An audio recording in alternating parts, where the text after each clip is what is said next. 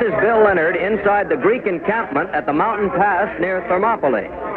Here for 2 steaming summer days, a small force of Greek soldiers has held firm against the tremendous army of invading Persians led by their king Xerxes. Today, the fate of all Greece may hang in the balance, because if this pass is lost, then all Greece lies exposed to the invader. The question, how much longer the pass can be held, grows more urgent all the time. This third day may tell the story. It's no secret that Leonidas, king of Sparta, who leads the Greeks here at Thermopylae, has less than 7,000 soldiers in his command, including his 300 picked Spartan warriors, while it's generally known that there are more than 500,000 Persian invaders under Xerxes. The fighting yesterday and the day before, however, August 480 BC. The heroic stand of 300 Spartans against the Persians at Thermopylae. You are there. CBS takes you back 2,430 years to the Battle of Thermopylae in the crucial struggle between the Persian Empire and the Greek city-states. All things are as they were then, except for one thing. With all the modern facilities of radio present and CBS newsmen reporting from the scene, You are there. You Are There is based on historical fact and quotation. And now, August 480 BC. Behind the Greek lines at Thermopylae and Bill Leonard. Against them, these Greek soldiers are conceding nothing to the Persian invaders. Our CBS microphone has been set up on a knoll inside the Greek camp, and I have a clear view straight down the pass to the spot where yesterday and the day before the fighting was fiercest. Actually, the Greek War Council couldn't have selected a better position to defend. As I look toward the Persian camp, on my right is the sea, and on my left is the steep wall of Mount Eta. The Persians have no choice. They cannot go into the sea, and they cannot go over the mountain. They must come straight through this narrow pass, and believe me, it's really narrow. 24 men, standing shoulder to shoulder, can block it completely. And for the last 2 days, that's exactly what the Greeks have been doing. Although how much longer they'll be able to hold out without the reinforcements they've been promised, well, that's in the lap of the gods. Away off to my right, far down the Malian Gulf, I can just make out some sails, purple and red, and there's a white sail. All Greek warships, triremes. Those ships out there must hold back the vast Persian fleet so that here at Thermopylae, Leonidas and his small force will not be outflanked. There was a bad nor'easter yesterday which boiled down from the Hellespont, but today the water is calm again, and here in this Greek camp it's pretty calm too for the moment. Everybody's waiting. Every battle is about 90% waiting, I guess. Hurry up and then wait. And now here comes 6 heavily armed Spartan hoplites on their way back from the pass. Maybe I can grab a soldier. Me? Yes. Would you mind stepping over to the CBS microphone for just a moment? It won't take long, will it? No, not at all. But first, would you tell us your name, please? I am Alexander, son of Peneley. Could you tell us what's going on down beyond the narrow part of the pass? Nothing's going on. That's what? No sign of any Persian activity? You know, we've been hearing them sound their battle horns up here. After what we did to them yesterday, I'd say the barbarians were sitting in camp, licking their wounds, scared. And you and your comrades, you're not scared by the size of the Persian army? Now, I'll tell you something. A lot of their army is cavalry. What good does cavalry do them? Here inside this pass, you mean? That's right. And even if they could all fight at once, we wouldn't get scared. Because what are they? Mercenaries, conscripts, far from home. Whereas now you take us. We're fighting for our homeland, see? And the rule by the freemen that we've got here in our city-states. And that's important to us. Sure, but 500,000 against just a few thousand of your Greeks and only a few hundred of you Spartans. Look here now. We'll fight them here and hold them here. But if the gods ordain that they break through, you know what? Wherever there's a Greek alive, he'll fight the Persian and keep on fighting. Till sooner or later, Xerxes and his whole army are running out of here a whole sight faster than they marched in. Look, I gotta go now. I'll see you around, huh? Thank you very much, Alexander. Certainly it's true that the Persians suffered heavy losses in the fighting yesterday. And incidentally, all through this campaign, Xerxes has ignored the usual military security He's apparently anxious to make known the impressive strength of his invading army, and perhaps for this reason, CBS got permission from the Persian Council of War to bring you direct radio reports from Xerxes' headquarters. Ned Calmer is waiting now at his pickup point in Xerxes' camp. So come in, Ned Calmer. I'm speaking from a point just a short distance from the royal enclosure. Officers have been busily thronging around Xerxes' imperial tent since before daybreak, and I understand an announcement is expected fairly soon from Hydarnes, who's captain of Xerxes' own picked bodyguard, the 10,000 Immortals. Nothing is known of the nature of this announcement as yet. From here on the high ground where I'm standing, I can see, spread out before me and along the foothills to my right, well, not all the Persian forces, but a great number of them, a crowded, teeming, polyglot camp gathered from every nation in Xerxes' mighty empire. To my right are the Medes and the Scythians, who took such a mauling in the fighting day before yesterday. Then the Assyrians, and next to them, the Bactrians. After them, the Caspians, whose favorite weapon is the curved scimitar. The Arabians. The Arabians have to camp farthest up the hill because the Persian horses are afraid of their camels. Below them, and to the left, are the Ethiopians, dressed in lion skins and leopard skins. From here, I can see their bodies smeared with chalk and vermilion. Then, next along, the Numidians, whose helmets are the scalps of horses, complete with manes and ears. Next to them, the Libyans, then the Paphlagonians, farther along, the Thracians, and the warriors from India. The official claim is an army of 1,700,000 men, but a closer estimate would be about 500,000. There's still no announcement from Hydarnes and no indication what that announcement will be. So, until we get further word, we're going to return you now to Bill Leonard with the Greek army at Thermopylae. Here at Thermopylae, there's still an atmosphere of tension, of waiting for nobody knows what.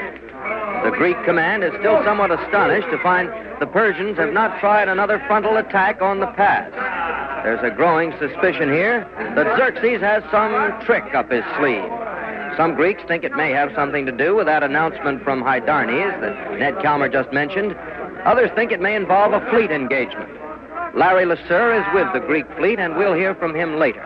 Meanwhile, we take you to the CBS studios in Athens for a background analysis of this whole campaign by Quincy Howe. Come in, Quincy Howe. Here in Athens, all citizens have turned their eyes north to the mountain pass at Thermopylae and to the sea off Artemisium. For the third time in 12 years, the Persian Empire threatens the democratic but divided city-states of Greece, and this looks like the most serious threat of all. Disunity among the loose alliance of Greek city-states was still very strong as early as the spring of this year, not 4 moons ago. At that time, most Greek statesmen attributed the present Persian invasion to the Emperor Xerxes' desire for revenge against Athens, revenge for the defeat the Athenians inflicted on the Persians at Marathon 10 years back. And this impression gained strength from the now celebrated first prophecy of the priestess at the sacred oracle of Delphi. CBS assigned Jack Walters to cover this event at that time, and here, by tape recording, is an excerpt from his eyewitness report at the Delphic oracle. The Athenian delegation has just completed the customary rites to Apollo. They're now taking their seats inside the sanctuary of the god. The acrid fumes rising out of the fissures in the rock are... Excuse me. Now the delegation is quieting. The smoke is beginning to clear. We can see the priestess, Aristoniki. She is leaning forward on her sacred tripod. She seems to be completely entranced. The Athenian delegation is... Wretches! The priestess speaks. Why sit ye here? Lie to the end of creation, quitting your home, and the crags which your city crowns with her circlet. All ruined and lost, fiery destruction, dark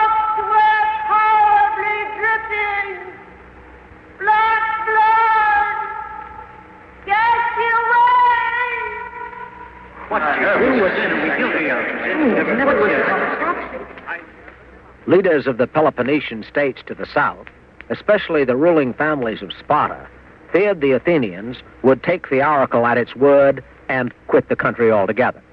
And these Spartans did not like to think where they would be left without the famous Athenian navy. To persuade the Athenians to stand and defend their homeland, Sparta persuaded Athens to implore a second prophecy from the priestess of Apollo.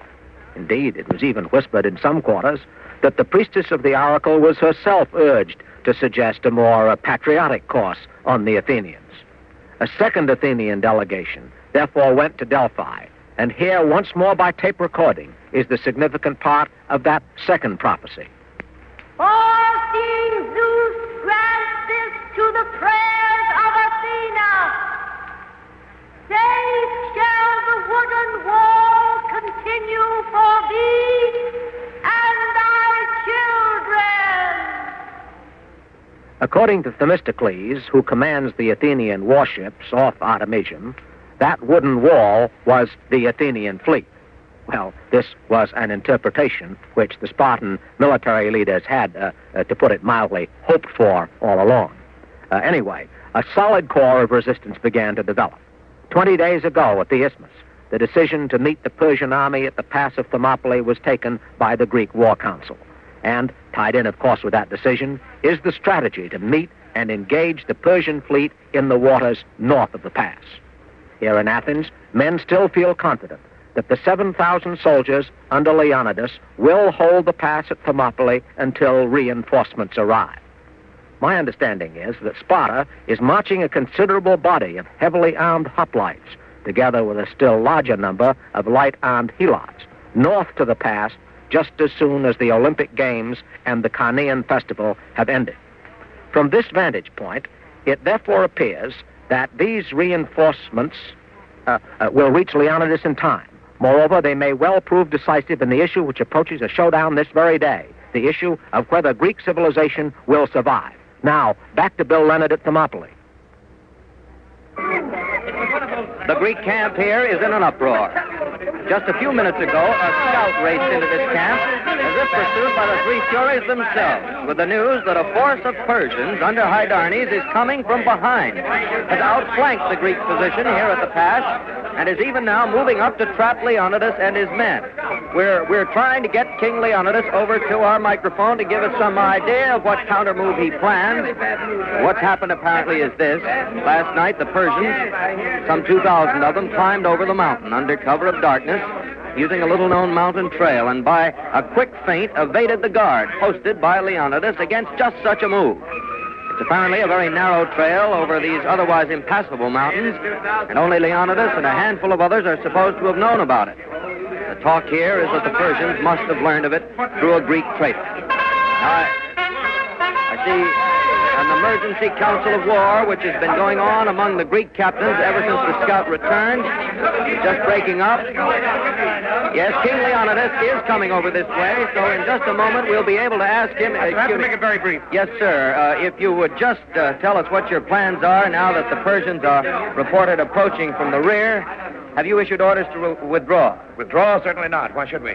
This sudden, unexpected move of the Persians. The barbarians have had a very hard night. It's no easy climb for a man, you know, especially when he's wearing battle armor. 2,000 of them, we're told, and good and tired. There's no surprise in what we propose to do. Xerxes himself can know about it.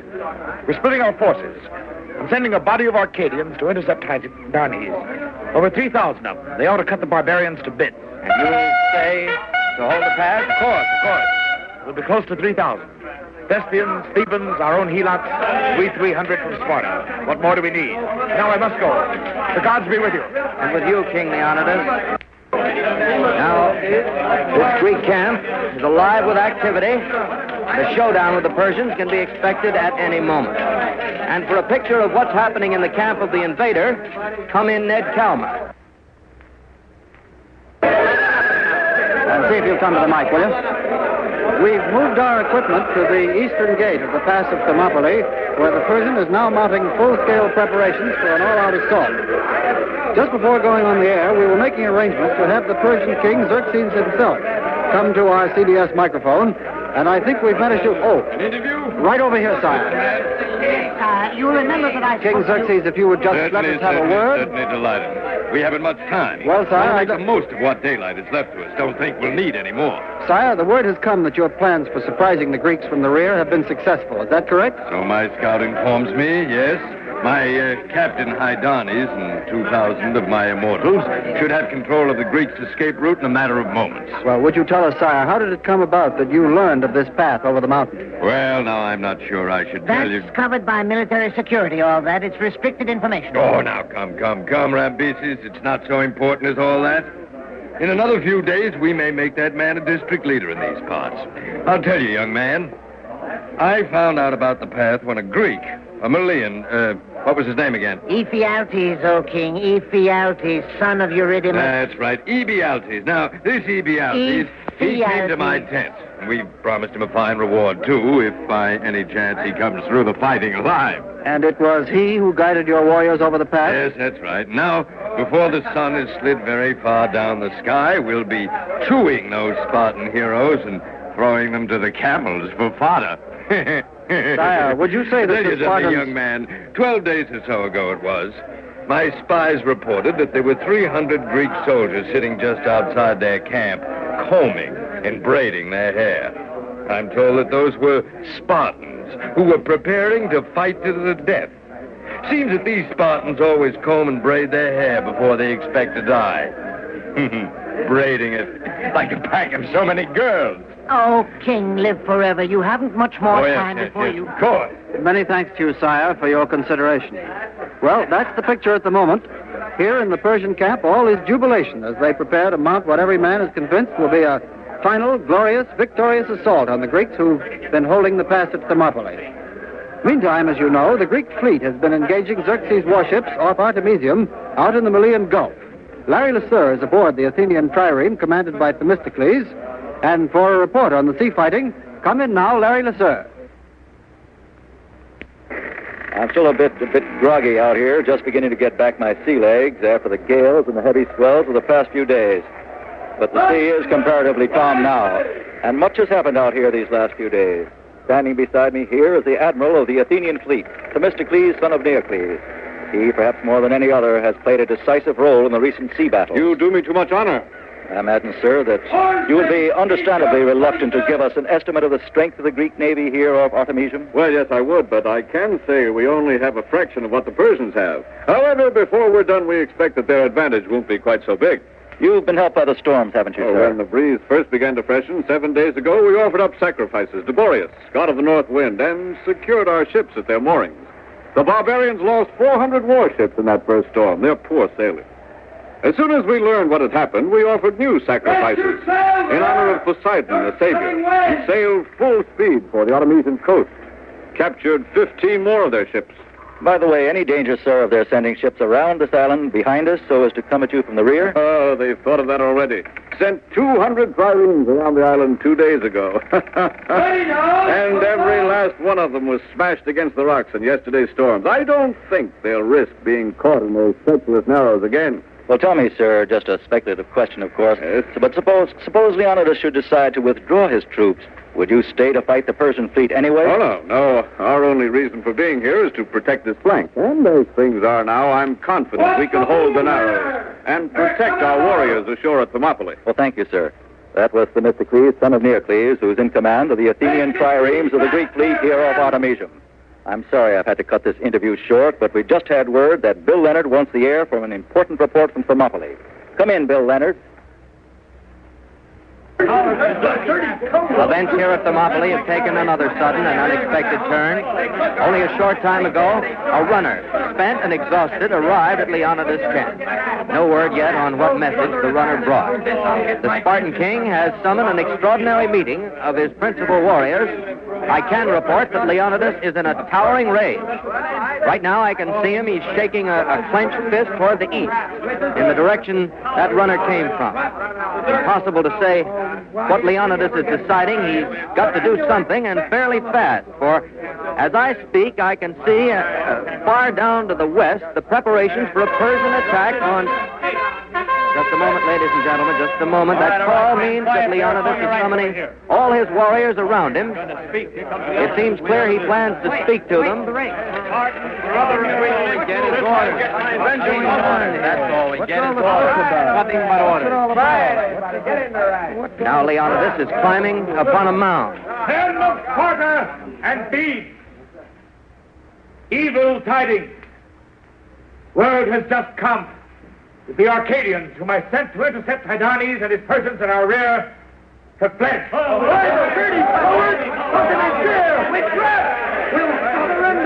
Achaean treachery, now Arcadian cowardice. Hydarnes and his Persians are at our backs. We must flee for our lives. What do you mean? There's a command from Thebes. We will not flee. Surrender! We are lost! We'll never surrender! I am sure that those who, like their king, were born and trained in Sparta, were never taught the meaning of the word surrender.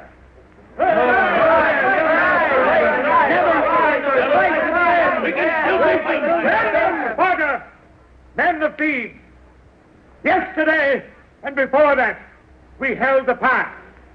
Today, we advance. We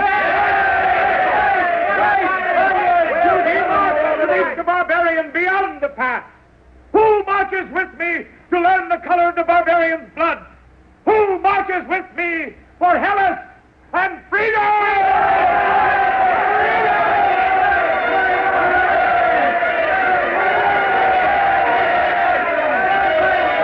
Well, there it is. There it is. The Spartans will stand and fight.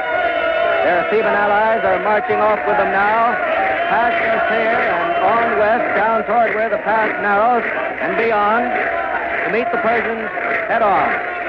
Leonidas and his men, they're not thinking of escape. They're moving over to the attack. They're advancing. Hopeless as it may appear, they're advancing. Their only chance now would seem to be for those reinforcements to arrive. There's been no sign of them up to this moment. They've been expected now, for the last 3 days. And if they don't show up now, it may be too late. I've just gotten word that Quincy Howe has important news for us from Athens. In the meantime, I'm going to shift this microphone up on the mountainside for a better view of the fighting. Come in, Quincy Howe.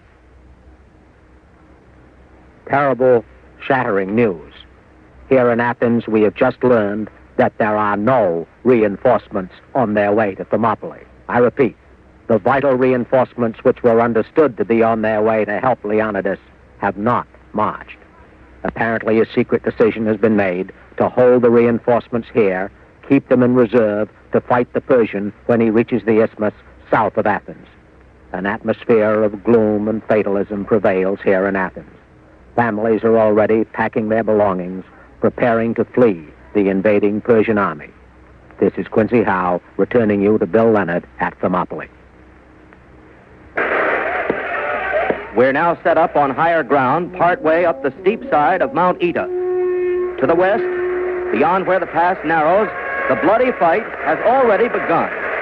Our runners just come in with a report that Hydarnes' force of picked Persian troops is now in sight, and the vice is closing. I can hear the shouts of the Persians and their battle horns out beyond the pass. And there's a great throng of men there. It's just a surging mass. It's hard for me to pick out Greek from invader. Spartan phalanx seems to be holding and even advancing a bit. Beyond them, I can make out Persian officers, and they're whipping their conscript soldiers to drive them to the attack. There's a message I just received from Larry Lesueur on the flagship of Themistocles off Artemisium. The Greek captains of the fleet have decided to withdraw. Let me repeat that. The Greek fleet is withdrawing to the south in view of the news of impending disaster here at Thermopylae. The runners coming in every few moments now. What's that you said? Leonidas is dead! The report is that King Leonidas is dead. That report is not official yet, but I'll try to get confirmation. The Spartan hoplites are still in tight formation down there. They're advancing step by step, but they are advancing. The air is thick with Persian arrows, and now, yes, that report was true. It was correct. and just make out the body of Leonidas lying out there just where the fighting is fiercest. Spartans using short swords now. Advance 10, 20 more steps. Looks as though, yes, their advance is just to recover the body of their king, of Leonidas. Giving ground now. Good order, but they're retreating. Over to the left. Beyond the marches, I see the Thebans are standing alone. They're under Persian guard. The Thebans have surrendered. And the fighting's now moving closer back toward the Greek camp.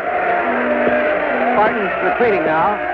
Back over the Phocian wall. And up to the mound where a short time ago Leonidas last spoke to them. See the tears on the faces of the two men who are carrying his body. They're sobbing. They lay his body down on the mound. Heroism of these Spartans fighting at odds of what must have been at least 1,000 to 1. The Persians are advancing now, pouring through the pass in waves, hordes of them, yelling, screaming in triumph. Pass of Thermopylae definitely lost. Fighting's almost over now, huh? Not many Spartans left. Pitiful few still fighting around the body of Leonidas, fighting to protect their... This is just terrible to watch. Barehanded they're fighting now. The pass has been lost. Just a matter of moments now before every one of the 300 Spartans will have fallen to the last man. I'm watching a massacre. They're still fighting. But it's just the courage and desperation. August 480 B.C. Leonidas and 300 Spartans die at the pass of Thermopylae, but give their countrymen the courage to fight on to victory over Xerxes and freedom for Greece. You are there. You have been listening to the Battle of Thermopylae in the series You Are There. Today's program was written by Peter Lyon, directed by John Dietz, and produced by Sam Abelow. You Are There is a presentation of the CBS documentary unit under the supervision of Werner Michel. King Leonidas was played by Barry Kroger, King Xerxes by Arnold Moss, and Themistocles by Carl Frank. Others in the cast were Abby Lewis, Robert Dryden, and Guy Sorrell. You Are There is brought to you every fourth Sunday. The next broadcast will be heard 4 weeks from today at the same time over most of these same CBS stations. Next month, September 1st, 1670, Old Bailey in London. The trial of William Penn. An embattled jury fight to establish its independence. You are there. Next Sunday at this time, most of these same CBS stations will bring you the reopening of the Main Street Music Hall, fine popular music, sung by Bill Tabbert, the young star of South Pacific, with Alfredo Antonini's orchestra. CBS also invites you to hear the fascinating new quiz program, We Take Your Word, every Sunday night on most of these same stations. We Take Your Word features Abe Burrows, John K. M. McCaffrey, and Lyman Bryson as regular members of its panel, plus famous guest stars. This is CBS, where you laugh at Jack Benny every Sunday night, the Columbia Broadcasting System.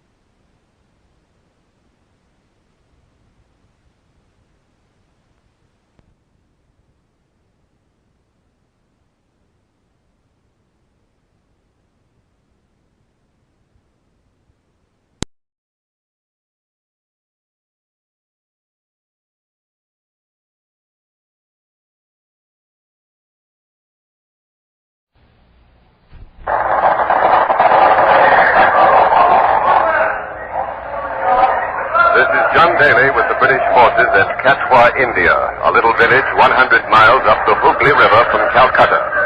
This evening of June 22nd, 1757, has brought a serious crisis to the British. Colonel Robert Clive, with 3,000 troops, faces the threat of 50,000 well-armed men under the Nabob of Bengal. Help that Clive expected has not arrived. Mayor Jafar, High Prince of the court of the Nabob, Commander-in-Chief of the Nabob's army, had secretly promised to desert his monarch and come over to the British side with 20,000 Indian cavalry. But anxious hours of waiting and watching have produced no result. Whether Mayor Jafar has betrayed the British or is still waiting for a chance to come over, we just don't know. But we June 22nd, 1757, Katwa, India. You are there. Clive of India, on the eve of the Battle of Plassey, back 191 years to the decisive moment when East met West in a great clash of empires. All things are as they were then, except for one thing. You are there. And now? June 22nd, 1757, Katwa, India, and John Daly. Cavalry. It was on this assurance from Mir Jafar that Colonel Clive left Calcutta and marched 100 miles up the Hooghly River to this rendezvous here at Katwa. For 2 long hours, Colonel Clive and his staff have been in conference in a stone blockhouse a few yards away. It's the only substantial building in this village of mud huts from which the villagers fled on the approach of the British forces. The conference is over now. We expect Colonel Clive and his staff to come out in just a moment. It has been a tense 2 hours, not helped at all by swarms of mosquitoes coming up out of the mangrove swamps here along the Hooghly River. And the swamps give up a dank, foul odor. There are also monkeys, and the night birds are in full throat as night falls. They add an eerie touch to an already tense scene. Looking across the Hooghly River, we can see the campfires of the huge army under the Nabob of Bengal, thousands of them, bobbing and weaving like firebugs. When the wind is right, we hear weird strains of Oriental music. It's all enough to send the shivers up the back of the most unimaginative private. Colonel Clive's small force, exhausted by the long march, is taking advantage of this opportunity for a brief rest. The officers are coming out of the fort now. There's Captain Coote. Captain will... No, the captain shakes his head. There's Captain Grant. I can't see Colonel Clive, but there's Major Kilpatrick, who is second in command here. Major! Yes? Major Kilpatrick, will you tell us, please, the decision of the council? Is it retreat or wait for Mayor Jafar? Withdrawal, old chap. Much better word.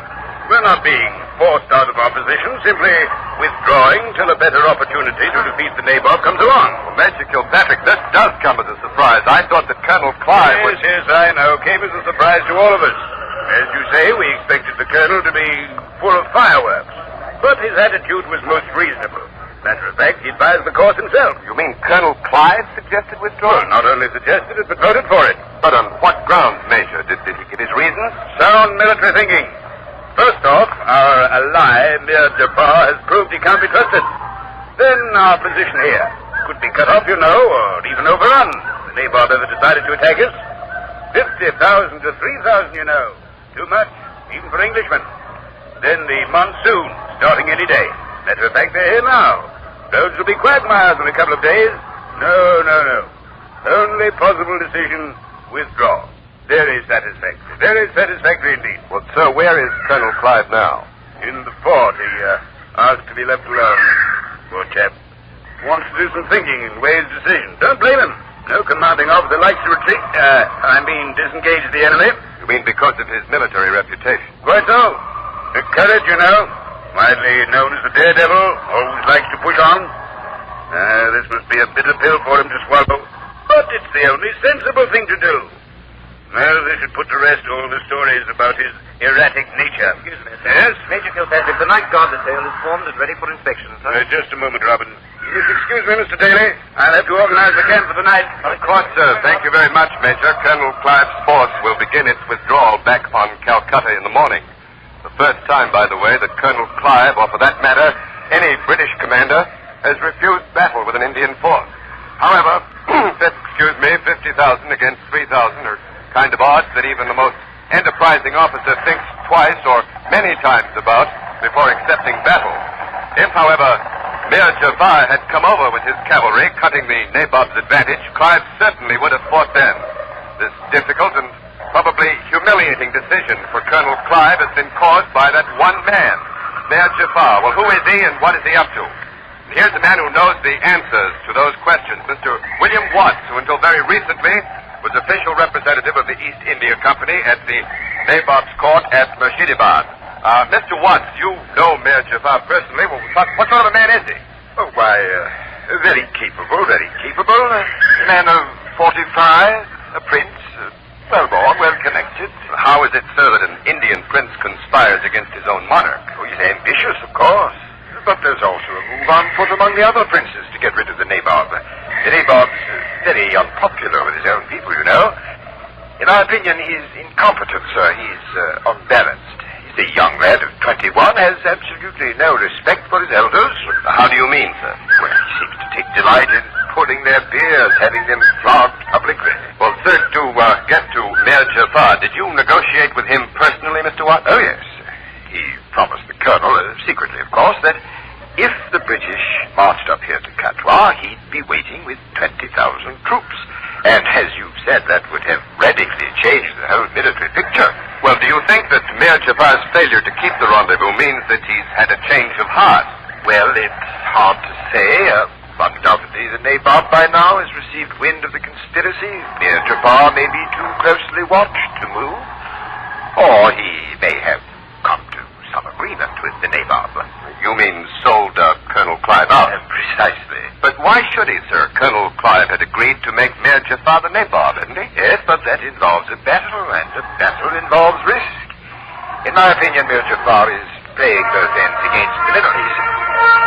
Well, the bugle for assembly. Looks as if we'll begin our withdrawal right away. Yes, it does. And there's Colonel Clive. He's obviously wasting no time in putting into effect the decision to retreat. Rather strange, however, that he should have decided upon a night march. The men won't take very kindly to it. The men are falling in, sepoys as well as British soldiers. The sepoys number 2,000. They're Indian troops trained and officered by the British, who make up the other 1,000 of Colonel Clive's small army. The colonel is striding toward us. The man of medium height, rather stocky build, young, about 30 or 35, I'd say. He's wearing a full-dress uniform, braid down the front, three-cornered hat, with his hair hanging in a pigtail behind. He's on his way to address the troops, I suppose. Colonel Clive! Yes? Colonel, why have you decided to begin this march at night, sir? Can you think of a better time to ford the river? Ford the... But Colonel Clive, we're crossing the river to join Mir Jafar. Well, then you've heard some good news, sir. You've had a message from Mir Jafar. No, but I've sent a message to him. I told him my intention of crossing to Plassey and commanded him to break with the Nabob and be there before morning. But Colonel Clive, at the Council of War, I've changed my mind since the council. Retreat to Calcutta is impossible. But why, sir? Prestige, Mr. Daly. British prestige. We would suffer a blow from which we could never recover. Besides, fate hasn't marched me this far up the Hooghly River to turn me around and march me back without what I came for. Victory. Decisive, final, ultimate victory. But, Colonel, suppose when you've crossed, Mir Jafar isn't there. He'll be there. He must be there. I have it in my power to make him Nabob of Bengal before tomorrow night. He won't be such a fool or such a villain as to betray me now. But what if you are betrayed, sir? What if you are attacked by the Nabob with his full 50,000 troops? If we are pushed to it, we can withdraw again tomorrow night. But Mir Jafar will be there. Kilpatrick. Thank you, Colonel Clive. Are you ready to move, Kilpatrick? To Calcutta, sir? No, we ford the river tonight. But, Colonel, get your troops moving. Yes, sir. Major Kilpatrick has turned and is moving to the head of the line of troops. He looks angry, but in this military world, well, orders are orders, and he's got to do what he's told. He's given the command, which has started this small British force towards the bank of the Hooghly for a dangerous and critical operation. The Nabob may be young and a fool, but he's got 50,000 troops. British scouts have been across the river, but we can't be sure that the Nabob isn't waiting, in fact, hoping that Clive will attempt to cross the river at night. Rarely, if ever, has a battle been fought at night, but this is the Nabob's territory. If he has the initiative to attack, Clive, when half of his tiny forces across the river and the other half on this side, he can probably rout him. The crossing operation will be the immediate critical point, the first great hurdle that Clive has to take. We'll move up to the river bank, and as soon as we can test through again, I'll be back on the air. But now to Calcutta. This is Ken Roberts. Colonel Clive's dramatic decision to cross the Hoogly River has come as a surprise and somewhat of a shock to Mr. Roger Drake, a senior merchant of the East India Company. Mr. Drake is the present governor of the settlement. That's all. Governor Drake, Yes, sir. what do you think of Colonel Clive's unexpected reversal of his war council? It's incredible. Almost impossible to believe. The impact is still so fresh. But it's madness. He's walking into a trap. 50,000 Indians against 3,000. They'll cut him to pieces. But isn't it true, Governor Drake, that the select committee of which you are chairman agreed to Colonel Clive's leaving Calcutta? Oh, yes, but that was a different matter. His mission is to defend Calcutta, the lives and property of all the merchants of the East India Company. Now he's running the risk of losing his troops. It's folly, unpardonable folly. But, sir, didn't you know there was a risk of battle? Oh, yes, but we wanted him to use those troops only as a threat. A threat to force the nabob to negotiate a peace treaty. This conspiracy with Mir Jafar is something that never had our sanction. The colonel entered into that by himself. He would take no advice from us. You mean you were always suspicious of Mir Jafar's good faith? Naturally. An Englishman is no match at intrigue with these Easterners. This conspiring to overthrow a legitimate monarch, sir. It smacks of revolution. Dangerous precedent to set. Yes, indeed. Well, the East India Company is here for business, not to meddle with the internal affairs of the country. Well, why do you suppose Colonel Clive has disregarded the opinion of the select committee? Opinion, sir. It wasn't an opinion. It was a mandate.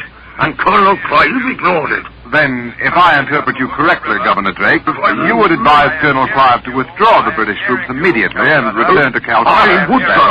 As any man in his senses would. As I am sure any professional officer would. Any person who has... Thank you, Governor Drake. I've just been told that John Daly is calling in from the Hoogly River, where Colonel Clive's force is crossing to Plassey. Go ahead, Daly. Go ahead. This is John Daly on the south bank of a ford of the Hoogly River. Approximately one-half of Clyde's small force has crossed the river in this eerie blackness, broken at intervals along the line of march by rush torches. So far, Clive's traditional good luck has held.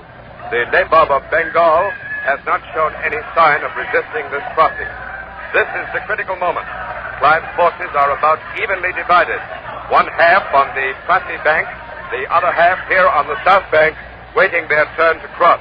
So far, and we've got our fingers crossed, the Nabob is sticking to the tradition of not fighting at night.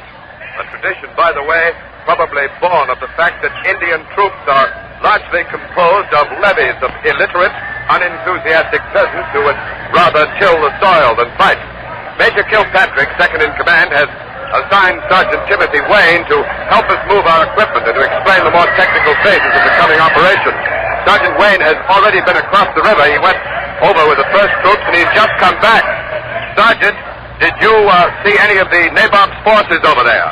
Oh, they had some outpost near the river, but they pulled back when we crossed. I didn't see them, but some of our scouts went right up to their camp. And what's the Nabob up to? The scouts say they're whipping themselves into a frenzy with oriental music and drink and lots of mumbo-jumbo. Well, Tim, did the scouts say anything about Mir Jafar? Are there any signs that he may yet come on over to us with those 20,000 cavalry? No, he ain't coming. In all that crazy mumbo-jumbo, that jumping and dancing around, this Nabo takes his turban off and throws it on the ground. And Mir Jafar, they say, picks it up and put it back on his head. Well, what does that all add up to? The sepoys say that means that Mir Jafar has sworn to defend the Nabob to his last drop of blood. Oh, then it looks like when daylight comes, it's going to be 3,000 against 50,000, huh? I don't care if it's 150,000. I want to go at this Nabob. I promised my brother that I even things with him. Why your brother, Tim? He's in a hospital in Calcutta, sir. He's been there ever since he came out of the black hole. What, you mean that now, a full year later, he's still in the hospital? Mr. Daly, sir, do you know what that black hole was like? This dirty Nabob put 146 people in the post dungeon where they used to put one of us. It was kind of awful. He shoved and jammed them in like they were something worse than cattle. Well, how did your brother come out, Sergeant? My brother stayed quiet and sucked the perspiration off his shirt, while the others fought like wild animals. Only 23 came out alive. All the rest of the 146 are dead. They died that night in that stinking hole. Well, how did any of them happen to get out, though? You know what? They wouldn't wake up this dirty little nabob. And then when he does wake up, he says he's sorry. Some underling did it, he says. He's a bad un, Mr. Daly. He's a bad un. I promised my brother I'd give him... Sergeant, it looks like the nabob is attacking. Well, hang on a moment, hang on. If he's attacked us, we're really in the stew. But Major Kilpatrick told me to stay with you, and I'll be here, Mr. Daly. Don't worry. Righto, we'll get ready to knock the equipment down. We'll have to do it one way or another because we'll either head back to Calcutta or get across the river tonight. The firing has stopped. I can't see across the river. Can't be sure what has happened over there, but... Oh, here comes a... Oh, Captain! What's that firing across the river? Nothing at all, sir. Some of the men are a bit nervous. The baggage train is going across, Mr. Daly. You'll have to come along now if you're coming. Yes, sir. Hello, Calcutta. We're moving across the river. I'll stay with Colonel Clive. Call you in as soon as we can get the equipment working again on the other bank at Bastille. But now back to Calcutta. This is Ken Roberts in the plaza in front of the East India Company headquarters. News that Clive has crossed the Hooghly River has brought most of the British colony here to the plaza.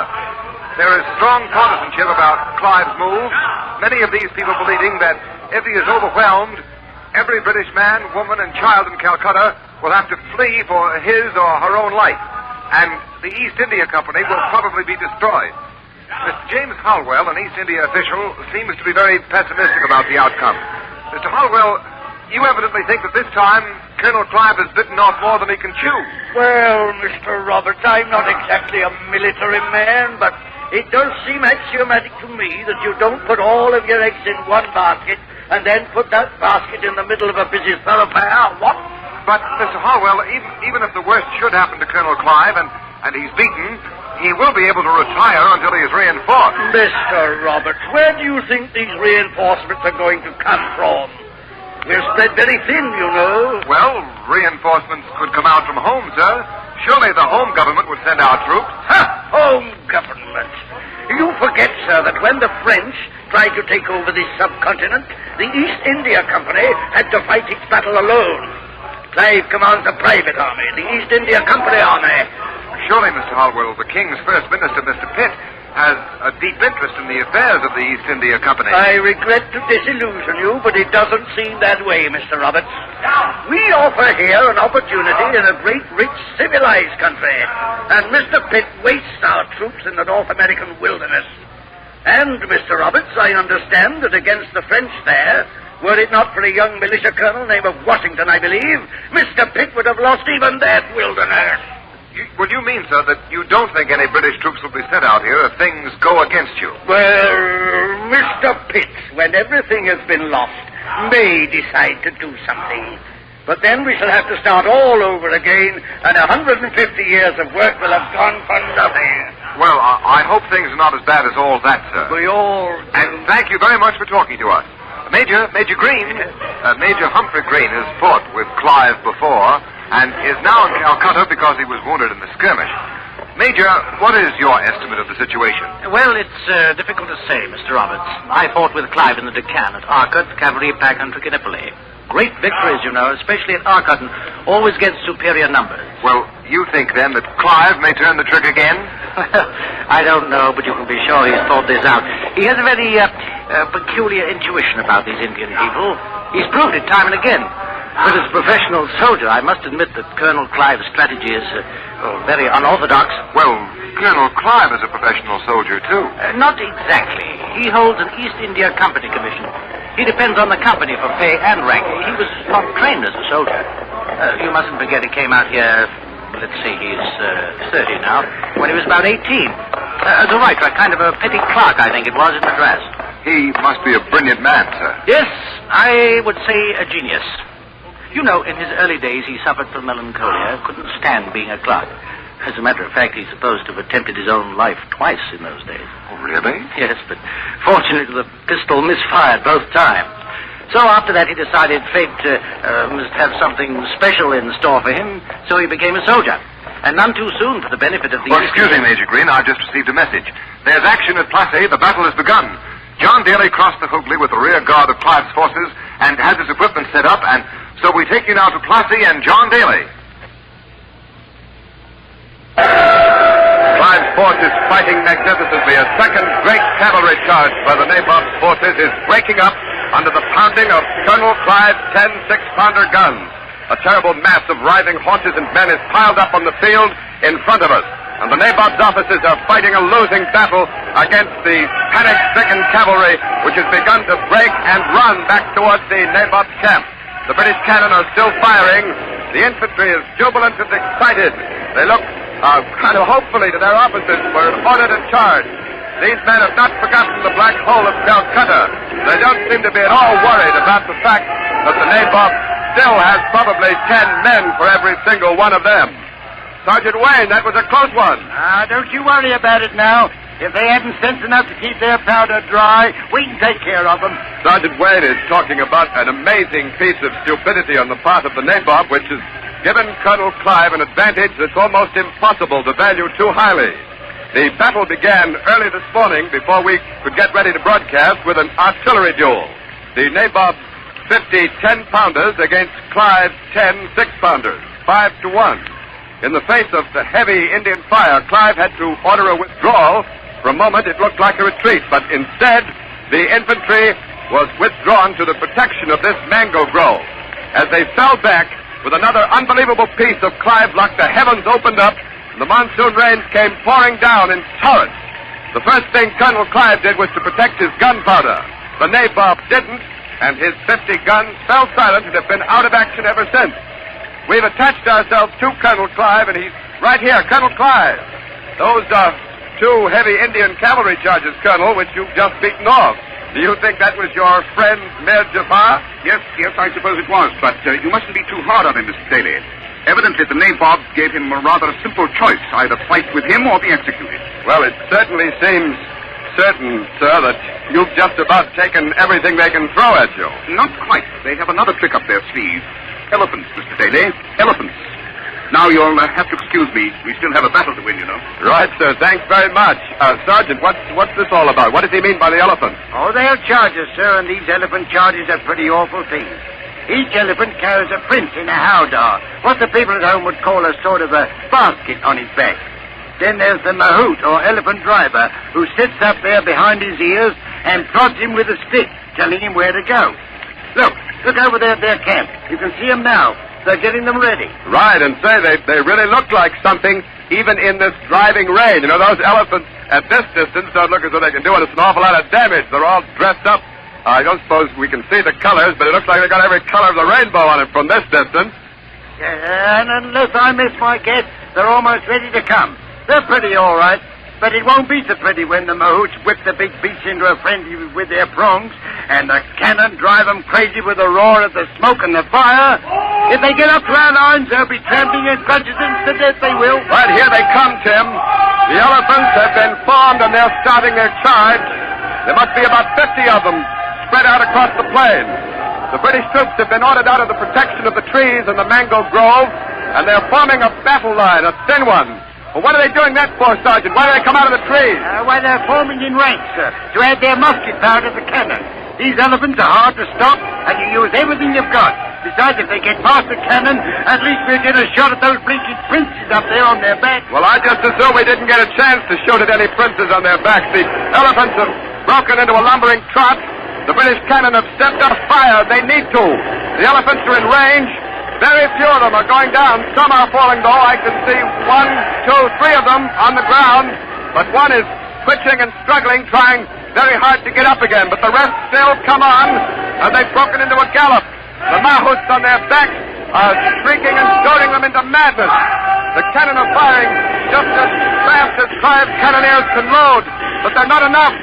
They're not enough, and the infantry have begun to fire. There goes the first volley from the musket.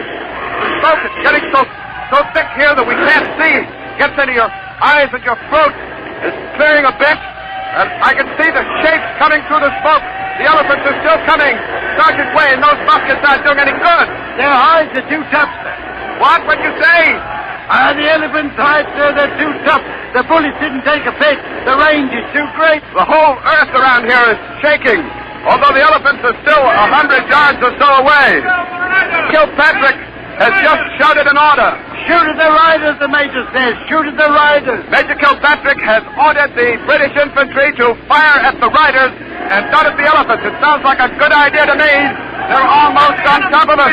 Colonel Clive is running up and down the line. He's shouting an order. See if you can get it, Sergeant Wayne. I heard him, sir. The colonel has countermanded Major Kilpatrick's order. He's telling the men to shoot at the elephants, not at the riders. Shoot at the elephants, he says. Shoot at the elephants. But what in heaven's name for? The muskets didn't even dent their hides. Sergeant Wayne, we'd better get ready to travel. We may have to get out of here and fast. There goes the second volley. The second volley from the musket. The smoke is pouring out of them again. The musket smoke is so heavy it's difficult to see anything. It's so thick now that you can almost cut it. The rain has taken down over the blanket. All we can hear is the thrashing and the trumpeting of these elephants. We don't know what's happening. Everything is confused and uncertain until this smoke begins to pull away from here. I, for one, don't know whether to stand here or to cut and run. Clive's line, his infantry, just as steady as a rock. The men have loaded again, and they stand there in that thin red line. Nobody's giving any sign of breaking at all. They're just waiting for their fire orders. They don't seem to be concerned about what may come thundering out of this heavy curtain of smoke. The smoke's beginning to thin out. We can hear the trumpeting of the elephants. You may be able to hear it in the background. It sounds like a bunch of mad monkeys having a fight. All the monkeys in the world in one basket fighting with each other. The smoke is thinning out, and there's great mass of confusion in front of us now. Right, sir. He was right, Mr. Daly. He learned it in the deckhand. Learned what, Tim? Colonel Clive learned to shoot at the elephant. Shoot at the elephants. Look at them. Those musket balls are like bee stings on the hides of those elephants. He's driving them wild. Yes, the smoke is up. That's right, Tim. The elephants have been stopped. The elephants have been stopped. They're no longer charging forward. They're stopped in their tracks, and their mahouts are hanging on for dear life itself. They can't control them any longer at all. Some of the younger bull elephants are bucking almost like horses, twittering and rearing and churning the air and screaming. Some of those wonderful, magnificent howdahs that we could see across the field a while ago, all smashed to smithereens now on the battlefield. They fell off the elephants' backs and were smashed down to the ground. And they're finished! They're finished! They're running away! Yes, Sergeant Wayne is right. Sergeant Wayne is right. The muskets have turned the trick. The elephants are completely out of control. Completely out of control. They're running wildly away from this musket fire. They're shaking their riders from their backs. The leaders are already charging back into their own camp, into the nabob's camp. Here it is again, Clive's unbelievable mixture of genius and luck.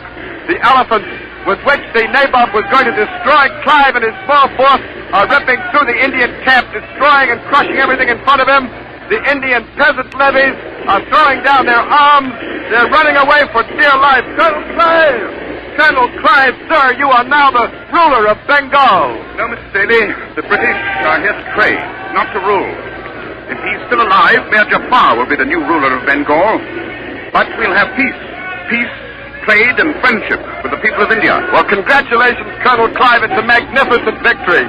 Major Kilpatrick has come up, and he and Colonel Clive are shaking hands this day of June 23rd, 1757, which dawned so grim and unpromising here at Plassey on the Hooghly River in India, is now a day bright with reassurance for the British. June 23rd, 1757. Colonel Robert Clive wins the Battle of Plassey, and British rule begins in India.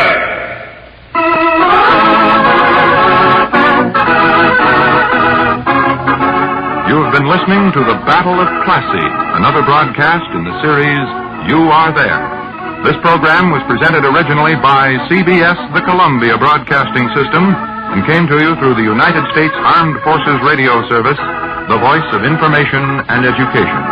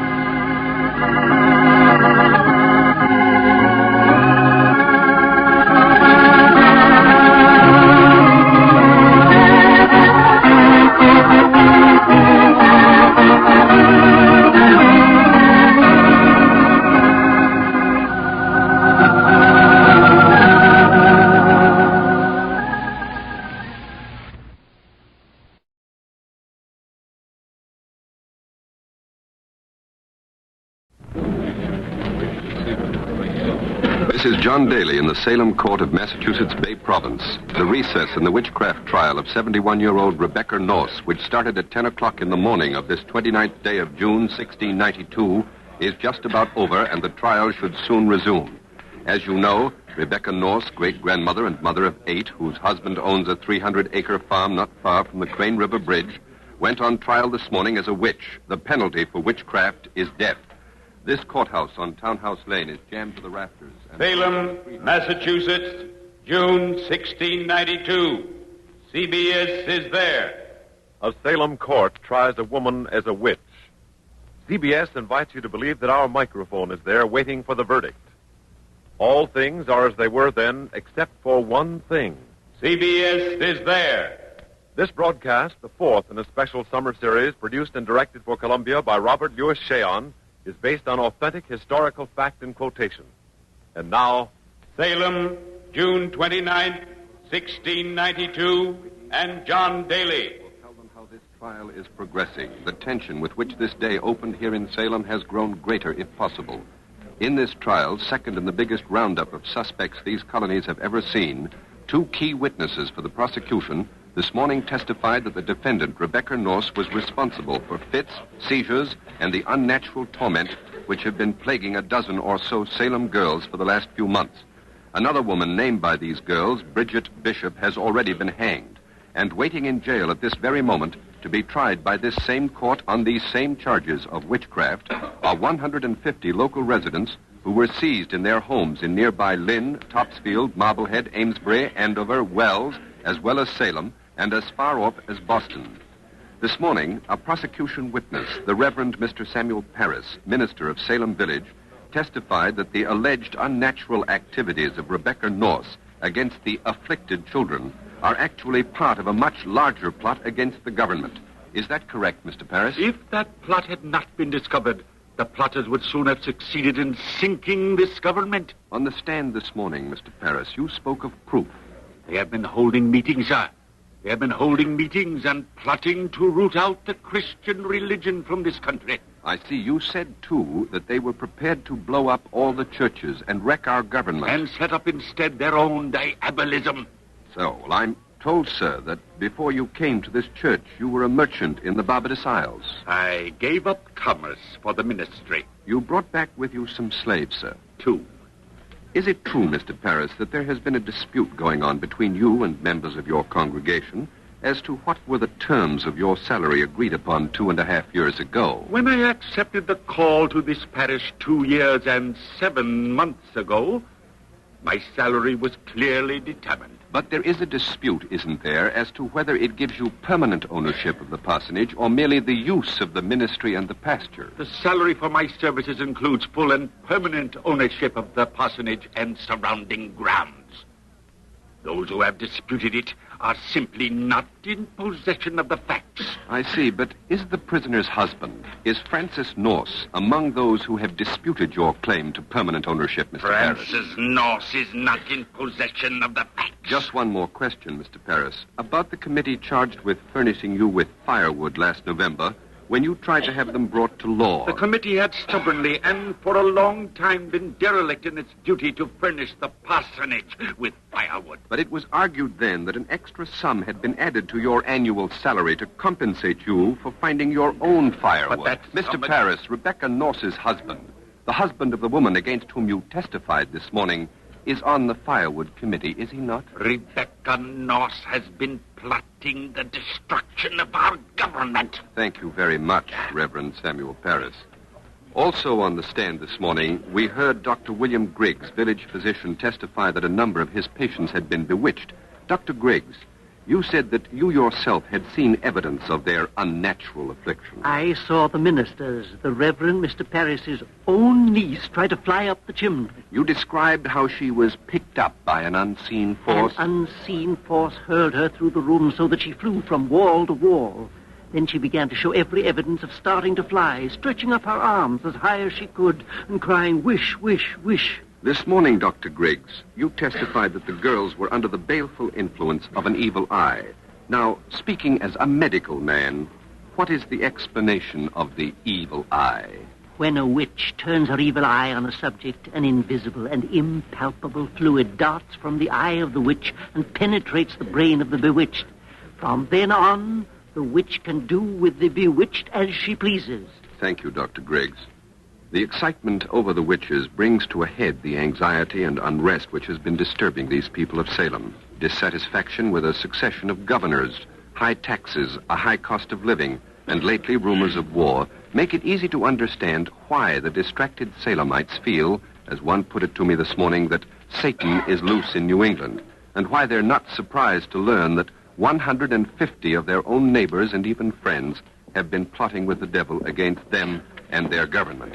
The judges are coming in now. Judges Sewell, Sargent, Winthrop, Richards of Boston, Corwin, and Gedney of Salem. And here comes the deputy governor, the Honorable William Stoughton, who has been acting as Chief Justice during the trial. This is the sign that the recess is over, the prisoner is about to be brought in, and the trial resumed. The crowd grows quiet. Attorney General Thomas Newton has walked over to say something to Deputy Governor Stoughton. Here she comes. Oh, here she comes. Here comes Rebecca Norse, accused witch. She's flanked by George Herrick on the right, another constable on the left. Her husband is standing up. Francis Norse is waving to his wife, trying to get her attention, but the elderly prisoner seems to be either too indifferent or too tired to look up.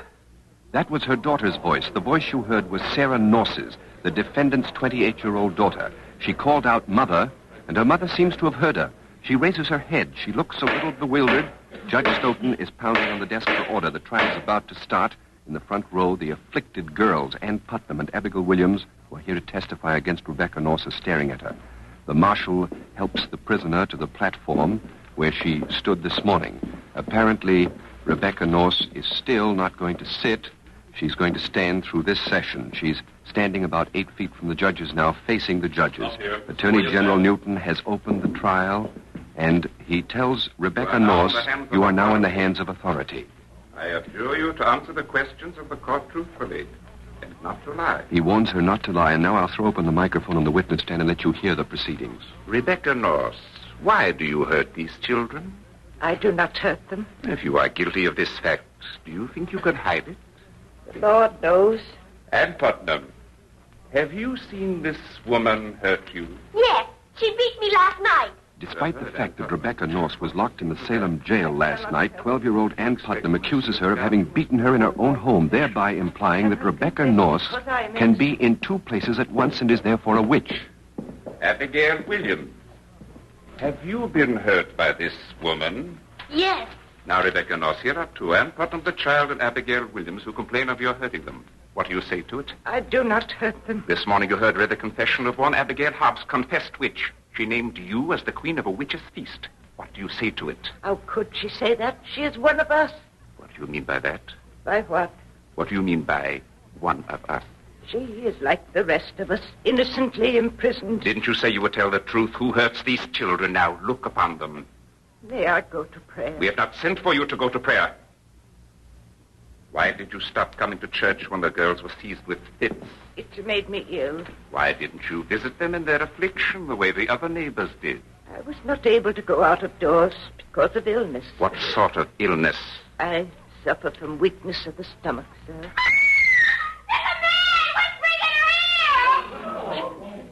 What did he say to you? We mustn't believe everything these distracted children say. There is no one whispering in the ear. You dare to lie before this whole assembly. You are now before authority. I expect the truth. What did the man whisper in your ear? I ask anyone here to tell me they saw anyone beside me. You can see I am all alone. Next time to the sacrament, David, please do not be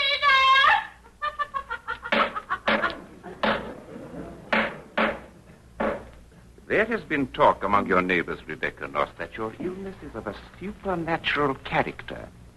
What do you say to that? But I've had difficult times, sir. I am the mother of 8 children, and I suffer with the weakness that any woman would, my age and condition. Do you have any wounds? Attorney General Newton has asked the defendant perhaps the most dangerous question of all so far. Do you have any wounds? Referring to those marks found on the person of a witch which betray that she is in league with Satan. But Rebecca Norse being slightly deaf, he has to repeat the question, do you have any wounds? I have none but old age, she answers. 71-year-old Rebecca Norse is beginning to tire. Her white hair, somewhat disheveled, is clinging to her forehead. She's wringing her hands, nervously clasping and... Something strange is happening. 12-year-old Ann Putnam is screaming. She is pinching. She is pinching. And now Abigail Williams is screaming. She is choking me. Both of these girls seem to be having some kind of a spasm. They're writhing on the floor, clutching at their throats and crying that Rebecca Norse is choking them. Deputy Marshal Herrick and another constable have run over and are each holding one of the prisoner's hands to keep her from pinching and choking the girls, who are at least 10 feet away from her. They're now manacling her hands behind her back. The turmoil is dying down. The spectators are taking their seats. Attorney General Newton again turns to the prisoner, who seems visibly... You see, Rebecca Doss, what a great condition these girls are in. Why do you hurt them? I do not hurt them. When your hands are freed, the girls are pinched and choked. Yes, sit down. Do not feel well. You are strong enough, Rebecca Doss, to bewitch these girls. You are strong enough to stand at your trial. Do you think these girls suffer voluntarily or involuntarily? What do you say, Rebecca Norse? Do these girls suffer voluntarily or involuntarily? No. The court is not able to hear you. May my husband come up to wipe me for it. Sweat from me for it. My hands are bound. These girls charge you with hurting them. If you think they suffer involuntarily, then you admit that what they say is true. And if you think they suffer not willingly, then you are calling them murderers. Which do you say, Rebecca Norse? I do not mean to call them murderers. I don't know what to make of their conduct. Answer the question, Rebecca Norse. Do you think these girls suffer against their will or not? I do not think they suffer against their will. Rebecca Norse is showing extraordinary courage. Old, alone, pitted against men of superior education and legal training with no lawyer to defend her, she nevertheless sticks to her point that the girl's fits are not involuntary. Now Ann Putnam's mother, Mrs. Thomas Putnam, takes the stand. Tell the court what happened. One morning, Rebecca Norse came to me. What time was it? It was very early morning. Just as it grew light. She was still in her nightgown. She came to me, and she brought a little red book in her hand. She tried to make you sign it? She said if I wouldn't, she would tear my soul out of my body. What happened then? Then there appeared to me 6 children in winding sheets. And they called me Aunt. Who were these children? They told me they were the children of my sister Baker, who lives in Boston. And they said that Rebecca Norse had murdered her. And they told me to go and tell it to the magistrate, or they would tear me to pieces. The testimony piling up against Rebecca Norse has become more serious, if possible. And now another neighbor of the accused, Sarah Pepper, a widow, takes the stand. Now, without fear, will you tell the court, Sarah Pepper, whether anything ever took place between the prisoner and any member of your family? Yes, sir. About this time, 3 years ago, my dear husband, Benjamin Pepper, now dead, may the Lord bless his soul, was as well as I ever knew him in my life. Yes, go on, please. He was healthy and happy till one Sunday morning, Rebecca Norse. The same Rebecca Norse who now stands charged with witchcraft? The same Rebecca Norse who now stands charged with witchcraft. What did she do? She came to our house and fell to scolding and railing at him because our pigs had gotten into her fields. Your fields are close together? Yes, sir. And we're only supposed to keep half the fence mended. It's up to her to mend the other half. That was the agreement. What happened then? Her side of the fence was down and our pigs got through. We told her we'd kept those pigs hobbled, but there wasn't a thing you could say to quiet her down. She railed and scolded, calling on her son Benjamin to go and get a gun and kill the pigs. How did your husband answer her? My poor husband never said one word amiss to her. And it was right after that he was taken with a fit. Was his seizure the same kind as the afflicted girls have been having? His seizure was the same kind as the afflicted girls have been having. Did your husband have any seizures after that? My poor husband was never the same again. The day before he died, he talked very cheerful. But he was seized at midnight, and this fit lasted till the next night. And then he died. The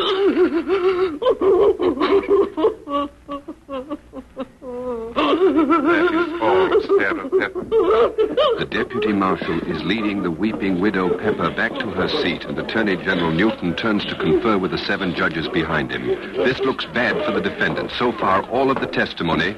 Wait a minute. A young man is coming towards the judge's bench. It's Samuel Norse, the prisoner's son. The sheriff challenges him. To speak. If you have any evidence to present, Samuel Norse, present it at the proper time. This is the proper time, and I ask leave of the court to present my evidence. Tell your story. On the 27th of March, I and my sister's husband, John Tarbell, he's here now, and he'll swear to everything I say. Tell your story. John and I went up to Thomas Putnam's to find out why his wife and daughter were making shocking accusations against my mother. The reason why is no secret. You heard them tell the court. I wanted them to tell me. At the house, I found Miss Putnam, her daughter Anne, and one of Anne's friends. I asked young Anne how she came to name my mother among the witches. I said, did she mention my mother's name first, or did someone else say it to her? What point are you trying to make? When I asked young Anne how she first came to mention my mother's name among the witches, she replied that she had seen the apparition of a pale-faced woman sitting in her grandmother's chair. I said, who was that woman? She said she didn't know her name. I said, who told you to say my mother's name? Are you saying That's when her friend spoke up. Why, Anne, don't you remember? She said it was your mother. That made Miss Putnam very angry. She cried why it was not. It was you told her to say Rebecca Norse. Then they turned on each other and they said it was you told her to say the name. I still don't understand the point you are trying to make, Samuel Norse. What I'm trying to say is that not one of those who now accuse my mother would admit it was they first named her among the witches. First or last, they named her. Attorney General Newton seems to be a little impatient as he motions Samuel Norse to return to his seat. His sister has risen. The Norse family seems to be on the attack now in defense of their mother. Sarah Norse, the defendant's 28-year-old daughter, without being asked, without permission, has come up and is now standing before the bench. Attorney General Newton ignores her. He's conferring with the judges. Rebecca Norse is looking at her daughter. She's smiling, a strange, vague smile. Now Attorney General Newton has turned to Sarah Norse. He's taking her testimony. I was in the meeting house on the 24th of March, the day the committee first examined my mother. I was there when Miss Bibber... You are referring to the widow Bibber who lives in Wenham? That's the one. I was there when she went into a fit. The court knows that. I was watching her when she began to scream that my mother was sticking her with pins. You're adding nothing new to the facts, Sarah Norse. If that is why you have asked for permission to testify... But I saw Miss Bibber take the pins out of her clothes. I saw her take the pins out of her clothes. That's all right. I saw Miss Bibber take some pins out of her clothes and hold them between her fingers. Then I saw her clasp her hands around her knees. And that's when she began to scream that my mother was sticking pins into her. That's a lie, you're a liar, you're a liar. One of the spectators, probably sees Mrs. Bibber, is screaming, that's a lie, she's a liar. Sarah Norse is answering her, shouting, it's the truth, and you know it. The marshal is making her go back to her seat. Come on down and take your seat. I would like to speak. Benjamin Putnam is asking to testify. Forward. The Attorney General is inviting him to come forward, is asking the brother-in-law of Mrs. Thomas Putnam, who testified against Rebecca Norse just a minute ago, to come forward. I have a paper here, signed by 39 people of Salem and Salem Village. I ask the court's permission to read it. You may read it. We, whose name... will you read it a little louder? We, whose names are hereunto subscribed, being desired by Francis Norse to declare what we know concerning his wife's conversation for some time past, can testify to all whom it may concern that we have known her for many years, and according to our observation, Her life and conversation were as she claimed it, and we never had any cause or grounds to suspect her of any such thing as she is now accused of. Signed, Benjamin Putnam, Sarah Putnam, Job Swinnerton, Esther Swinnerton, Samuel Abbey, Hepzibah Ray, Daniel This Andrew. is a surprise. 39 of Rebecca Norse's neighbors, including Ann Putnam's own brother-in-law, testified by petition to their belief in Rebecca Norse's innocence. Rebecca Norse seems stunned by this unexpected turn in her favor. The spectators, too, seem visibly impressed by the long list of responsible and respectable names. Mrs. Putnam looks startled. She keeps brushing her hair out of her eyes. Her face is pale. Judge Stoughton is turning to the jury. Rebecca Norse! Didn't you bring the devil with you? Didn't you tell me to tempt God and die? How often have you eaten and drunk your own damnation, Rebecca Norse? That was Mrs. Putnam. She's screaming, how often have you eaten and drunk your own damnation? She's hysterical. She's becoming violent. She's ripping her clothes. Her husband has received the court permission to take her outside, and he's lifted her bodily. He's carrying out, kicking and screaming out of the courtroom, and has taken her out now. The trial can start again. Rebecca Norse seems to be on the point of fainting. It doesn't look as if she can keep standing on her feet much longer. Once again, Judge Stoughton... Wait a minute. Something else has happened. A woman among the spectators threw her shoe and hit Rebecca Norse in the face.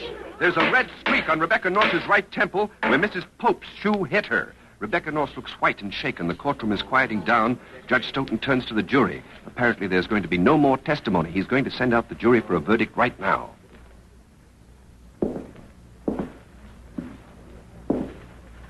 I charge that you, being the judges of the facts, if you find that Rebecca Norse did bewitch the said girls, Ann Putnam and Abigail Williams, so that they were sore afflicted and tormented, then you must find her guilty of witchcraft under the statute of James I.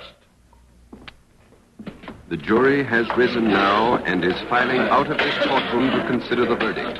The judges are leaving too, and Deputy Marshal Herrick is taking Rebecca Norse from the courtroom. Some of the spectators are leaving for a breath of fresh air. The jury is out of the courtroom now.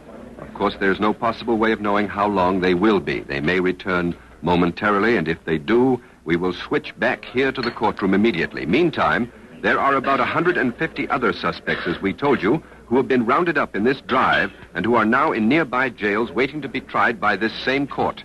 My colleagues Harry Marble and Ken Roberts are at this moment in two of those prisons, Boston and Ipswich, with CBS microphones, and we switch you first to Harry Marble in Boston Prison.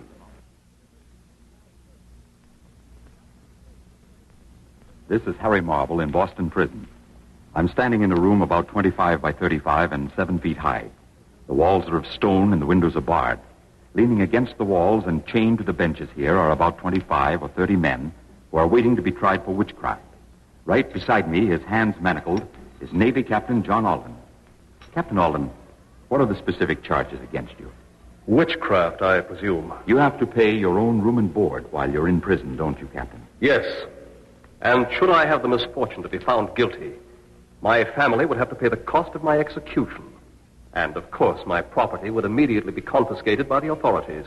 The deputy governor, I imagine. I am told that some of your fellow prisoners confessed to practicing witchcraft, Captain.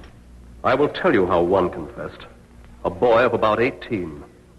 They had him tied neck and heels until blood flowed from his mouth and nose. He confessed. One more question, Captain Alden. Are you by any chance related to the John Alden who married Priscilla Mullen? That was my father, sir. My parents met on the Mayflower coming over from the other side. Thank you, Captain John Alden. This is Harry Marble in Boston Prison. I now switch you to Ken Roberts in Ipswich Jail. This is Ken Roberts in Ipswich. The jail here is crowded with women of all ages. Beside me here is the prisoner, Dorcas Good, accused witch. How old are you, Dorcas? I'm 4 years old. 4-year-old Dorcas Good was arrested the same day as Rebecca Norse. I'm 4, going on 5. Dorcas just corrected her age. She is 4, going on 5. Why are you here, Dorcas? I want a piece of bread with honey. Do you know why they put you here, Dorcas? My name is Dorcas Good, and I'm 4 years old, going on 5. chained beside 4-year-old Dorcas here is Mrs. Rebecca Jacobs of Salem Town. Why have they put you in prison, Mrs. Jacobs? They ran in the street. They ran in the street, and I said, look at the children. They are running in the street. Mrs. Jacobs. Then the men said, these are your children. They are running after you. Tell them to go back. Your children saw you arrested, Mrs. Jacobs? Come home, Mother. Mother, come home. I want my children. I want my children. I want my mother. Do you get enough to eat here, Mrs. Jacobs? Children, don't cry. Mother will be home. The nice men are just taking your mother for a walk. Mrs. Jacobs, have your children been allowed to visit you? Bloodroot and windflowers, sweet Mary and lilacs, they grow in my garden. When night comes, they close their eyes and go to sleep. I want my children. I want my baby. I want a slice of bread and honey. I'm sorry, Mrs. Jacobs, but a message has just been handed to me. The jury trying Rebecca North has just come back into the courtroom. So this is Ken Roberts returning you to John Daly in Salem. This is John Daly in the Salem courtroom. The jury has come back. The jury charged with the fate of Rebecca North has just returned. The judges are in their places. The prisoner, her hand still manacled, stands facing the bar. The spectators are silent, waiting. The jurymen have taken their seats, all except Thomas Fisk, the foreman. The foreman is standing, and now Judge Stoughton turns to the jury. Have you reached a verdict? We have. What have you found? We find the defendant not guilty. Not guilty. The jury has found Rebecca North not guilty. She looks stunned and stands bewildered and confused, pale and shaken. Her husband is fighting his way up to her. 72-year-old Francis North is crying, and his wife, Rebecca North, is now in his arms. Rebecca North, her gray head sunk on his shoulder, is crying for the first time since this trial began. Her sons and daughters are kissing and hugging her. They're all trying to touch her. They're patting her face, her hair, her dress, and they're laughing, and at the same time, tears are streaming down their cheeks. Now Judge Stoughton has left the bench and is talking with Thomas Fisk, the foreman of the jury. George Herrick, the deputy marshal, is pushing his way through to Rebecca North, probably to tell her that he's glad she was acquitted. The deputy marshal is saying something to Rebecca North now, and for some reason or the other, he's taking her by the shoulder. And now the jury is going out again, and Sam North has run over to the deputy governor. He seems to be having a heated argument with Judge Stoughton. I'm going to get over there to find out what's going on. There's something going on. There's a great deal of confusion all around here. Do this to my mother. I did not impose on the jury. I've merely given them a fact which they had overlooked. Mr. North, what has happened? They're making the jury convict my mother. The jury comes back with a verdict of not guilty, and Stoughton sends them out again. They come back and he tells them that they have misinterpreted the facts. They have my mother on the stand, and they tell her Abigail Hobbs said she was a witch. And she says, how can Abigail say that? She is one of us. Now the judge says that when my mother said she's one of us, she admitted she was a witch, too. But he heard my mother say she didn't mean that. She meant Miss Hobbs was just one of the prisoners.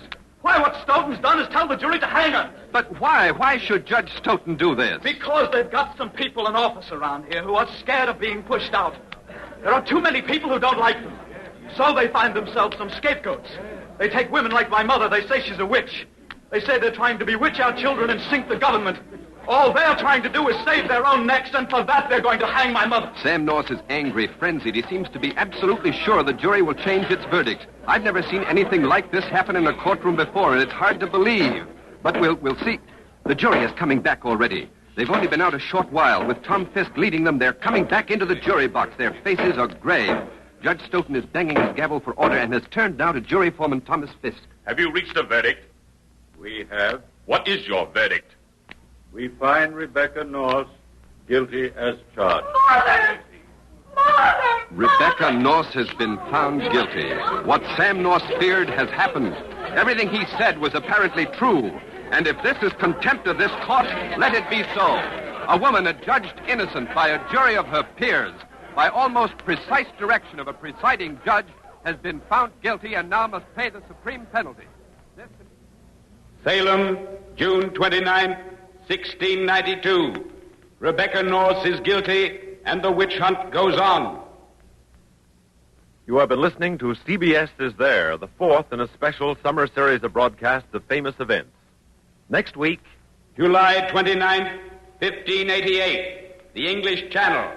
Sir Francis Drake defeats the Spanish Armada. CBS is there. CBS is There is produced and directed for Columbia by Robert Louis Cheon. The Salem Witch Trial was written by Sylvia Berger. This is CBS, the Columbia Broadcasting System.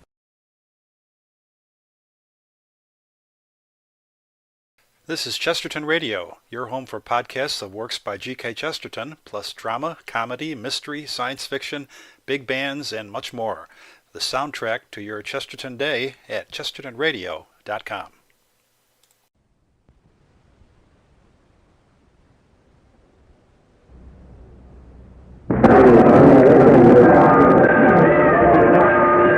This is Bill Leonard in Williamsburg, the capital city of the colony of Virginia. And this is the bitter, the dreaded morning of November 1st, 1765, the day the Stamp Act is to go into effect. But here before the House of Burgesses is a seething crowd determined that the act shall not go into effect. These angry colonists are face to face with the loaded muskets of Governor Fouquier's militia, drawn up across the square. The guards are quite as determined as the protesting crowd and ready for anything. The people have been waiting here since dawn now for the arrival of George Mercer, the new tax collector sent from England by King George III, with orders to enforce the Stamp Act, no matter how vehemently the colonists protest. Whether he'll be able to do so in the face of the angry mood of the colonists remains to be seen. Anything is possible. George Mercer is a native of Virginia and was once regarded as a neighbor and friend. But he arrives today... November 3rd, 1765... Williamsburg, Virginia. The American colonists challenge the enforcement of the English Stamp Act. You are there.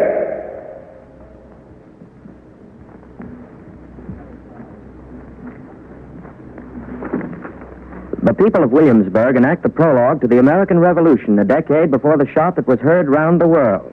CBS takes you back 185 years to the morning when the colonists rose up against the Stamp Act, the symbol of British autocracy and parliamentary dictation. All things are as they were then, except for one thing. With all the modern facilities of radio present and CBS newsmen reporting from the scene, You are there.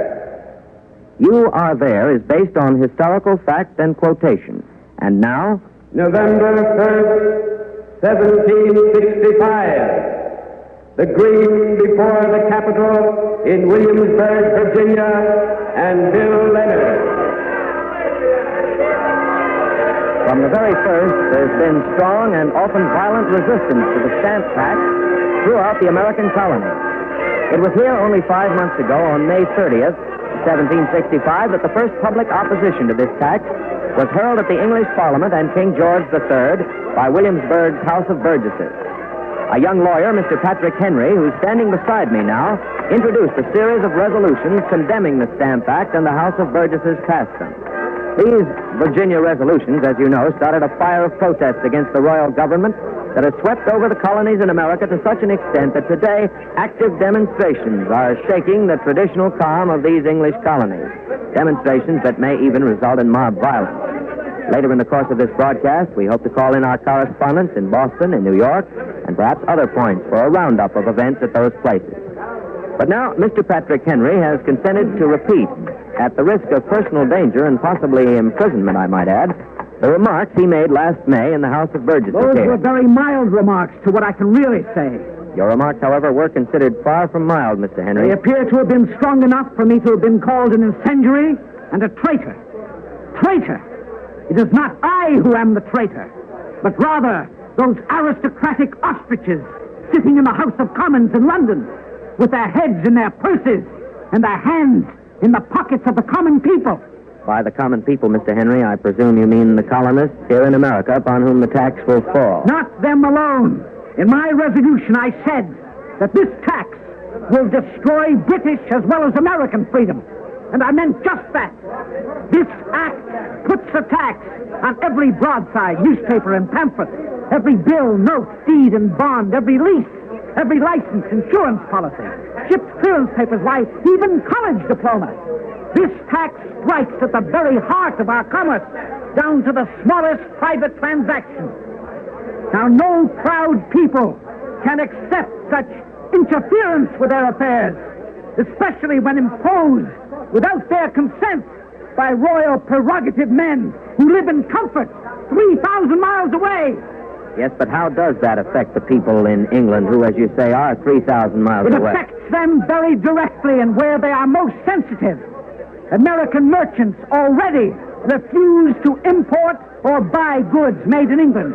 And as a result, there is a depression in British business and a depression in employment. Therefore, I say that the people in England may suffer even more from this tax than we will. Well, Mr. Henry, we've tried to get a copy of the full resolution that you made last May, remember, in the House of Burgesses, but we've been having some difficulty, and I wonder... Of course you've been having difficulty. The heart of my resolutions were expunged from the journals the very next day after they'd been passed. Expunged by a vote of some of our timid Virginia lawmakers who fear the fury of King George. But we will convince them, too. Mr. Henry, you said you'd repeat your resolution against the Stamp Act for us here on CBS. Of course I will. I said that the General Assembly of this colony shall have the sole right and power to levy taxes on its inhabitants. And that's when the Speaker of the House cried out treason. Yes, and that is when I said to the House, Caesar had his Brutus, Charles I his Cromwell, and George III may profit by their example. If this be treason, I said, make the most of it. Do you think, sir, that George Mercer will profit by the example of this demonstration and decide against enforcement of the... George Mercer is merely a dupe of George III. He does not have an altogether free choice in the matter. The citizens will help him to reach that decision. Here, today. Thank you, Mr. Patrick Henry. There's still no sign of the coach bringing George Mercer to Williamsburg, but there is a lady standing beside me. She's holding a small boy by the hand, and she looks as if she took exception to Mr. Henry's remark. Well, of course I do. All this wild talk, all these demonstrations. It's disgusting. Would you tell us your name, please? Agatha Sterrett. This is my son, Charles. Hello there. Mrs. Sterrett, I take it that you're not supporting the citizens here in this demonstration. All I want is peace. Nothing but peace. Are you in favor of the Stamp Act, then? Oh, why must people always be for something or against something while children suffer and food is taken out of their very mouths? I just want peace. Ever since these protests started, my husband hasn't brought a shilling into the house. What does your husband do for a living, Mrs. Sterrett? He's in business. Or he was. What sort of business is that? In the import-export trade. Our home's here in Williamsburg. I see, and since so many merchants have signed non-importation agreements and refused to trade in English goods, your husband's business has been affected, is that it? Affected? It just doesn't exist anymore. How am I to feed my children? How can I send them to school with tattered clothes?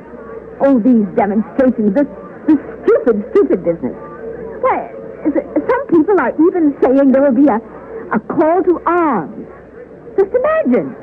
Armed resistance against the king. I say what we need are some cool heads to talk peace, to get business going again. Charles, come back here. Come back. Thank you, Mrs. Sterrett. I'd venture to say that Mrs. Sterrett represents a pretty sizable body of public opinion. While the crowd around me is literally seething with unrest, the fact is that a number of people would just like to see this whole conflict peaceably resolved one way or the other so they can resume their normal lives. But the chances are that they'll not see this happen without... George Mercer has arrived. His carriage has just come into sight. It's coming down Duke of Gloucester Street toward the Capitol here, and the crowd is shouting and booing. Some people are brandishing clubs and pitchforks. Others are shaking their fists at it. The militia is having trouble holding the crowd in check. The people are straining against the governor's guards, trying to push their way through to the carriage. These people are shouting, "Down with Mercer," and the slogan, "Liberty, property, and no stint." The carriage is going down the path, cleared by the guards. No, the crowd has broken through the line of militiamen. They've broken through and they surround the carriage, and now they've forced it to a stop a few yards from us here, very close to us, before the steps of the Capitol. Now Governor Fauquier, the royal governor of Virginia, is rushing out of the Capitol, heading toward the carriage. Now the door of the carriage is open. Someone wrenched it open. George Mercer is crossed inside. From my position here before the Capitol, I can see him quite clearly. There's a look of stunned surprise on his face. I'd say that he had no inkling that he was going to get this kind of reception. The crowd's milling around his carriage, shouting and threatening, but no one has touched Colonel Mercer yet. They're busy, too busy struggling with the guards who are trying to reestablish their lines around the carriage. Governor Fouquet is pushing his way through the crowd now, shouting for quiet. And the guards are beginning to force the crowd back. They've reformed their lines, pressing the crowd back away from the carriage. I must say that the guards are not using their muskets. They're not getting rough. They push with their hands and try to block off the crowd with their bodies. They seem to be under orders not to shoot or harm the colony.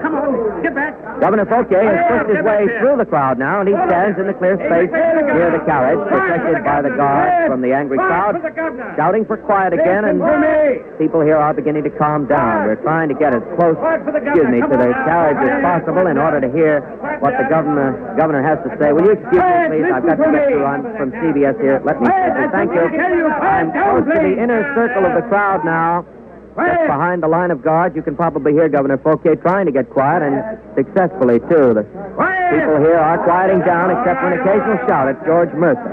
The royal governor, very popular and greatly respected by most Virginians, which is probably the chief reason that this crowd is stopping to listen to him now. Governor Fouquet has his hand up. Virginia. Now. George Mercer is here under orders from His Majesty King George III. I can therefore permit no interference with his person. He has my official protection, and I must order you to disperse, to return to your homes, to let him pass in peace. Governor Fouquet has ordered the crowd to disperse, to go to their homes. You can hear their answer. They're not moving. Listen! Fellow Virginians, listen to me. It's senseless to protest this way, to endanger life and property, when George Mercer is simply carrying out orders that are not his own making. He has no alternative but to follow those orders. He has! Tell him to burn the stamps! We don't want the stamps! Burn the stamps! Burn the stamps!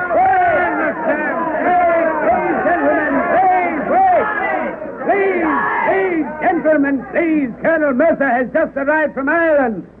He knows nothing of your sentiments or of the issues involved in this matter. He's had a tiring journey, a long journey. Give him rest. Give him until Friday to decide whether... Giving us rest! One moment, please. Please, gentlemen, let us not have violence done to an old friend. No friend of ours! He's no friend of ours! This is the first that our friend George Mercer is acquainted with your disapproval of the Stamp Act. Give him time to determine the real sentiments of his countrymen. Down the act. Let him speak now. He will speak. But give him at least time to nourish himself with a hot cup of coffee. I personally promise you, citizens, that George Mercer will have a statement for you in a quarter of an hour. A quarter of an hour, no longer. And you know I'll keep my word. Now let us go to the coffee house. Make way, please.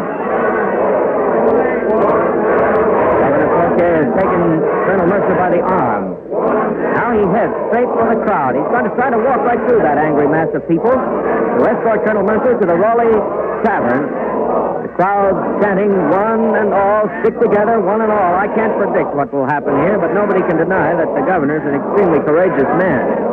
Now the guards have cleared a lane through this crowd, and the governor and Mercer are slowly walking through. No one's made a move toward them yet. They're about halfway through the gauntlet. Now some of the people are waving their clubs and pitchforks, and no one makes a move toward the governor or Mercer. The governor seems to be winning this battle of nerves. Now they're clear of the crowd. They pass right through and are headed across Capitol Square toward the Raleigh Tavern. They pass through this angry crowd unharmed, not a hair touched. The crowd is waiting here, discussing the events of the past few moments. They appear no less angry, no less determined than they were when George Mercer first arrived. That fact must be clear to any observer. And while we wait for George Mercer's answer, one way or the other, let's go for a quick roundup of developments in other cities here in the English colony.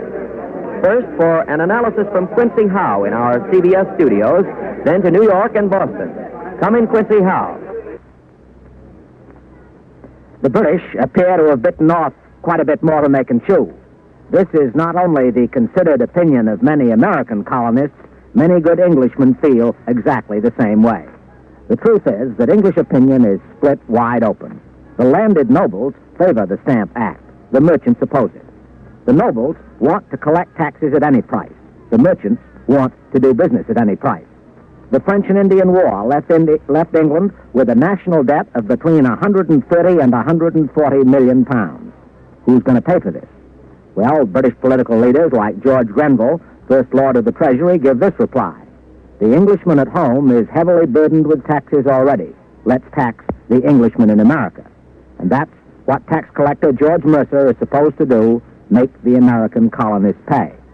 The Stamp Act, of course, is not the first money measure Lord Grenville has aimed at American colonists.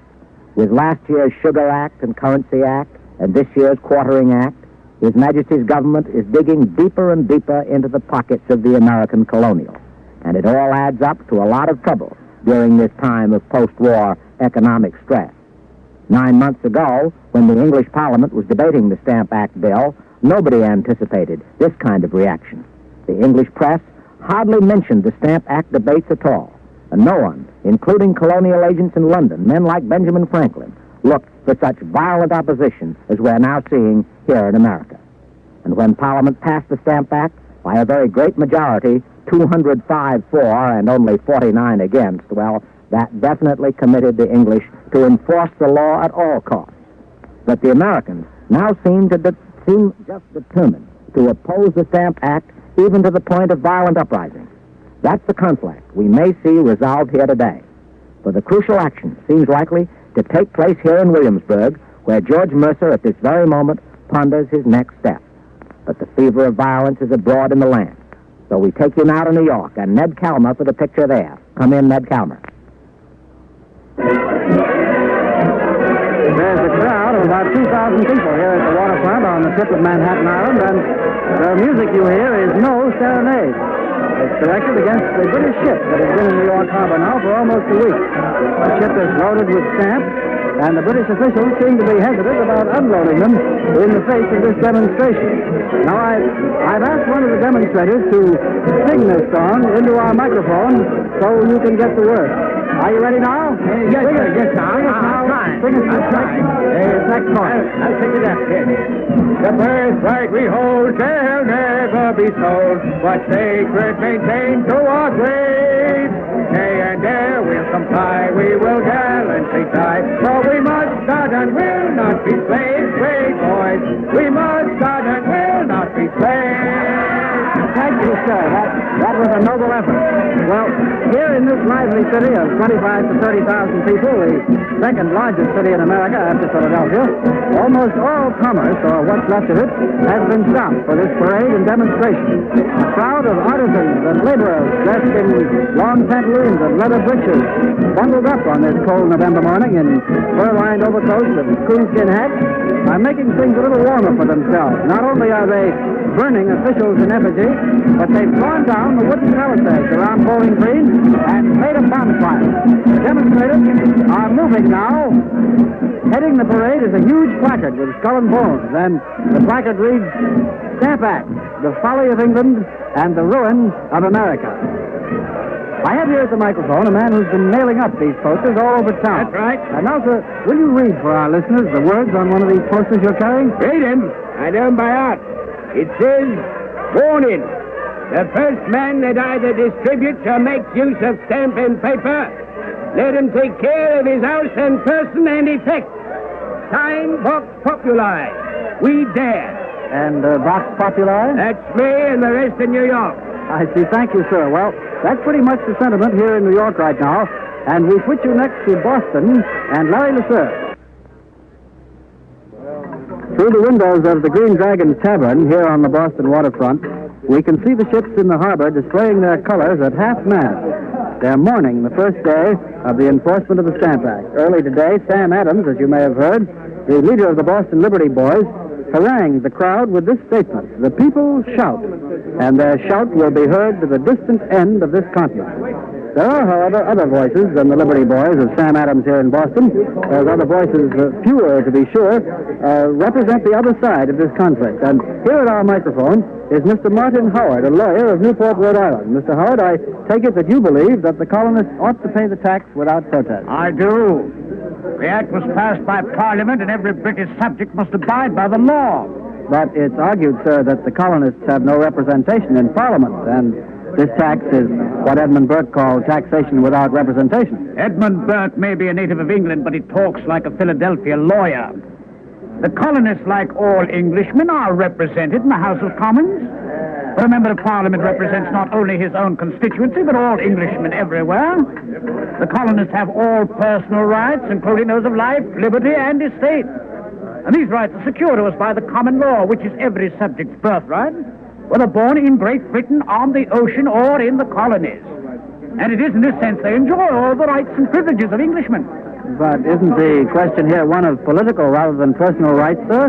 Is it your opinion that the colonists actually enjoy political rights? Political rights, this rabble. They burn respected British officials in effigy. They burn down the house of the tax collector. They riot through the streets. How can such people be trusted with political rights? It's monstrous, monstrous. And now I beg you to excuse me, sir. Thank you, Mr. Martin Howard.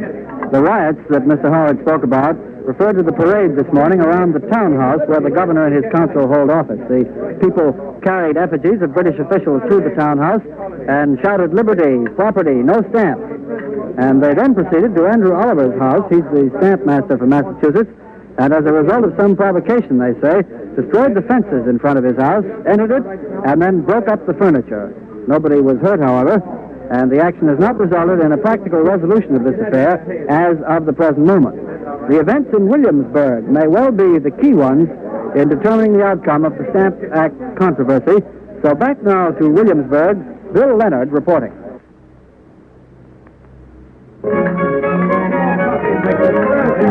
George Mercer and Governor Fouquet are still debating. The promised 15 minutes are about up, and the tension increases by the second. We've moved our microphone to the Raleigh Tavern, where George Mercer is closeted with the governor and his council in the Daphne room right next door.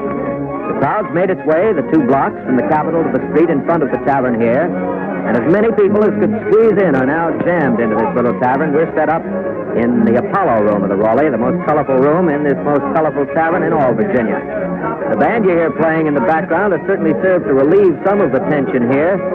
The Apollo room, incidentally, takes its name from a room in the Devil's Tavern in London, which was frequented by Sir Walter Raleigh and Ben Jonson. And above the mantel across the room from me is a gilded motto, Hileratis sapientiae et bonae vitae proles, translating into something like jollity, the offspring of wisdom and good living. Good living in the colonies, it seems, will depend very much on Colonel Mercer's forthcoming statement. He's still not come out. Williamsburg, ordinarily a town of only 1,000 or 2, is swelled today by 4,000 or 5,000 visitors. It almost seems that most of them are in the Apollo room here. They're crowded together as we await Mr. Mercer's decision. And as always in the Raleigh, there are assembled here merchants and traders, adventurers, planters, all sorts of people. Here at our microphone is a sea captain. He's Captain Stephen McCready, I think that's right, and he's agreed to be interviewed. Captain, what cargo are you carrying these days? Only wine in my belly. I've been drinking some excellent Madeira here, but pay cargo, oh no, sir. Merchants have almost forgotten my ship since all this fuss over the Stamp Act. What ports do you usually sail to? Liverpool, Curacao, Genoa, Amsterdam, wherever my cargo takes me. I tell you, sir, I've seen all kinds of foul weather, but I've yet to see a hurricane to match the one blowing up here in the colonies. But as far as cargo is concerned, me and every sea captain like me is becalmed. No cargo in Boston, no cargo in New York, no cargo in Philadelphia. Another month of this non-importation and my ship will sink with the weight of the barnacles growing on its bottom. Captain, are there any ships moving at all? Only a few for the West Indies trade, but most British trade is stopped. Stopped because stamp paper is not available for clearances and bills of lading. That fellow Mercer better come to his senses, or no one will be able to afford to buy even stamps, much less goods. Still, I've got a shilling or 2 for another bottle. Will you join me? Thank you. I'd like to, Captain, but we're working here. But I expect that George Mercer will be coming out soon. From what I've been able to see here in Williamsburg, Captain McCready's views on business conditions are reasonably accurate. The bulletin board on the little porch in front of Raleigh Tavern is covered with all kinds of notices of auction sales of personal property. I'm going to move out to that porch in order to read off to you some of these notices and be ready for Governor Fouquet and Colonel Mercer when they address the crowd out front, as we expect they will.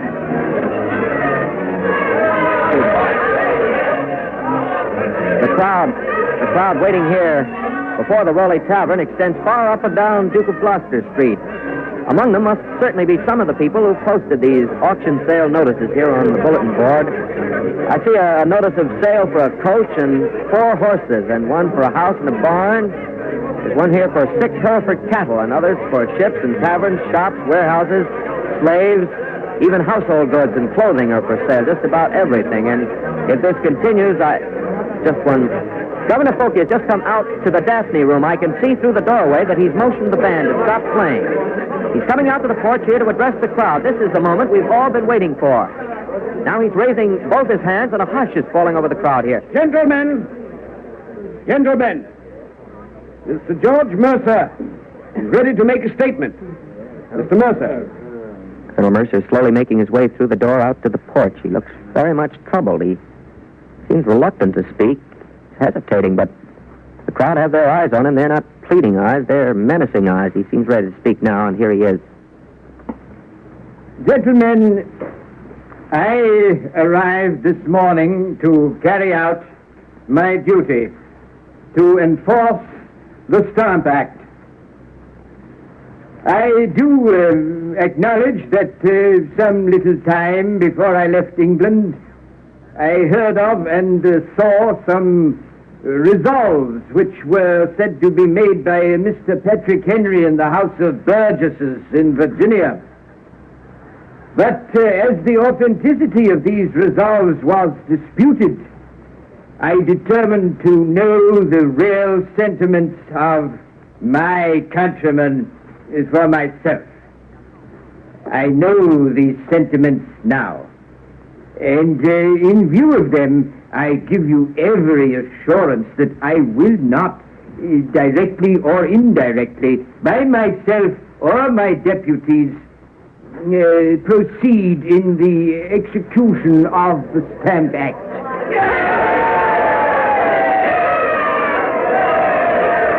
Stamp Act will not be enforced. Victory is victory here. Mr. Mercer will not enforce the Stamp Act. The crowd cheering wildly there. Well, they're carrying George Mercer on their shoulders, parading him through the streets, and he's laughing. Pleased, I posit he's considered an old friend again. Someone's beating a drum, the bells are ringing, and perhaps you can hear them. Even above this din of celebration here from Bruton Parish, Capital, and William and Mary College. Tax collectors all over the colonies are certain to be resigning now. Andrew Oliver in Boston, Ingersoll in Hartford, Zacharias Ford in Maryland, Henry Van Schack in Albany. This is indeed a victory. A victory of the American colonists against oppressive measures, against British monocratic rule. A victory that will transfer power from an aristocratic minority to a democratic majority. November 1st, 1765. The American colonists reject the Stamp Act and win their first great battle against autocratic rule, paving the way for ultimate independence. You are there. You've been listening to the Stamp Act Rebellion in the series You Are There. Today's program was written by Joseph Liss, edited by Irving Gitlin, and directed by John Dietz. You Are There is produced by the CBS Documentary Unit under the supervision of Werner Michel. Agatha Sterrett was played by Hester Sundergaard. Paul Mann was Patrick Henry. Eric Dressler was George Mercer. And Ralph Bell was Martin Howard, the lawyer. Others in the cast were various members of the ensemble. You Are There is brought to you every fourth Sunday. The next broadcast will be heard Sunday, April 16th, at this same time over most of these same stations next month. 480 B.C., the past at Thermopylae in ancient Greece. The heroic stand of Leonidas and 300 Spartans against the Persian invader. You are there.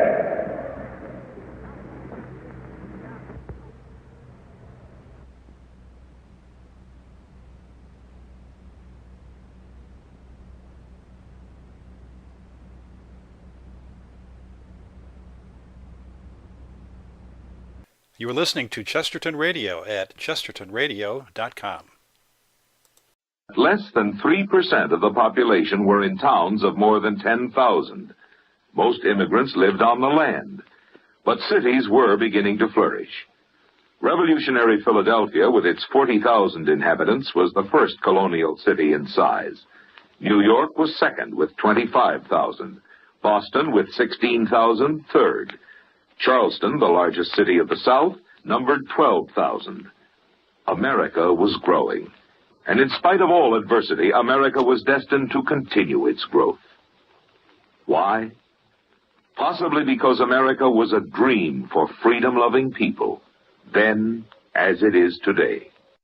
This is Chesterton Radio, the true, good, and beautiful at chestertonradio.com.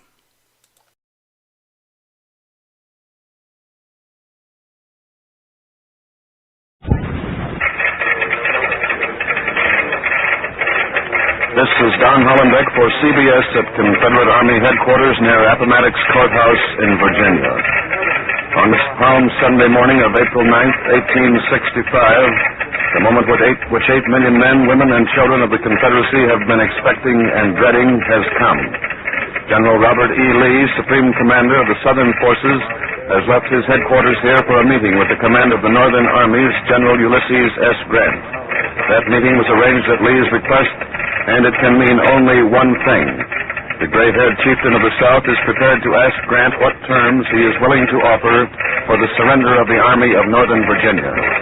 General Lee is reported to be accompanied by Colonels Taylor and Marshall of his personal staff and by Sergeant Tucker, Chief Courier of the old 3rd Army Corps. April 9, 1865, Appomattox. How long it will be. Lee rides to meet Grant. You are there. An anguished South looks into the face of defeat. CBS takes you back to the final moments of an unforgettable day in the making of the United States of America. All things are as they were then, except for one thing. When CBS is there, you are there. You Are There is based on authentic historical fact and quotation. And now, Lee's headquarters near Appomattox Courthouse and Don Hollenbeck. Comes a complete surprise. Ever since Grant forced Lee out of his defenses at Petersburg and Richmond last week, the Southern position has become progressively worse. Lee has been retreating across Virginia with 10,000 defecting, 15,000 stragglers.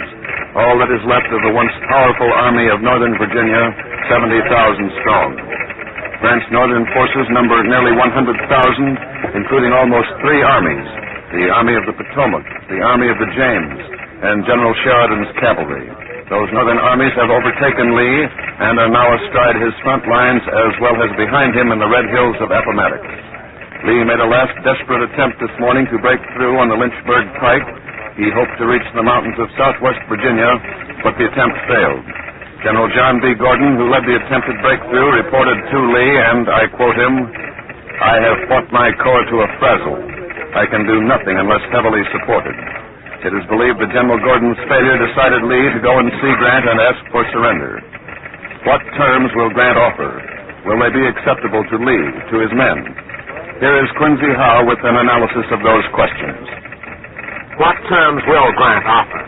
The best opinion is that those terms will be, as they always have been, unconditional surrender.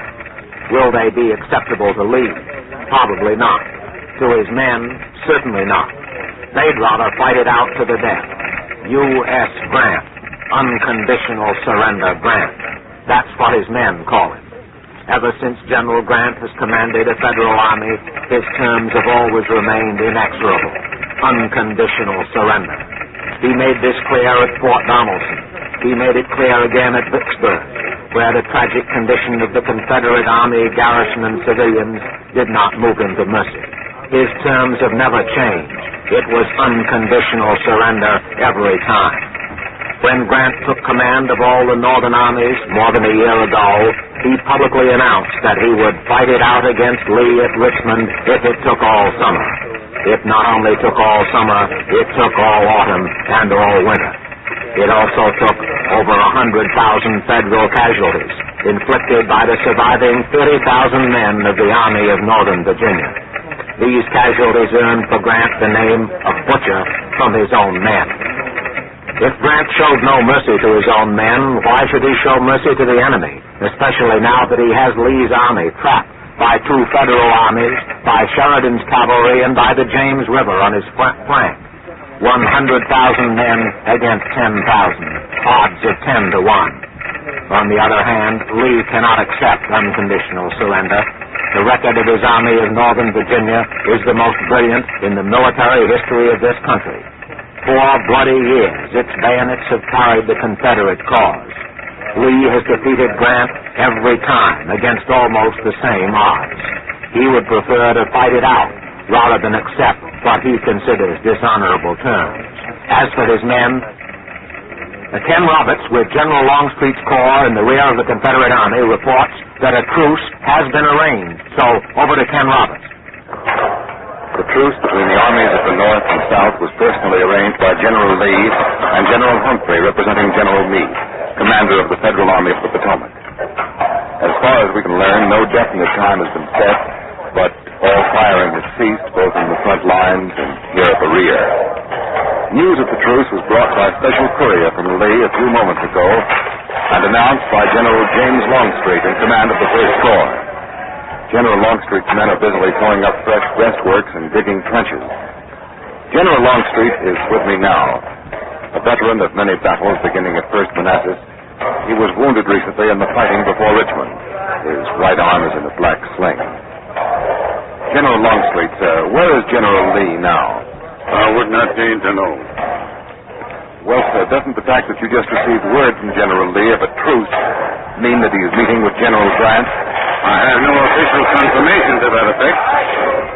Sir, do you agree with General Lee's decision to ask for terms from General Grant? General Lee is my immediate superior, the commander-in-chief of the Confederate States Armies of America. It is not for me to agree or to disagree with his decisions, but to carry out his orders. Will you carry them out if the terms are unconditional surrender? I will obey any orders from General Lee. General Longstreet, do you think General Lee will accept unconditional surrender terms? I shall abide by whatever decision he may make. However, you expect the decision to be a fighting one, sir. Your men seem to be more concerned with preparing for battle than for peace. There is no peace yet. There is only a truce. Well, if the truce should break off, sir, excuse me, General Longstreet, a Federal cavalry officer is riding in under a white flag of truce. He's coming in not from the rear of this army where Lee and Grant are supposed to be conferring, but from up toward the front where Federal General Sheridan's cavalry is blocking the Confederates. He's flanked by 2 Confederate officers. One is Major Hunter, and the other is Captain Sims, I think. Yes, it is Captain Sims. The Federal officer is wearing a wide sombrero turned up to his rugged face and curls. Yellow curls hanging loosely over his shoulders, and a gold-trimmed blue sack uniform with a bright red scarf. The Federal officer is close up now. He just raised his horseback on his haunches with a flourish. Now he's swung himself to the ground. He's wearing the largest shoulder straps for a Major General I've ever seen. Huge Mexican spurs, a tremendous saber, pistols in both boots. He's striding over here towards General Longstreet. He's a young man, can't be more than 25. General Longstreet is waiting for him, a scowl on his heavily bearded face. The Federal officer is saluting. In the name of General Sheridan, I demand the unconditional surrender of this army. And who are you, sir? I am General Custer. Oh, the hangman of Front Royal. By what authority do you come into our lives, General Custer? There is authority enough behind me. General Sheridan is in a position to destroy you if you do not surrender at once. Sir, you are rash, ignorant, and discourteous. Not only to me, your superior in rank, but to your own command. I only wish to prevent the splitting of your I am not the commanding general, my young friend. But if I were, I would receive no communication from you, nor from General Sheridan, nor from any other underling. Sure. Well, I didn't mean to. Well, that is. Well, that's good. Since you are now growing more moderate in your tone, I will say to you that General Lee is in communication with General Grant. Yes, sir. Now go and act as you and General Sheridan choose. And I will teach you a lesson you won't forget. Yes. Now go! Yes, sir. Well, gentlemen, that did me a world of good. The Federal cavalry officer and his Confederate escort are mounting up, and there they go back toward the front lines where they came from. The tension here has relaxed. The Confederate officers are still chuckling over the tongue-lashing that General Longstreet just administered to the brash and cocky young Federal officer.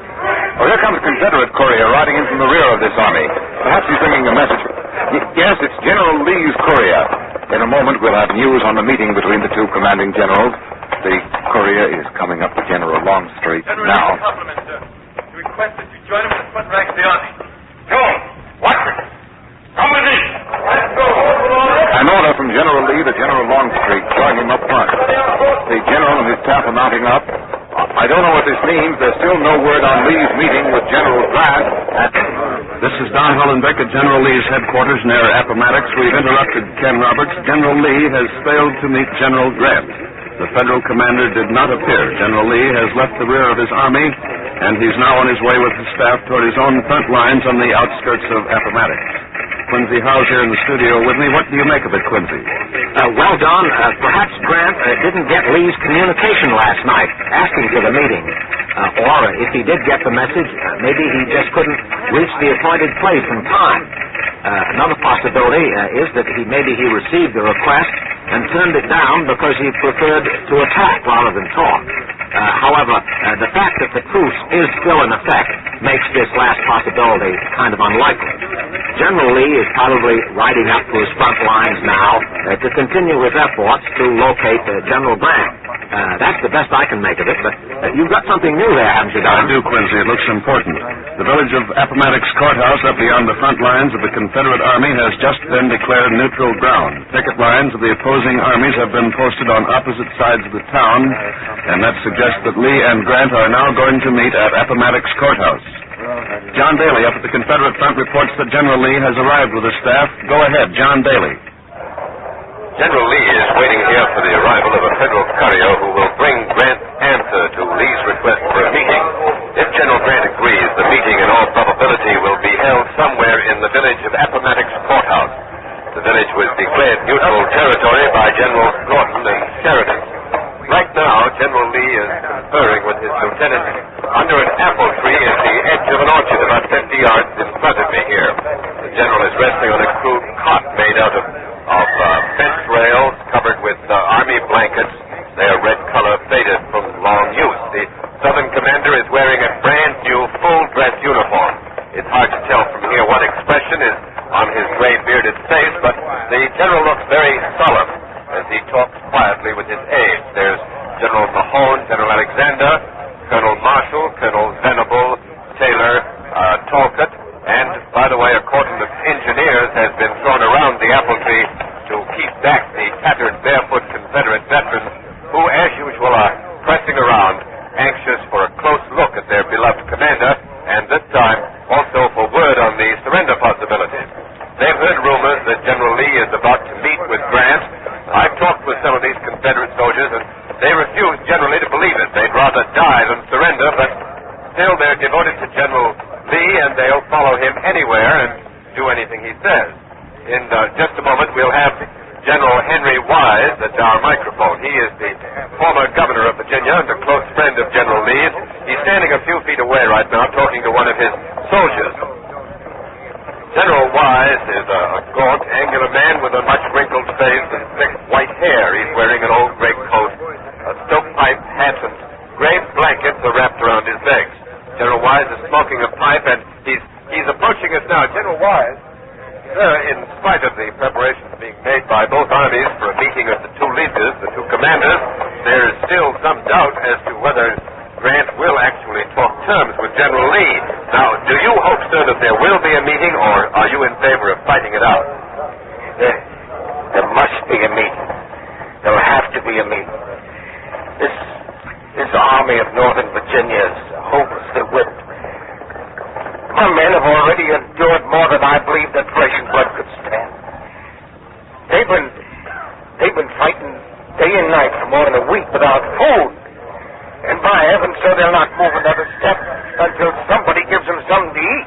Well, are you in favor, sir, of unconditional surrender? I'm in favor of peace.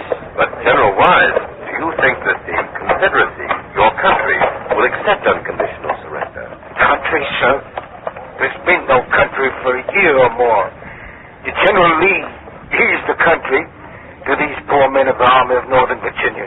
I see, sir, but what would you and your men do if General Lee rejected Grant's terms and ordered you to fight it out? Well, if General Lee demands the sacrifice, we'll fight and die for him, sir. Now, if you'll excuse me, sir, I'll be getting back to my men. I thank you very much, sir. General Wise is making his way slowly back toward his men up on the hill behind me. He's a very tired, a very weary man. And General Longstreet is coming up the pike, coming up from the rear of the army, 2 staff officers riding with him, one on either side. And now one of General Lee's lieutenants is striding away from that apple tree where the conference has been going on, and he's coming this way. It's General E.P. Alexander. He's the foremost artillerist in the Army of Northern Virginia, a young man. General Alexander. Yes? Sir, can you tell us when the courier from General Grant is expected to arrive? I'm not familiar with the movements of the enemy. You've just been talking to General Lee, sir, and I thought... General only asked me for my opinion. What did you tell him? I told him that we have fought under him for 4 years, and we have a right to ask one favor of him. What favor is that, sir? We want him to let us fight it out. But, General Alexander, suppose you did fight your way out, some of you. Where would you go? We could join General Johnson in North Carolina. Maybe we could return to our respective states. We could rally behind our governors. Anything is better than giving up anything. Don't you think, sir, that guerrilla warfare would be hopeless? If we must die, sir, we'll die like Jeff Stewart in the saddle with guns in our hands, not rotting away in some northern prison. Our comrades, sir, did not die for us to break faith with them. They did not die, sir, for the thousands at Manassas, Chancellorsville, Fredericksburg, the Wilderness, and Gettysburg, for us to dishonor their blood. No, sir. A little more blood spilled won't make any difference. We have a right to die for a cause we think is just, sir. We have a right to... Excuse me, General Alexander. A federal officer is riding down the hill from Appomattox Village, escorted by a federal cavalryman carrying a white flag. And General Lee, at the edge of the apple orchard, has risen. General Longstreet, with him now, is saying something to him. Longstreet joined the group under the tree when he rode up just a minute or two ago. The federal officer is dismounting, and he must be the courier General Lee has been waiting for, the courier from Grant. The federal courier is a colonel, perhaps a staff aide with that rank. He's talking to General Lee now, and the soldiers about here have stopped talking. Everyone is silently watching that little group under the apple tree. We'll know in a moment whether the meeting between the two is to... Oh, General Lee is getting up on his horse. Colonel Marshall, too, the General Lee's aide, and his orderly, Sergeant Tucker. General Lee and his aides are riding away now up the hill toward Appomattox Courthouse. It didn't take very long. That federal officer and the cavalryman carrying the white flag are with them, and Lee is on his way to meet General Grant. The long-awaited meeting is about to take place. This is John Daly, and I return you now to Confederate headquarters and Don Holliday. CBS has been given permission to pass Ned Calmer through the Confederate picket lines into the village of Appomattox Courthouse. He's on his way there now in a mobile unit. As soon as he's ready to report, we'll take you to Appomattox. Now, here's Quincy Howell. Just imagine, if you can, the mental and spiritual tortures which General Robert E. Lee must be suffering now as he rides to meet Grant at Appomattox. Uppermost in his mind, there is probably the desperate hope that his merciless opponent in war will reverse himself and prove magnanimous in peace. Honorable terms, that is what Lee wants. Terms commensurate with the honor of his army. For only honorable terms can soothe the open wounds of the proud South. Only with honorable terms can Lee return to his men down here in the valley and say, we have lost, but we have lost with honor. We must forget the past. We must think of the future. We must think of our children. But suppose General Grant does not offer honorable terms. Then General Lee must face his men and say, the enemy is inflexible. The end has not yet come. We must fight on. Surely his heart feels compassion for the Southern women and children anxiously awaiting the return of their husbands, fathers, and sons. He must be thinking, too, of the men who fought and died for the Stars and Bars, and of their widows and orphans. Does he also fear the terrible vengeance that the radical Northern politicians have threatened against his Southern countrymen? And don't forget all the might-have-beens that must be passing through General Lee's mind. If Jackson had survived Chancellorsville, if Beauregard had stormed on into Washington after First Manassas, If a courier hadn't lost Lee's orders at Sharpsburg, if Wilcox had reinforced Pickett at Gettysburg, a few different turns of the wheel of fate, and Lee might have awaited Grant at the surrender table. If only... Just a minute. Ned Calmer is ready to report from Appomattox Courthouse. Go ahead, Ned Calmer. Generals Robert E. Lee and Ulysses S. Grant are at this moment conferring on terms for the surrender of the Army of Northern Virginia. The conference is going on inside a two-story red brick house owned by a Mr. McLean. I'm on the front porch of that house now. The only Confederates inside are General Lee and his aide, Colonel Marshall. With General Grant are 7 Federal officers. The conference has been going on for some time. Outside on the porch here are about 20 more Federal officers, including General Sheridan and General Custer. The son of the President of the United States, Captain Robert Lincoln, is also here. General Sheridan is with me now at our microphone. General Sheridan, sir, what do you think will be the result of the conference going on inside? The rebel army is being given a chance to save itself from annihilation by unconditional surrender. Then you think, sir, that General Grant is insisting on his usual terms? Certainly. There's no question about it. General Grant is a soldier, not a political bargainer. As a soldier, his business is to destroy Lee's army or force it into unconditional surrender. Well, do you think General Lee will accept, sir? Frankly, no. Lee is desperate and bold enough to risk escape by fighting it out with us. In my opinion, this whole thing is a trick, a ruse invented by Lee to gain time for his army to rally for a last stand. And I hope he does. If he wants to fight it out here, we're ready. Thank you, General Sheridan. The Federal Cavalry Commander has walked away. He's resumed his pacing up and down here on the porch of the McLean house. The minutes pass very slowly here. The tension is very great. General Lee's orderly out there in the yard has removed the bridles from the 3 horses in the General's party. He's letting them graze on the young grass. It's a beautiful spring day, a good day for peace. The door has opened. General Lee has come out onto the porch. Federal officers have all risen and saluted. No one speaks. General Lee stands framed in the doorway there. Tall, commanding man, gray-haired, full of gray beard and mustache, deep brown eyes. His brand-new full-dress uniform has 3 stars on the low collar, a double row of brass buttons, a red sash. The general wears a gold sword, black hip boots, gold spurs. Now he's putting on his gray felt hat. He's returned the salute of the Federal officers who only now have brought their arms back to their sides. General Lee is now crossing slowly to the head of the steps, which lead down into the front yard. A deep crimson flush is rising from his neck, spreading up over his face. He stands at the top of the steps, drawing on his gauntlets. His eyes are fixed intently in the direction of the valley to his right, where his army lies waiting for him less than 1 mile away. He seems strangely oblivious of his surroundings.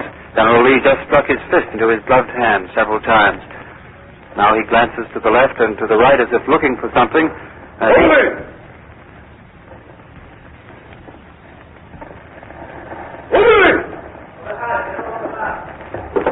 General Lee is walking down the front steps. He called to his orderly, who has bridled the horses and is now waiting with them. Now the other officers are coming out the front door. There's the Confederate Colonel Marshall. He's making his way quickly down the steps and over toward the right side of the house where General Lee is mounting his chunky gray horse. Some of the Federal officers are descending the steps, but I don't see General Grant yet. He's still inside the house. Now General Lee's orderly, as well as his aide, are riding out of the front yard. Here comes General Grant. He's just come through the door. He's hurrying down the steps on his way to his horse. General Lee is passing him. Grant has stopped. He's taken off his hat. General Lee removes his hat. Not a word is spoken. And now the Confederate chieftain is riding back to his army of Northern Virginia. General Grant, dressed in the plain blue uniform of a Federal Army private, has mounted his horse and with his staff is riding up to General Sheridan, who's standing close by here in the yard. Where did you make your headquarters tonight? Here or there. Right in this yard, probably. Very well, then. I'll know where to find you in case I wish to communicate. Good day. Good day, General. General Grant is riding away. General Sheridan, sir. What has happened? Has Lee surrendered? Colonel Babcock, General Grant's aide is preparing a statement now. We'll give it to all correspondents shortly. General, can't you just tell me? Sorry, you'll have to wait for the official statement. Thank you, General. As you heard, we'll have that Federal statement in just a few moments. John Daly, however, is with the Confederate forces, and General Lee should be arriving there now, down in the valley, Perhaps we can get the information quicker there. So go ahead, John Daly. General Lee and his aides following behind him are just coming down the Lynchburg pike from Appomattox. The Confederate soldiers are lining the road here by the apple orchard waiting for him. And a soldier has just cried out, "General, are we surrendered?" General Lee doesn't answer. He's riding straight on through the lines of his men on both sides of the road. Another soldier has shouted the question that's on the minds of all these men. And the cry is now being taken up. They've all taken up the cry. They've come out onto the road and have stopped the general's horse. Again and again they repeat that heartbreaking cry, "Are we surrendered, General? Tell us, are we surrendered?" General Lee has taken off his hat now, and he's started to speak. Let's listen. Men, we have fought through the war together. I've done the best I could for you. So, big fellows, and go to your homes until exchange. Then we have surrendered. Yes, you are surrendered. But you are surrendered with honor. The Army of Northern Virginia has surrendered, and here's a message that has just come in. General Grant is sending over 25,000 federal rations to feed the starving Confederate Army, and the men are to be allowed to keep their horses. But in spite of the unexpected generosity of the federal commander, the Confederate soldiers here are shocked with grief. All they can think of is that, regardless of the honorable terms, they have surrendered. Men are throwing away their muskets. Grown men are crying without shame, flinging themselves to the ground, shaking with thought like children, crying with a fearful and terrible violence, rolling on the ground. Some of the men are still starting around their gray-haired general, pressing his hand. Some pat his horse, traveler, smoothing his flesh. The tears are rolling down General Lee's cheeks, his eyes seeing nothing except for the line between the ears of his horse. He looks neither to the right nor left. This is a grim and tragic moment. 4 years of sacrifice, training courage, hope, despair, finally ended in disaster for this army. This is a day that the proud veterans of the Army of Northern Virginia will never forget. A day that marks the fertility of raw courage in the great complex of modern war and its machine. For the greatest army ever produced on this continent. April 9th, 1865, Appomattox. Grant gives Lee honorable terms, and the war between the states is over.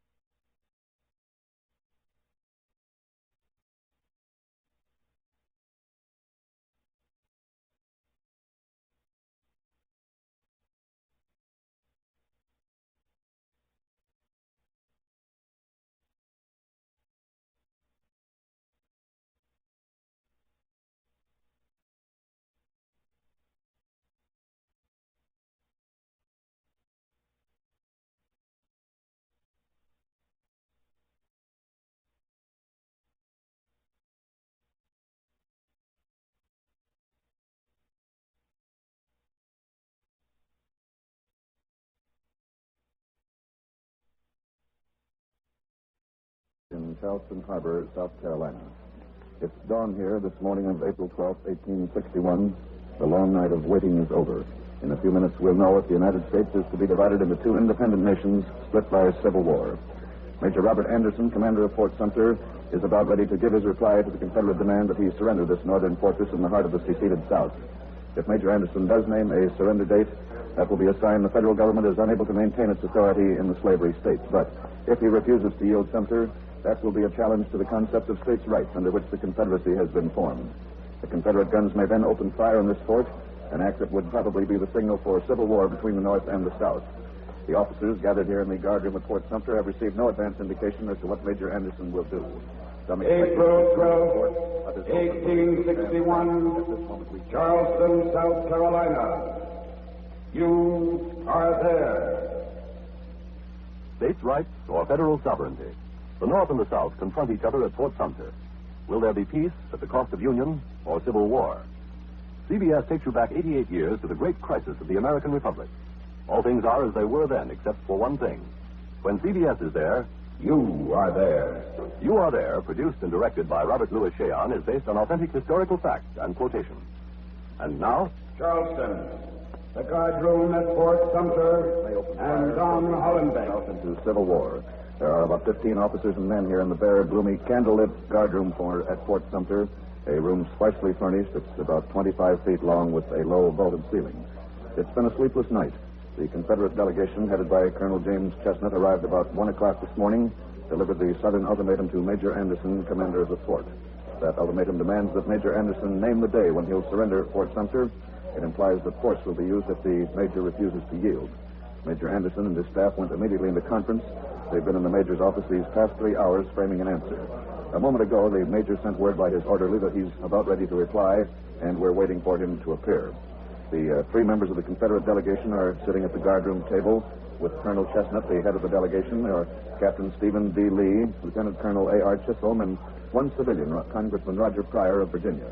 The Southerners seem calm, confident, but the men of this federal garrison, on the other hand, are nervous and tense. They're running low on provisions. They've been almost blockaded for 3 weeks. Ever since the election of Abraham Lincoln last November on an anti-slavery platform, his election, of course, has brought this crisis between the North and South to a head. While Major Anderson's just come into the guardroom, he's walking toward the Southern delegation at the table. Major Anderson's 56, tall, graduate of West Point, fought with distinction in the Indian and Mexican Wars. The major's from Kentucky. He's a slave owner himself, yet his sympathies are certain to be pro-Union. Now Major Anderson has stopped at the table. Now he's facing Colonel Chestnut, the head of the Southern delegation. Major Anderson is speaking.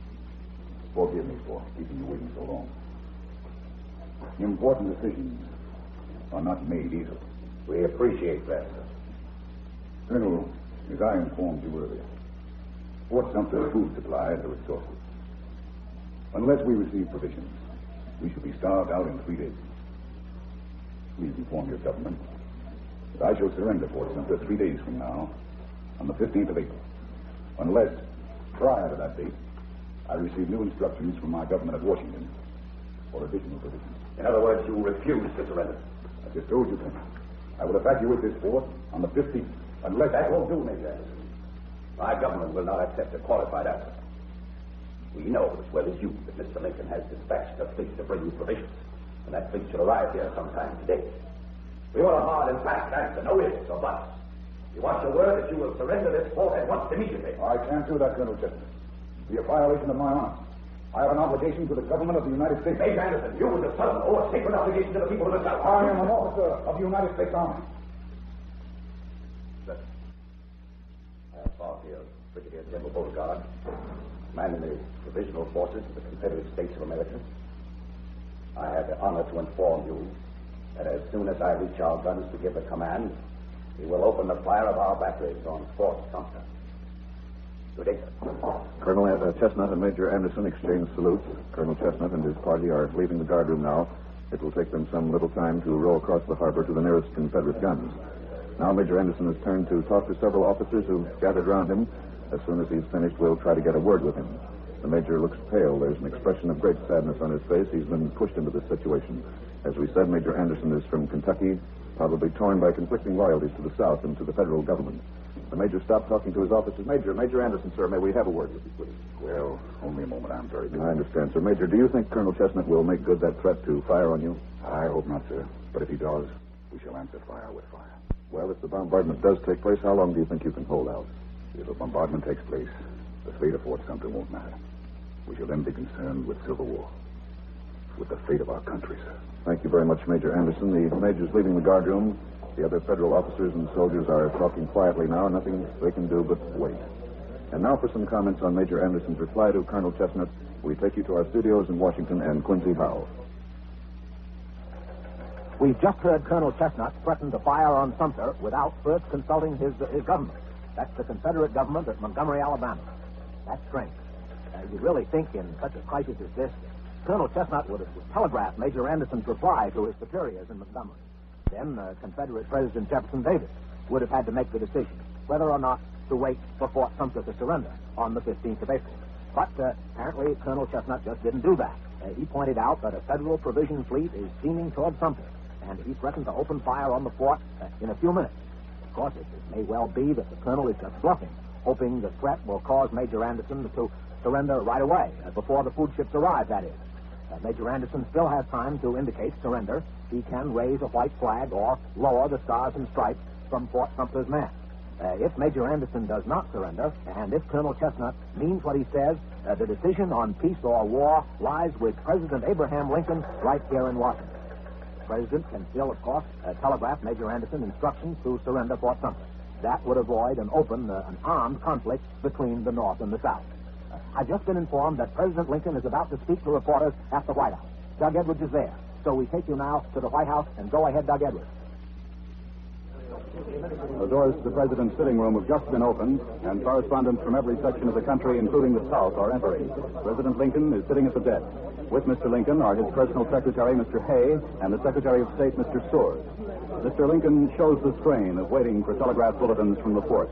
He looks very tired. His face is drawn. His shoulders are bent, and his black coat is wrinkled. The sitting room door has just been shut. The next voice you hear will be that of President Abraham Lincoln. Gentlemen,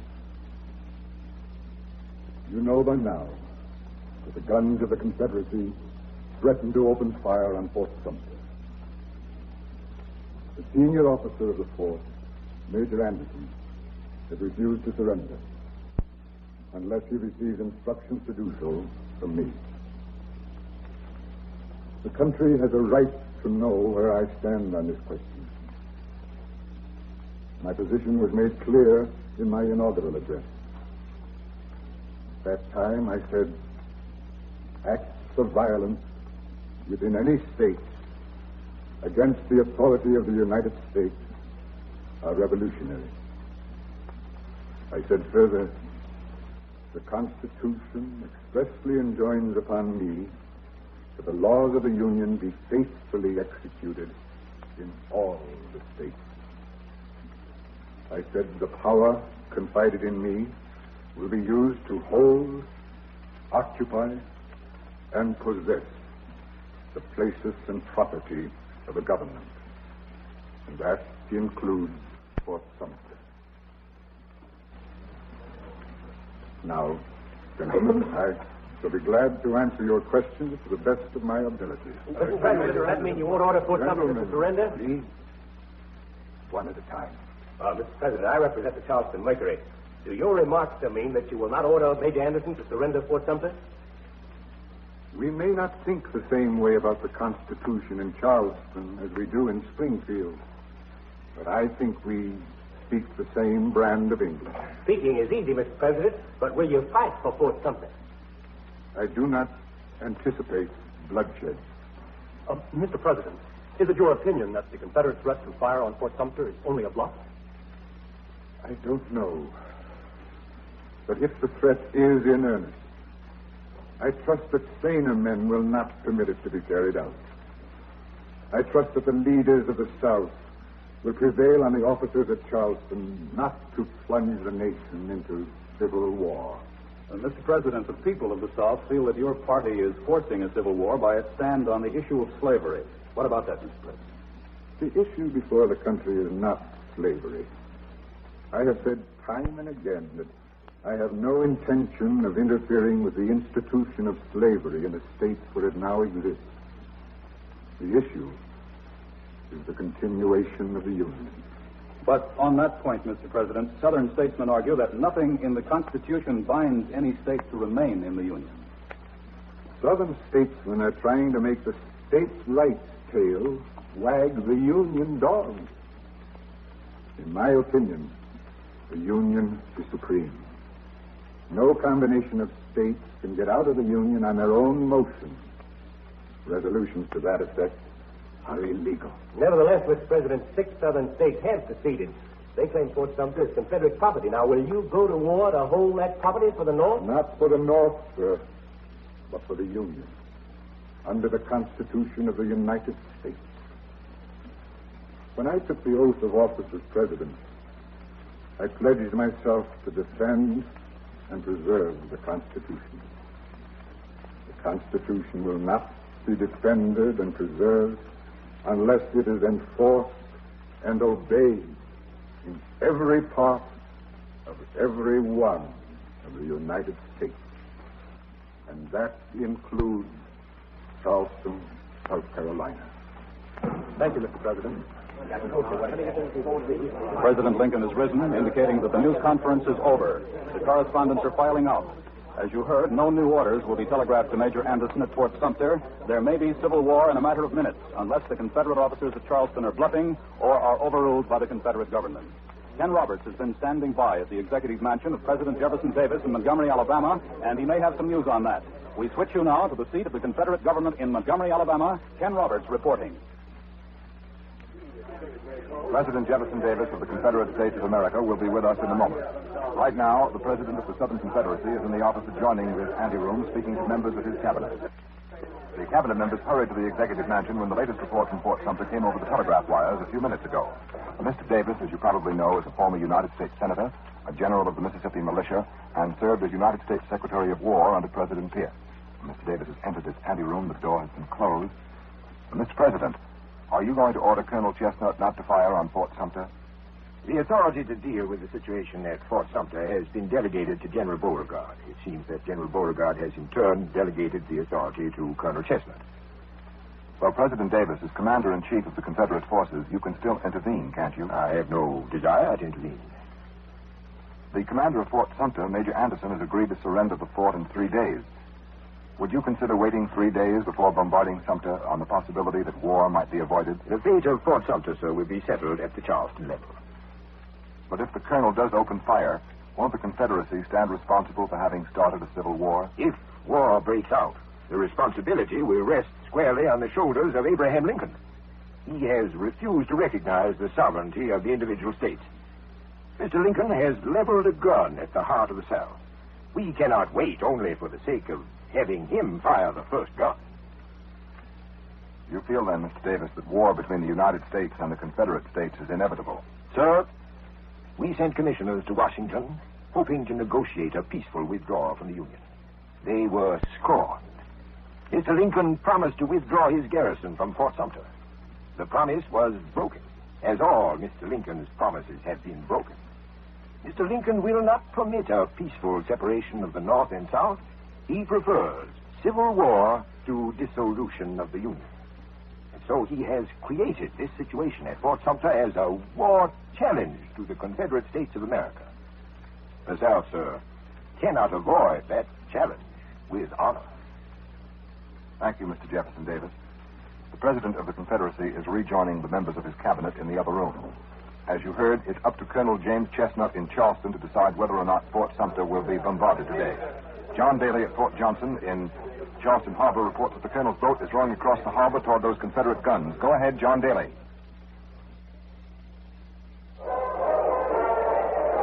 Colonel Chestnut's boat is now only a few hundred yards away from us here at Fort Johnson, and in the gray light of the dawn, we can see his oarsmen pulling steadily in this direction on their trip from the fort here to the battery. The stars and stripes are still flying over Sumter. If the bombardment of the fort is to take place, the signal gun will be fired from this mortar battery at Fort Johnson. The shot will be the signal for all the other batteries in the harbor to open fire on the fort. Sumter, you know, is in the center of the harbor, about 2,000 yards away. It's literally surrounded by the Confederate batteries. There's one to our right at Jane Island. Beyond that, still another battery at Cummings Point. The Morris Island guns. Across the harbor to my left are the Mount Pleasant guns, and to the right of them, the Fort Moultrie and Sullivan Island batteries. Hundreds of civilians of Charleston are lining the promenade at the battery, Charleston waterfront. Others are on the city rooftop overlooking the harbor, and the streets have been gay and bright with the young ladies' gowns, young ladies who are charmed with their dashing cavaliers. Many of the ladies, by the way, have been busy already preparing comforts for the soldiers of the Confederacy.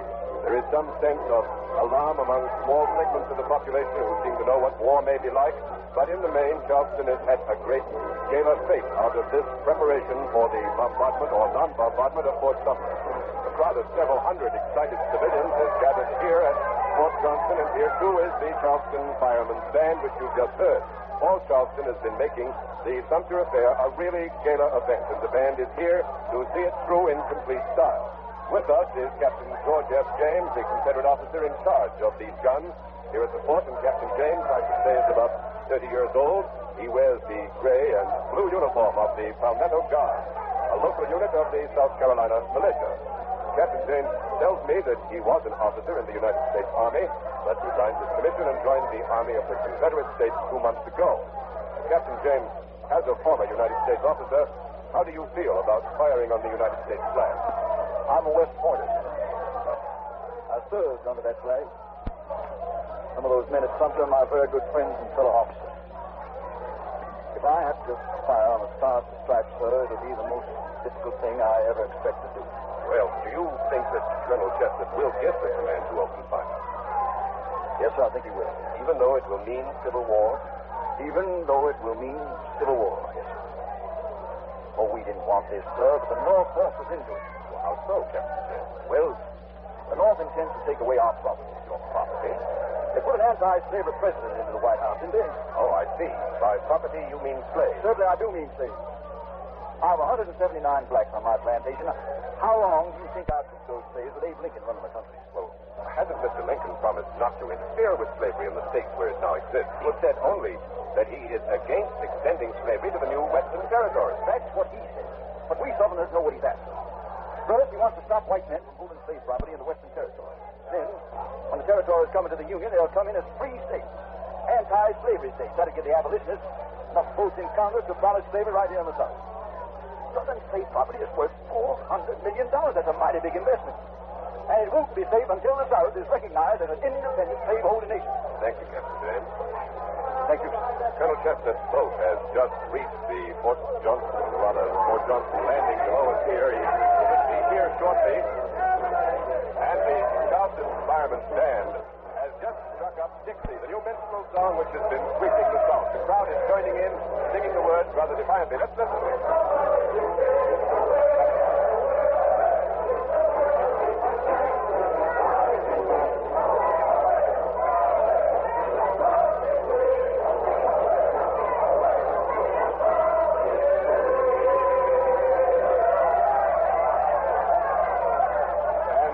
Dixie, the new minstrel song by Dan Emmett, which is fast becoming something like a national anthem for the Confederacy. As you can hear, the band has already heightened the spirits of the gay crowd which has gathered here and been here for so many hours, waiting to see how this question is going to be resolved on the Charleston waterfront. The young ladies, again, are taking a leading part in the almost celebration that is continuous here along the battery of Charleston and even here in the confines of the fort. The young ladies' bright and gay dresses and their high voices make a steady pattern of sound. While we were listening to the music, by the way, we noticed Judge James Pettigrew in the crowd, and the judge has agreed to an interview. He's here with us now. Judge Pettigrew is the leader of the pro-union men of South Carolina, one of the few pro-unionists in Charleston to escape being thrown into jail for expressing his views. The judge, a man of 72, has the respect of even his most violent political opponents, not only because of his advanced years and his service to the South, but also because he is universally recognized as the greatest legal authority in the United States. Judge Pettigrew, in your opinion, Judge, Colonel Chestnut and his party have just entered the fort, The four men are walking this way toward Captain James, who stands near the signal gun. And by the way, I'm told that the gun is already loaded and aimed, ready to fire on Fort Sumter if and when Colonel Chesterton gives the word. As he approaches now, Colonel Chesterton is talking to Congressman Pryor of Virginia. The congressman, as you know, is an ardent supporter of secession, famous for his denunciations of the abolitionists, and a leader of the movement to take the state of Virginia out of the Union. Last night in Charleston, the congressman told a cheering crowd that if South Carolina strikes the blow, fires on Fort Sumter, Virginia will secede, and now Colonel Chesterton is speaking. Captain James, we are going to fire on Fort Sumter. Yes, sir. Congressman Pryor, will you wait, gentlemen, wait. Colonel Chesterton, I warn you, if you fire that gun, you'll start a blaze that's going to consume the South in everlasting flame. Judge Pettigrew, I have the authorization of General Bullock. Authorization? Beauregard? You men realize what you're doing, Judge Pettigrew. Here you speak. Congressman Pryor has interrupted. Judge Pettigrew, I respect your gray hair and your reputation. Yet I must warn you, sir, true sons of the South will not stand by much longer and allow a traitor in their midst. Congressman, men like you are provoking a war which the South cannot win. If you fire that gun, you will thrust the South into war against the most powerful people on earth. In the name of heaven, think before you take an action that will slam the door on any hope of peace. Sir, you speak eloquently about peace. But what about honor, sir? Would you have peace without honor? You say we cannot win a war against the North, and I tell you we'll travel in the dust. Fire that gun and millions of loyal Southerners will flock to the banners. Virginia will secede. The border slave states will follow Virginia into the Confederacy. Weapons will come from England and France. I say annihilate this union, tainted with corruption and tyranny. Fire the gun, and as surely as the morning sun rises, we will create on Southern soil a new nation, which will be the glory and envy of the world. The crowd is backing Congressman Pryor. They're crying out, fire the gun, give the signal for bombardment. Judge Pettigrew has thrown up his arms in a gesture of despair, of helplessness. He's walking away, shaking his head sadly, but the crowd ignores him. They're still calling for the firing of the gun. Colonel Chesterton is raising his arms for silence, shouting for the people to give him their attention, and the crowd is responding. Now, Colonel Chesterton. Ladies and gentlemen, there is one man who most deserves the great privilege of firing the first gun on Fort Sumter. I refer, of course, to the distinguished congressman from Virginia, Mr. Pryor. Sir, you accept the offer? I thank you. But I cannot fire the first shot of civil war. Congressman Pryor, the most ardent advocate of war in the South, has refused to fire the first gun. The crowd is silent. It seems to be stunned. They don't know what to do, and it may be that even at this last moment... Colonel Chesterton again. Captain James, fire the signal gun. Captain James hesitates, but he is walking quickly to the signal gun. Now he's pulled the lanyard. The signal gun has been fired. The shell is mounting high into the air. We can follow it by the glare of its fuse. It's dropping over Fort Sumter. It's going to hit inside the fort. Now the cutting point battery to my right has opened fire on the fort angle. The Muskery battery. The guns now across the harbor. To my left, the guns are not present. The bombardment of Fort Sumter has begun, and it means war between the United States and the Confederate States of America. Civil war here in Charleston Harbor. The war begins. Suddenly, these people here seem to have become aware of the tremendous tragic implications they're fighting. Charleston, South Carolina, April 12, 1861.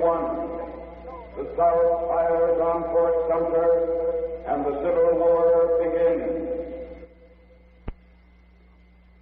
You have been listening to April 12, 1861, Fort Sumter. Another broadcast in the series You Are There, produced and directed by Robert Louis Cheon. Fort Sumter was written by Michael Sklar. The cast included Matt Crowley, Stotts Cotsworth, Guy Arbery, Bernard Lenrow, Justice Stratton, Edwin Jerome, James Monks, Scott Tennyson, Robert Cromwell, Guy Sorrell, and others. Station WSCC, Columbia's affiliate in Charleston, South Carolina, assisted in the research for this broadcast. Next week. October 3rd, 1574, Holland. The siege of Leiden. You are there. What makes a congressman? What are the moving forces behind the man or the woman who represents you in Congress? How well do they translate your views into yeas or nays? What are the pressures, the compromises, the contradictions that confront a freshman congressman when he reaches Washington? Tonight, the famous star of radio, stage, and screen, Mr. Ralph Bellamy, will come to CBS to play a freshman congressman in the CBS documentary unit's latest broadcast, The People's Choice.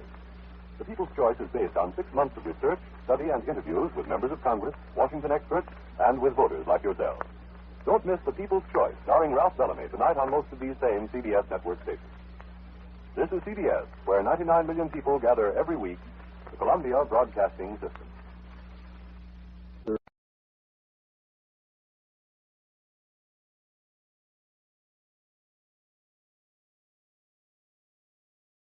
This is ChestertonRadio.com.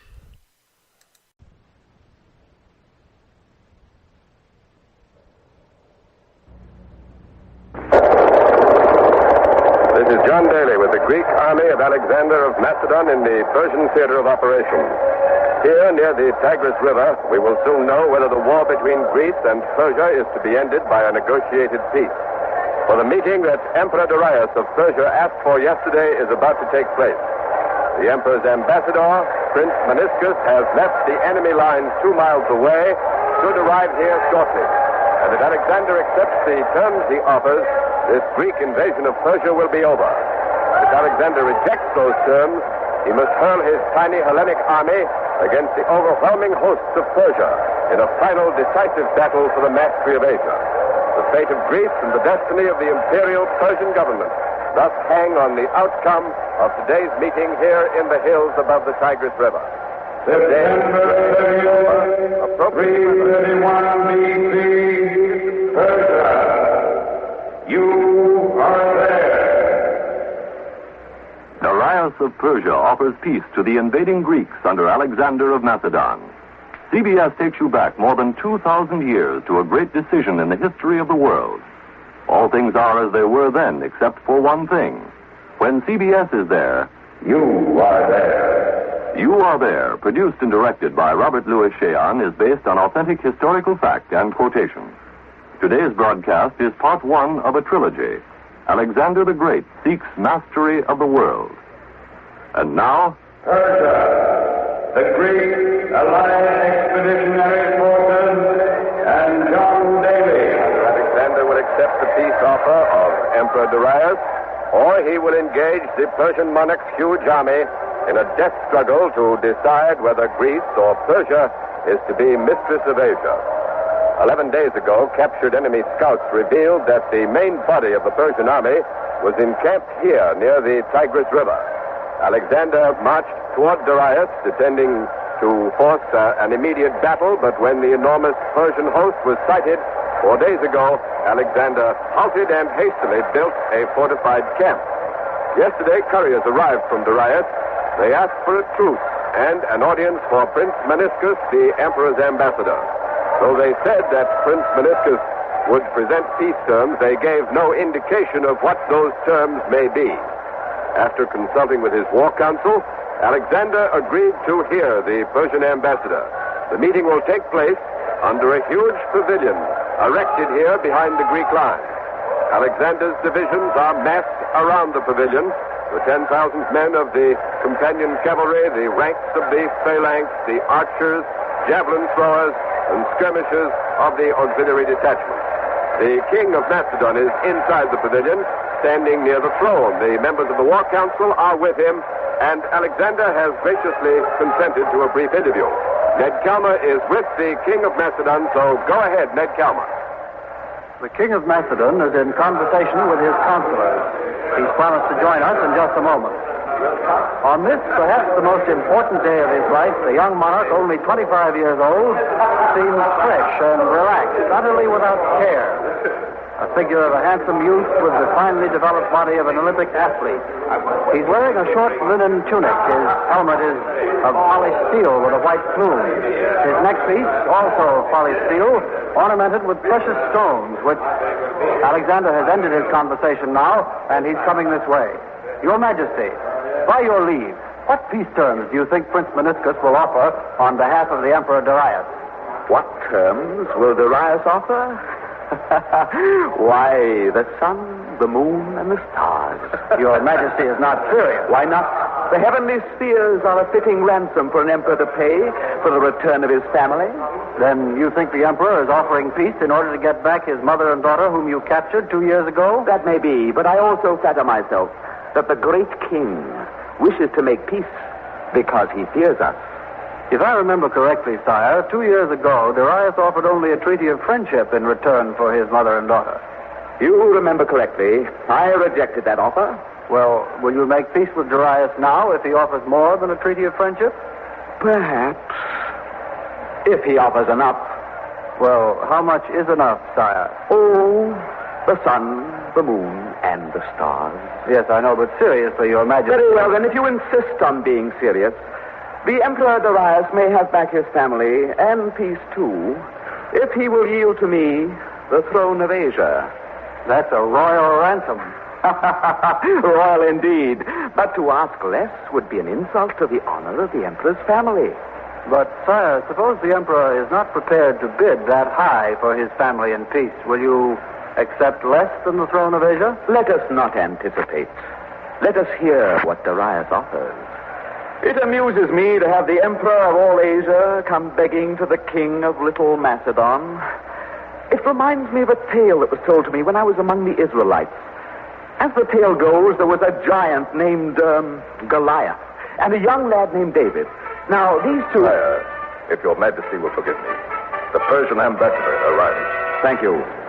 You must forgive me now. The sun, the moon, and the stars approach me. Thank you, Your Majesty. As you heard, Prince Meniscus, the Persian ambassador, is arriving. So back to John Daly. You are coming this way through the Greek lines. Prince Meniscus is riding in a gilded war chariot drawn by 6 black horses, gaily caparisoned.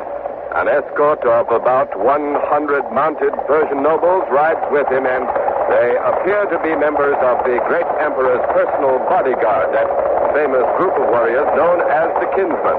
The Kinsmen wear heavy jeweled armor.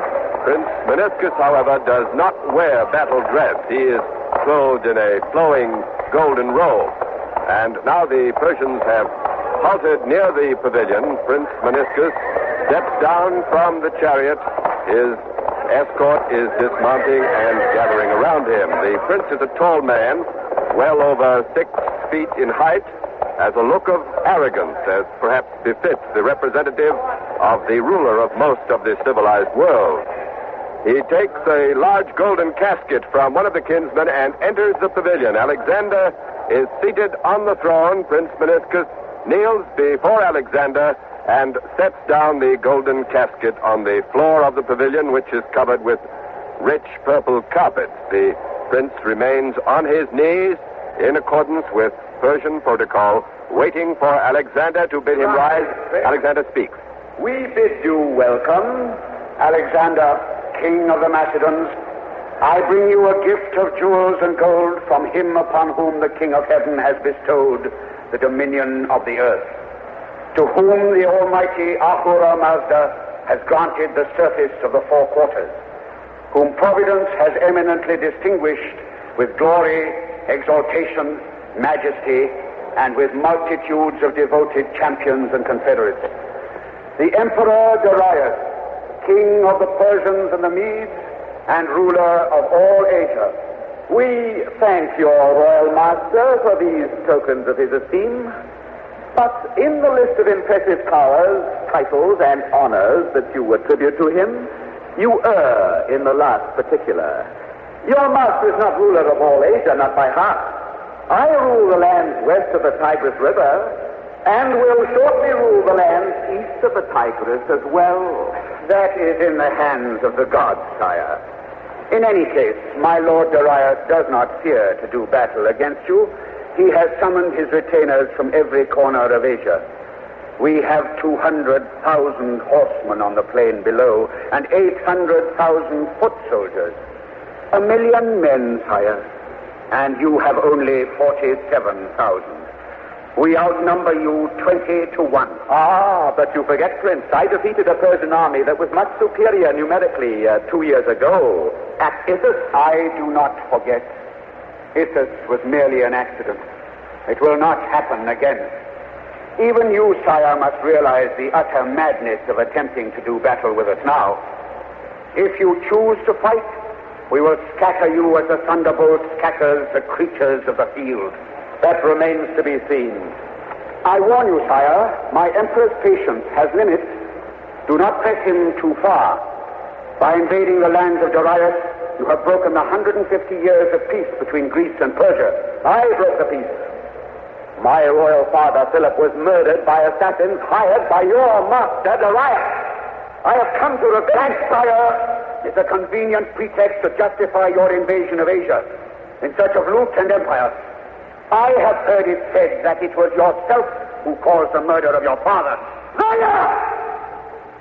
I have the evidence to prove it was Darius who hired my father's murderers.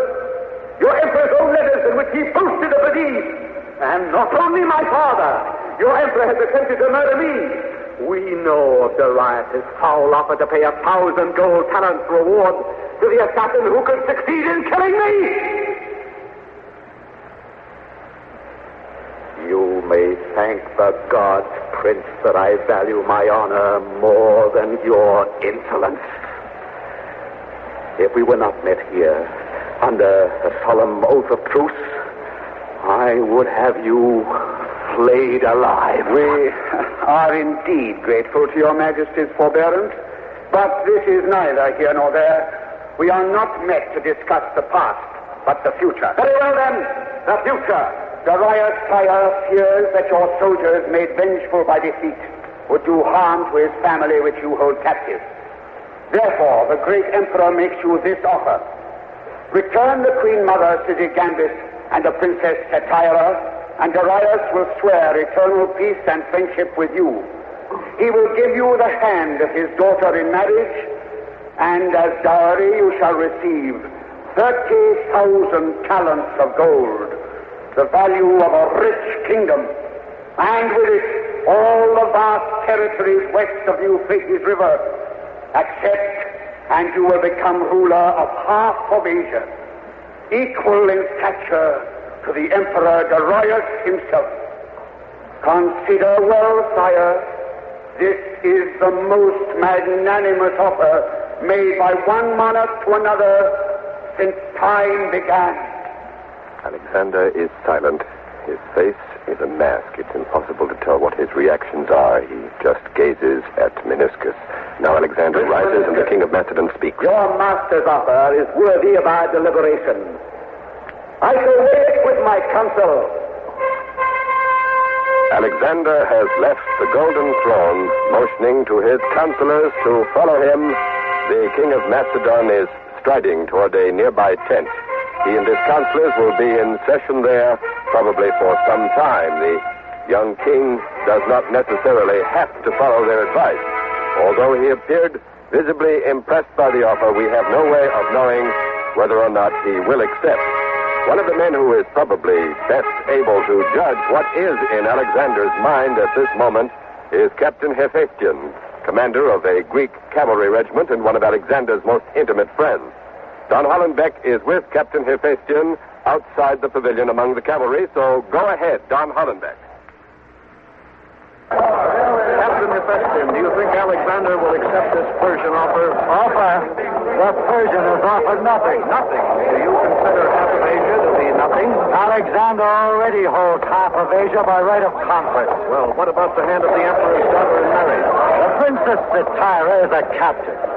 If Alexander wishes to wed her, what is there to stop him? That's a good point, Captain, but what about those 30,000 talents of gold? At Persepolis, the Persian capital, are 30 times 30,000 talents of gold. And it will all belong to Alexander when he defeats Darius on the battlefield. Oh, you think you can win on the battlefield in view of the tremendous odds spelled out by Prince Meniscus? Alexander has conquered Asia Minor. He has liberated Egypt. He has leveled the great high-walled city of Tyre. The gods blessed his banners at Granicus and Ithis. The barbarians between the Tigris and the Euphrates were defeated.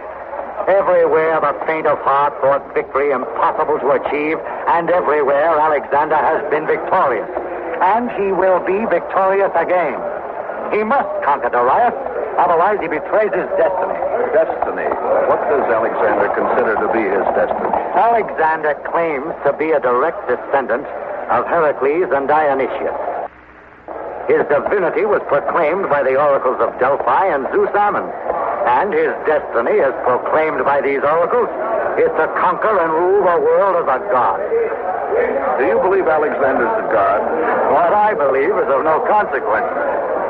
Well, if Alexander considers it his destiny as a god to conquer Asia, why is he even taking time to consider this Persian offer? The king amuses himself. He pretends to be impressed by our Persian emperor. He is also courteous to his counselors, lending ear to their advice. But all the while, he is unshakably resolved upon the conquest of Persia. Mark my word, Alexander will shortly fling the Persian offer back into the teeth of Darius.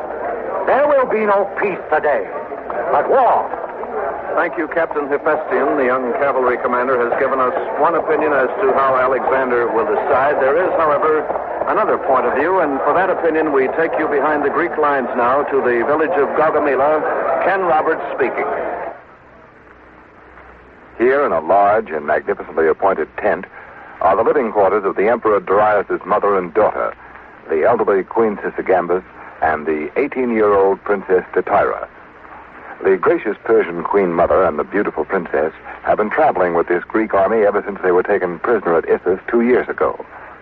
Alexander is a frequent visitor here, and he has supplied his royal captives with all the comforts of royalty.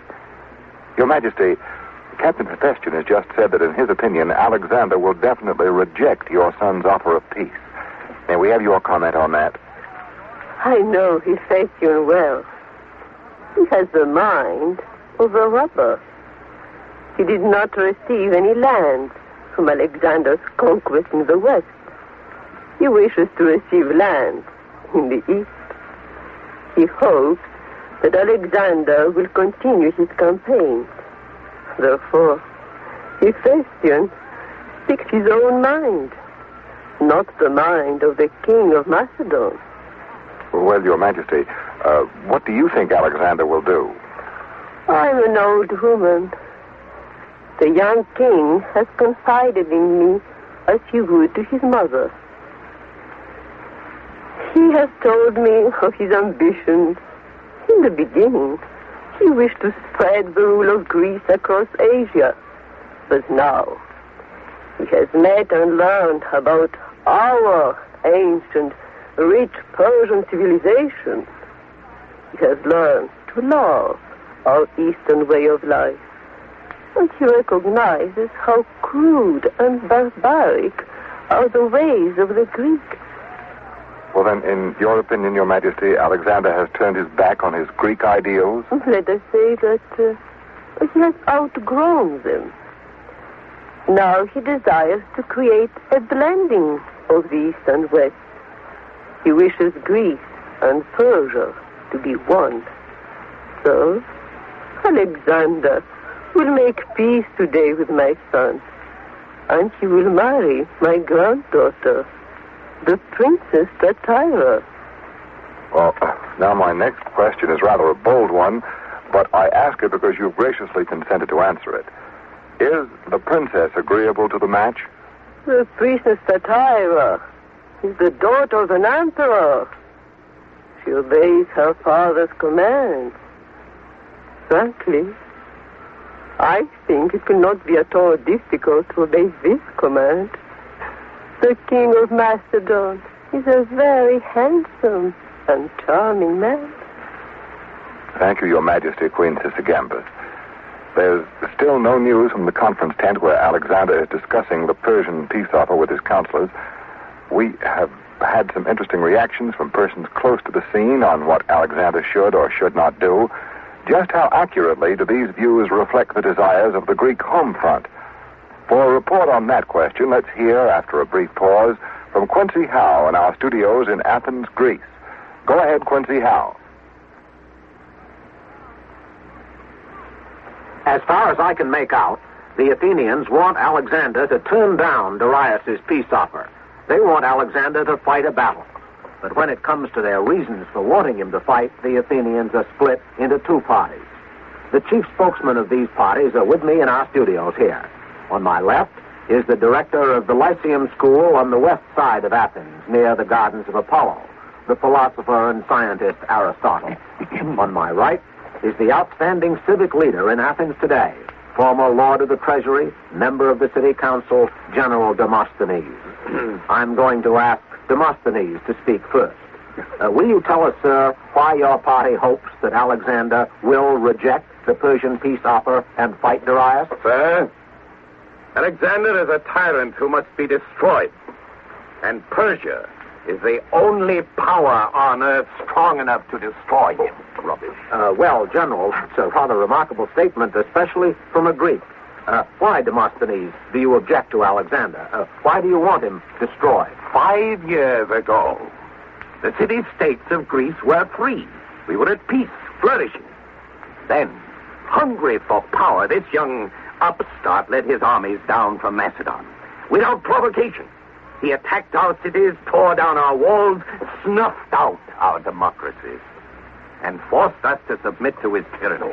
And not content with the domination of all Greece, he forced us to join his invasion of Persia, a war of conquest, of lust for blood and power. I say to you, there will be no end to his ambition, no end to our ruin, unless this madman is destroyed. Thank you, General Demosthenes, for that strong, provocative statement of the case against Alexander. Now let's hear what the other side has to say. Aristotle, you're a friend of Alexander's. You know him intimately. As a matter of fact, sir, you were his teacher. For 6 years. Well, what about, then, this charge that Demosthenes has just made, that Alexander has taken away Greek liberties? Well, with all due respect for the eloquence of Demosthenes, I must point out that he is a professional orator, and professional orators are given to such phrases as tyranny, democracy. Phrases? Those phrases are the soul of Hellas. You will permit me, Demosthenes, since you are the noble champion of freedom, grant me my freedom to continue. Very well, continue. Thank you. Now, sir, Demosthenes paints an appealing picture of Greek cities at peace with each other and flourishing before the advent of Alexander. But the fact, sir, is that before Alexander became king of Macedon, our cities were constantly at war with each other. Our wealth was expended on armies, fleets, attacks, counterattacks. Our economy was stagnating. The man of property was being taxed beyond his ability to pay, and the common citizen was pouring out his blood in fruitless warfare. Alexander changed all that. He has unified Greece. Unity at the cost of liberty. Without unity, there is no liberty. That is specious. Read logic, my dear sir. Twisted logic, that's what it is. Twisted logic. Indisputable logic. Gentlemen, please, why do you have one at a time? Here, let's try to keep this discussion orderly. You've both given your views on Alexander's relations with Greece. Now, what about this Persian expedition? Demosthenes is charged that Alexander is waging a war of straight conquest. What do you say to that, Aristotle? Well, having had the charge of Alexander's education, I believe I can speak with some authority on Alexander's ideas.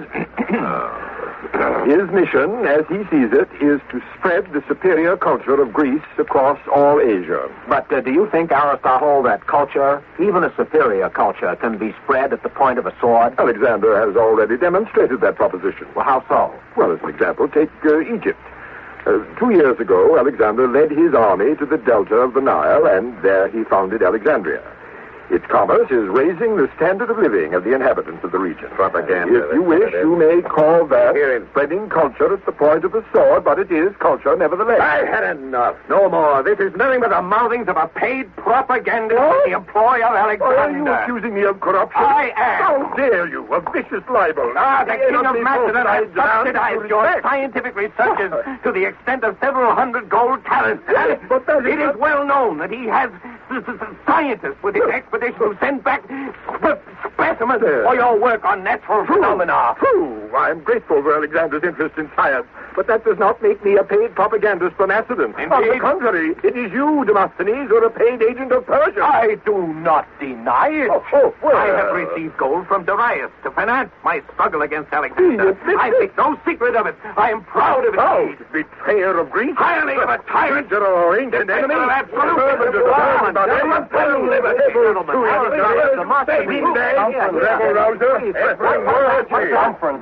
Here, gentlemen, yes, here. Just a minute. I'll have to interrupt this discussion. I've just been informed that Alexander's conference with his war council has ended. So we take you now, after a brief pause, to John Daly at the river Tigris in Persia. Go ahead, John Daly. Here at the pavilion, we're waiting for Alexander. The conference ended a moment ago, but the King of Macedon has not yet appeared. His councils, however, have come out, and Prince Meniscus, the Persian ambassador, and his escort are also here. General Parmenion, Alexander's chief of staff, is here with us now. General Parmenion, can you tell us what the King of Macedon has decided? I cannot. I do not know what the king will do. I don't understand. Didn't the conference reach a decision, sir? The War Council gave His Majesty its thought on the matter, but the final decision rests with him, and he gave us no indication what that will be. Well, can you tell us what the War Council advised? The Council advised His Majesty to accept the Persian offer. Was the advice unanimous, sir? It was. Well, then, I should think that... Oh, excuse me, General. The trumpets are signaling the approach of the King of Macedon. He has left the tent and is walking toward the pavilion, his face impassive. There's no trace of a hint in his features as to whether he has decided on war or peace. It's a grim, frightening decision he must make.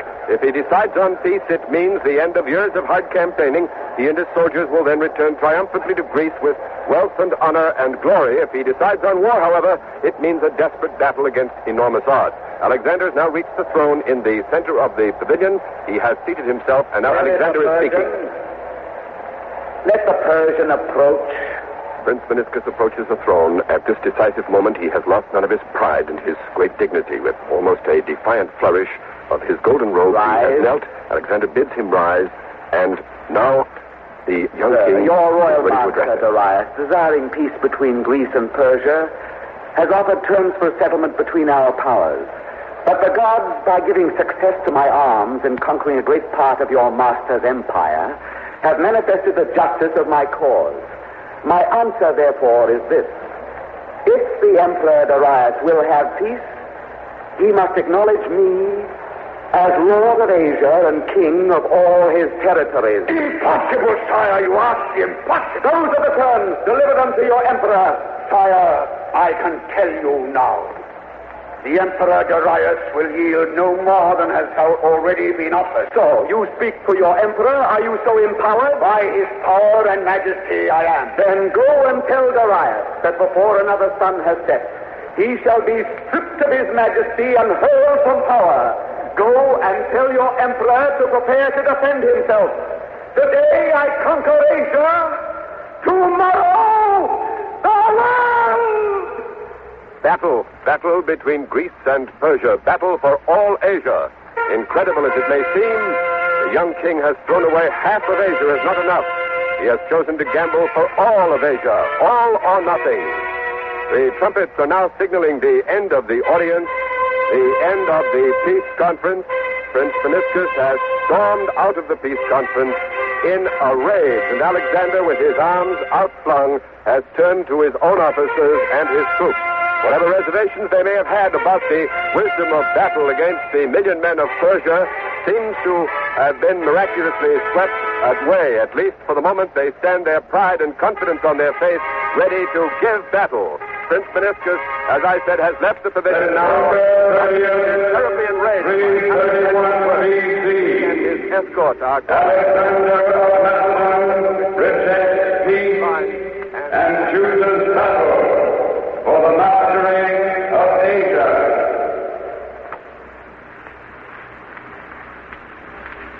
You have been listening to The Peace Offer, another broadcast in the series You Are There, produced and directed by Robert Louis Cheon.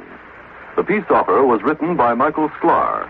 It was part one of a trilogy, Alexander the Great Seeks Mastery of the World.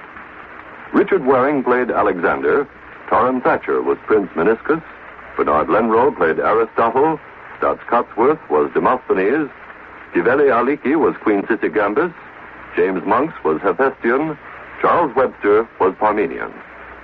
Next week, part two of Alexander the Great Seeks Mastery of the World. The battle for Asia. You are there.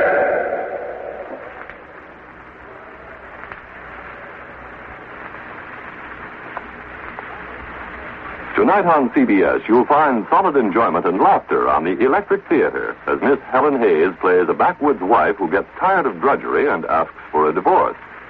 Hollywood star Eve Arden is also heard again as Our Miss Brooks, America's gayest schoolteacher. The Electric Theater and Our Miss Brooks are regular Sunday night features on most of these same CBS stations. This is CBS, Jack Benny's radio address, the Columbia Broadcasting System.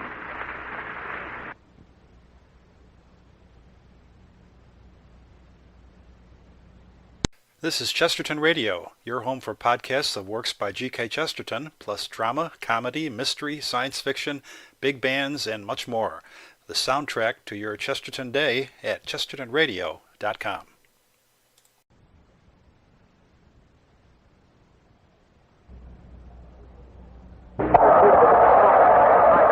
This is John Daly with the Greek divisions under Alexander of Macedon overlooking the Persian plain near the Tigris River.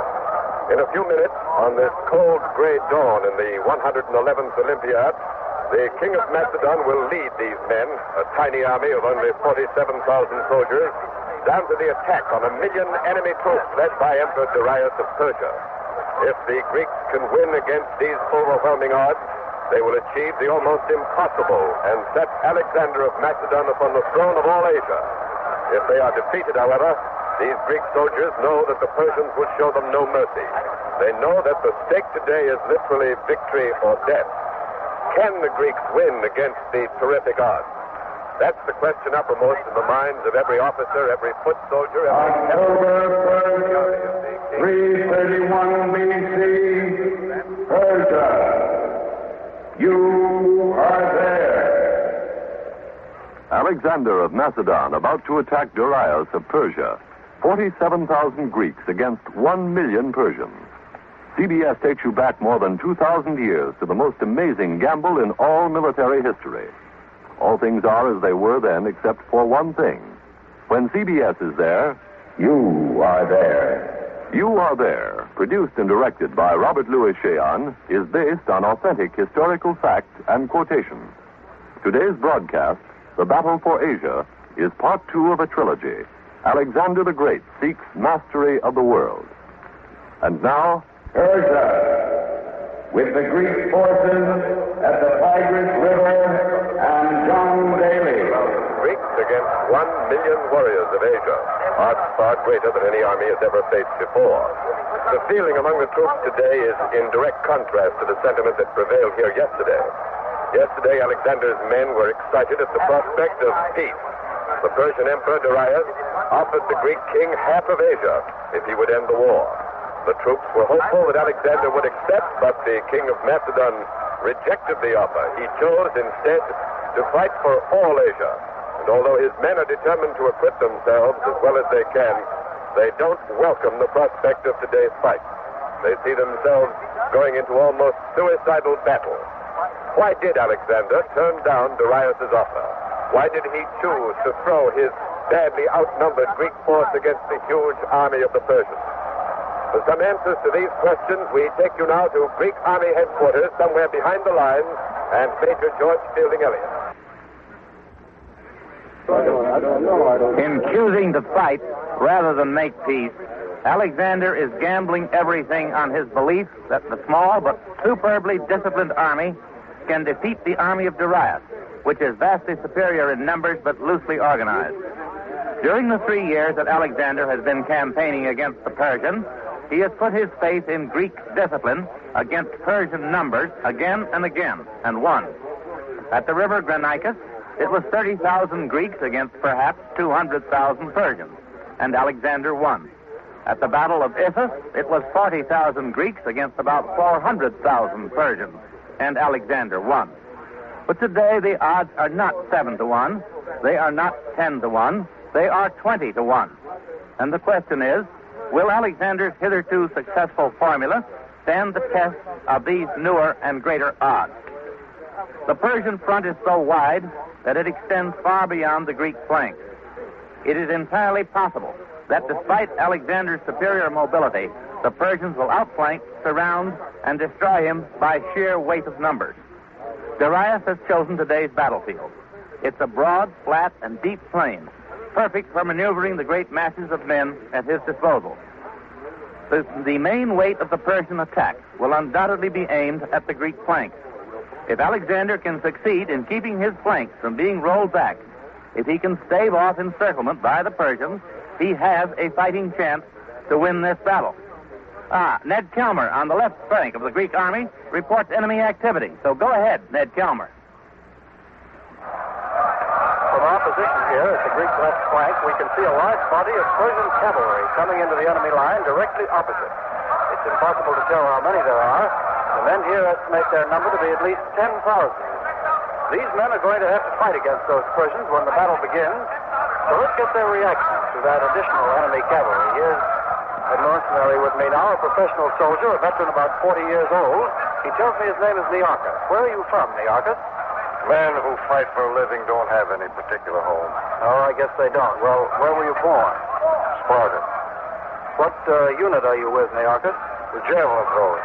Oh, then you men will be among the first to engage the Persian cavalry. How do you feel about that?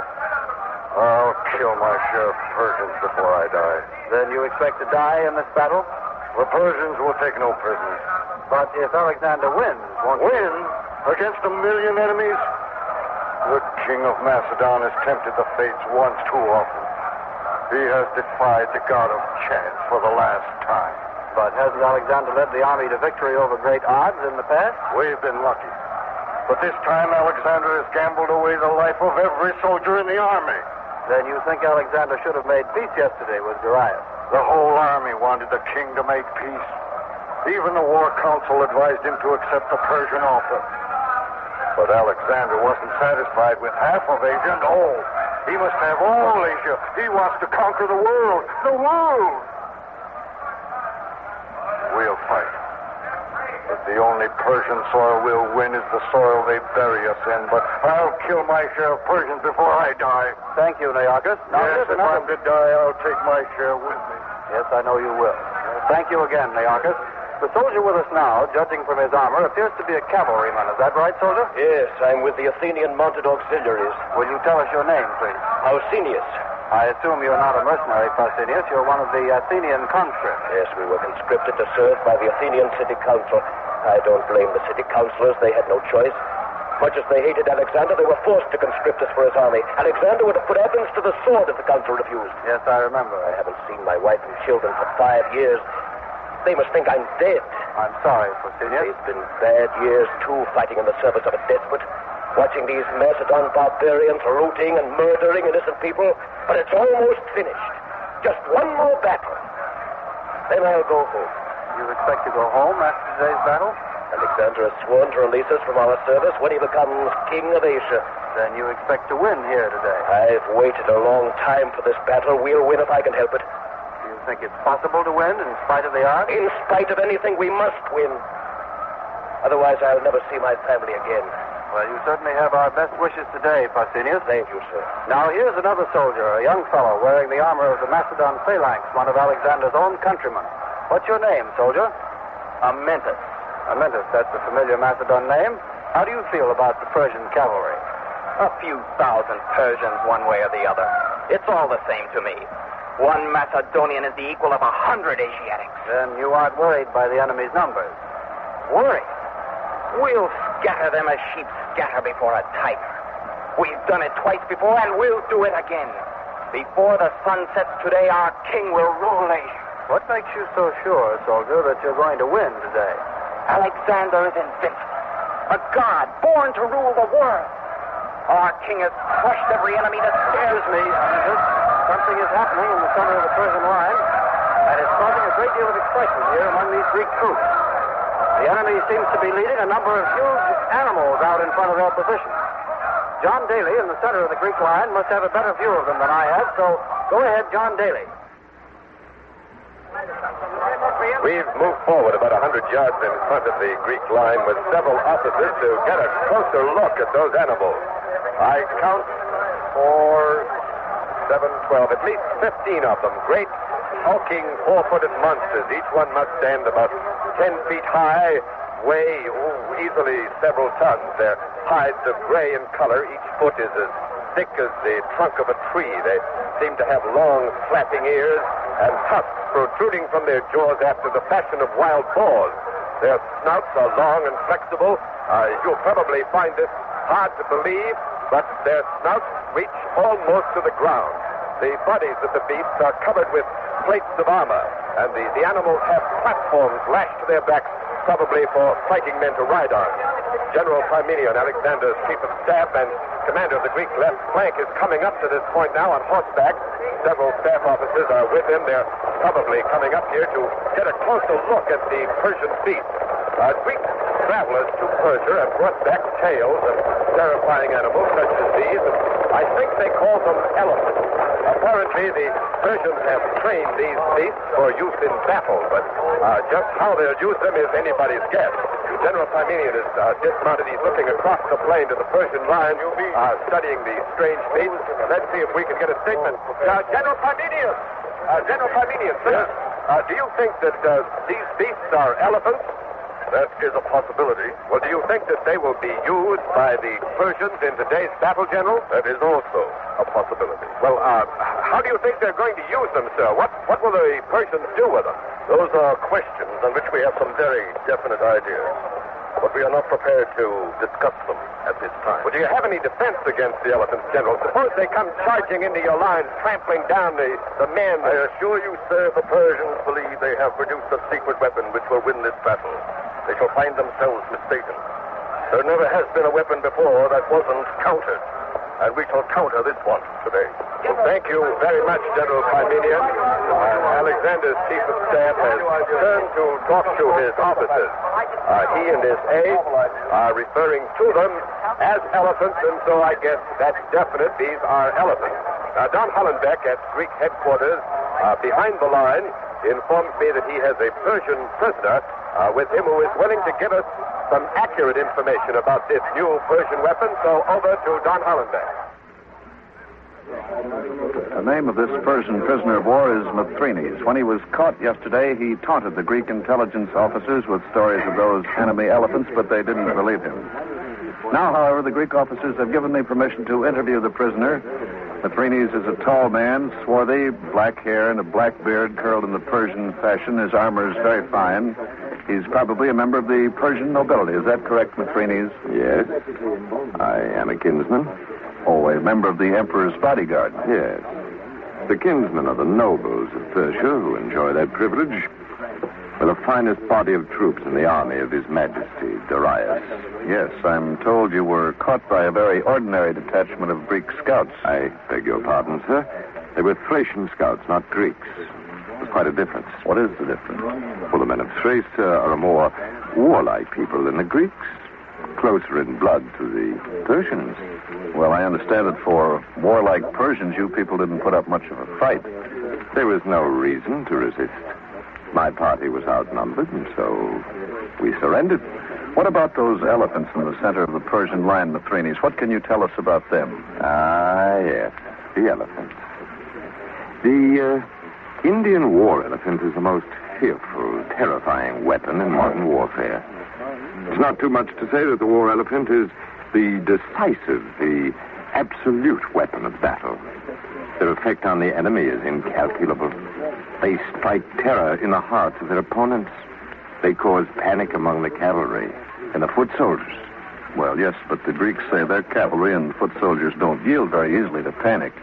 So much the worse for them. If the Greeks come within range of the war elephants, their destruction is assured. The beasts are trained to grip enormous swords in their trunks. Swords 15 feet long. They're trained to cut and slash at the enemy formations with those swords. Their tusks can gore a man with ease. With its trunk, the elephant can seize a man and horse, lift them into the air, and dash them to the ground, killing them instantly. The elephants thunder into the midst of an enemy formation, trample the foe underfoot, and, what's more, the elephants themselves are invulnerable. Oh, I regret that as a prisoner, I shall not be permitted to watch them. Excuse me, Mithrides. John Daly at the center of the Greek line up front reports that Alexander is arriving, so go ahead, John Daly. Alexander and the royal bodyguard are coming this way, riding through an avenue of soldiers of the phalanx drawn up at attention. These troops are Macedon's, the hard core of his army. They will bear the brunt of the fighting and will have to outdo all their previous exploits if Alexander is to win today. The young king of Macedon, only 25 years old, mounted on Bucephalus, his famous black charger, wears a helmet of polished steel with a white plume. Strands of his bright red hair are falling out from underneath the helmet. His armor is very light and fine. He carries a sword and shield, and as he passes close by, we can see that he is fresh shaven. The king looks rested and confident. Alexander and his party have passed through the line. Now they are riding out in front of it in full view of the Greek phalanx. We've been told that Alexander will speak to these troops before the battle begins. The soldiers are silent, waiting for their commander to address them. In this army of 47,000 men, all eyes are turned toward Alexander. Down below on the plain, the million men of Persia must also be looking up here as they wait for the battle to begin. The royal bodyguard has stopped about 50 yards in front of the line. Alexander has wheeled his charger around facing his troops. He's signaled his trumpeters, and now they are sounding Alexander's battle call, the scene of war.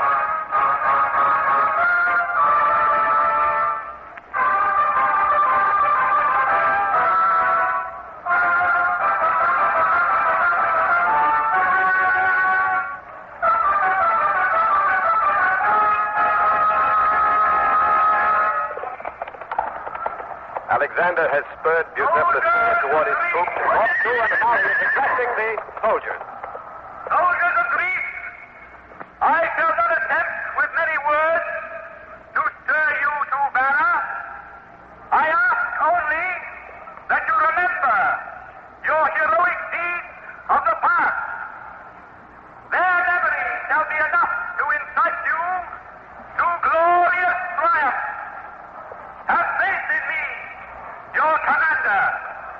I have led you from victory to victory. Remember, this time we fight not for a mere city, not for a province. The prize today is all Asia. I admit the task is difficult, yet the battle must have only one outcome. We must destroy the enemy. If we fail, there is no retreat. Behind us are the river Tigris, the Euphrates, and countless miles of enemy land. We must advance and conquer. Alexander has turned his charger toward the enemy, raising his arms high, sword in one hand, shield in the other. The king of Macedon lifts his eyes to heaven and speaks once again. O Zeus, ruler of the gods, all-powerful, lend your divine aid to my army. Give me victory today, O my father. Alexander has invoked the aid of Zeus, and the king called the ruler of the gods his father. For the first time, Alexander has publicly revealed what Greece has long suspected. He actually believes that he is the son not of the mortal Philip of Macedon, but of the mighty immortal Zeus. Once more he calls out, men of Greece. Forward to the attack, and now, with a blare of trumpets, the army has begun to move forward. When the man speaks, Alexander has ordered absolute silence until the enemy is engaged. I'm going to move down the hill with the Greek center above me at the very crest of this long hill. Ken Roberts has a commanding view of the entire battlefield. We'll cover the initial phase of the attack. Go ahead, Ken Roberts. The vanguard of the Greek army is now almost midway down the hill, moving swiftly toward the Persians. The magnificently disciplined Greek phalanx, 1,000 men wide and 16 ranks deep, each man carrying an 18-foot spear, is advancing inexorably in perfect unison towards the mass of the Persian center, which stretches out like a leviathan on each flank, waiting to engulf the relatively tiny Greek force. The Persians have at least 50,000 cavalrymen at each wing of their long line. Between the cavalry wings and the center, Darius has massed several 100,000 foot soldiers. And right there at the Persian center, protected by the screen of elephants, is the war chariot of the Persian emperor, surrounded by his bodyguard of kinsmen. The two armies are now separated by only a few hundred yards, and the Persian left is moving forward. Darius is not waiting for Alexander to reach his lines. The Persian monarch is striking the first blow of the battle, a thrust at that Greek right flank. Richard Huntlet is down below me to the right, closer to this action. Go ahead, Huntlet. 10,000 Persian cavalrymen have ridden out and struck at the Greek flank. They're trying to finish. Now the Greek artillery at first gave ground under the murderous impact of the assault, but now they're fighting back savagely. Some of those Persians are fighting with swords and lances, others throw javelins, and still others are mounted bowmen loosing their arrows as they gallop. The Greeks are attempting to maintain their cavalry formation using swords. The fighting seems indecisive. Greeks and Persians are falling. Now more Persians are coming into the fight. Darius is sending in reinforcements, but it's impossible to tell yet whether this is the main enemy thrust. Alexander hasn't yet sent any of the Macedonian heavy cavalry to help the Greek auxiliaries. The Greeks are giving ground. Ned Calmer reports that the Persians have launched an even more furious assault across the plain on the Greek left flank. So over to him. Go ahead, Ned Calmer. From my position with General Parmenian's staff, I can see the fighting some distance away. The Persians struck at this flank in two columns. They're using tens of thousands of cavalry, archers, javelin men, and scores of chariots. They're knifing into the Greek line like demons with swords and lances, cutting a path of blood and death as they go. One Persian column is now attempting to turn the Greek flank. The other is fighting to break through at the center. General Parmenian is employing all his forces in a supreme effort to stem this murderous assault. He's thrown in the 1st and 2nd divisions of the phalanx, the Salian cavalry, the Thessalian horse, and the foot soldiers of the auxiliary brigade. But it doesn't seem possible that Parmenian can save the situation. The staff position here is being encircled rapidly. It looks very bad here. This is Don Hollenbeck at Greek headquarters behind the lines. Go ahead, Ned Calmer.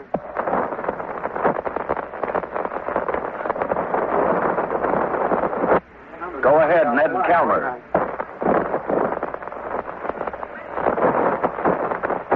We hope to reestablish contact with the Greek left flank. The Greek forces are not only running into difficulty on their right and left flanks, but they're also in trouble here. Persian detachments right now are attacking the headquarters camp. The camp guards are resisting fiercely. Seleucus, commander of the guards, has sent a message to Alexander telling him of the situation and asking for help. A bulletin's just been handed to me. It's from General Parmenian, commander of the Greek left flank. The forces under Parmenian have been completely encircled. They're in danger of annihilation, and the general has sent couriers to Alexander urging assistance. Ken Roberts, up at the crest of the hill overlooking the battlefield, reports activity in the center of the Greek line now, so over to him. Go ahead, Ken Roberts. Alexander is paying no attention to the dangerous situation on his flank and in his rear. He is gambling everything on his all-out assault at the center of the Persian line. His skirmishers are attacking the elephants that protect Darius now. The Greek skirmishers are hurling their javelins and discharging their arrows at the beast. Now Persian foot soldiers are striking back furiously at the Greeks. They're trying to defend their elephants. A wild fight is surging around the feet of the elephants. If Alexander can break through that train of elephants, he can get to the Persian emperor himself. And it appears that's what Alexander is trying to do. And now elephants are rearing up, trumpeting with rage.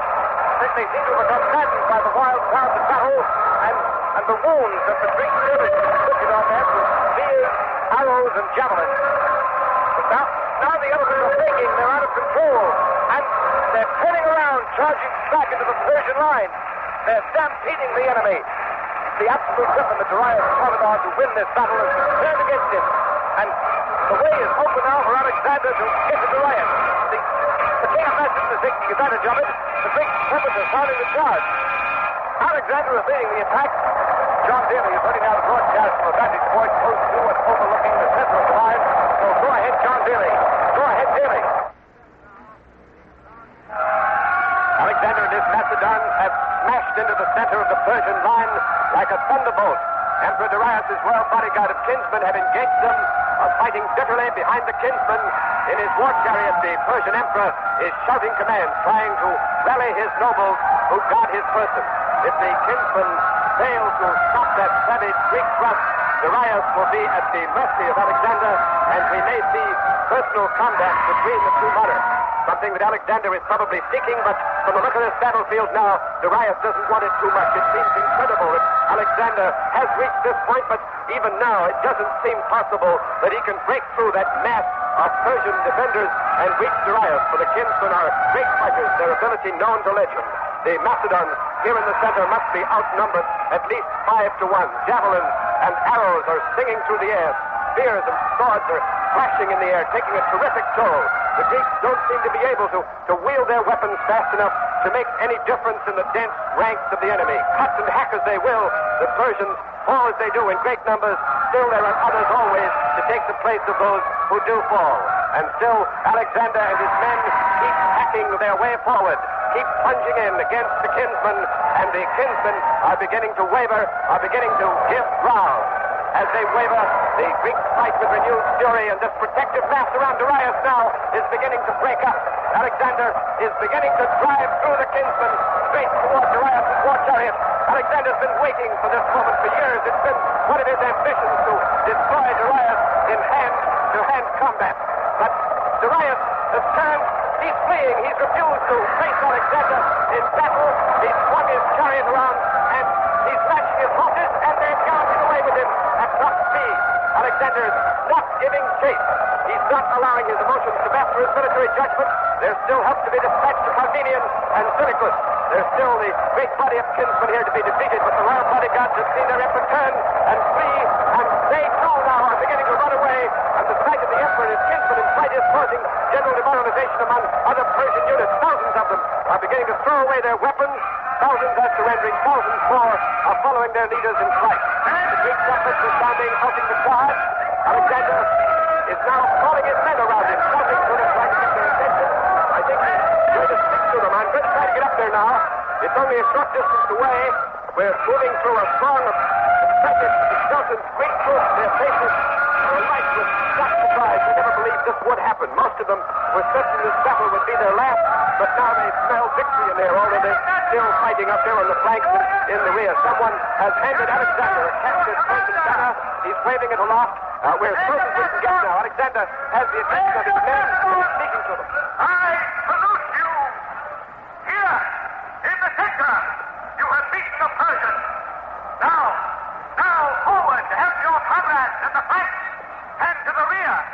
Victory is certain. Men of Macedon, Darius is no longer emperor of Asia.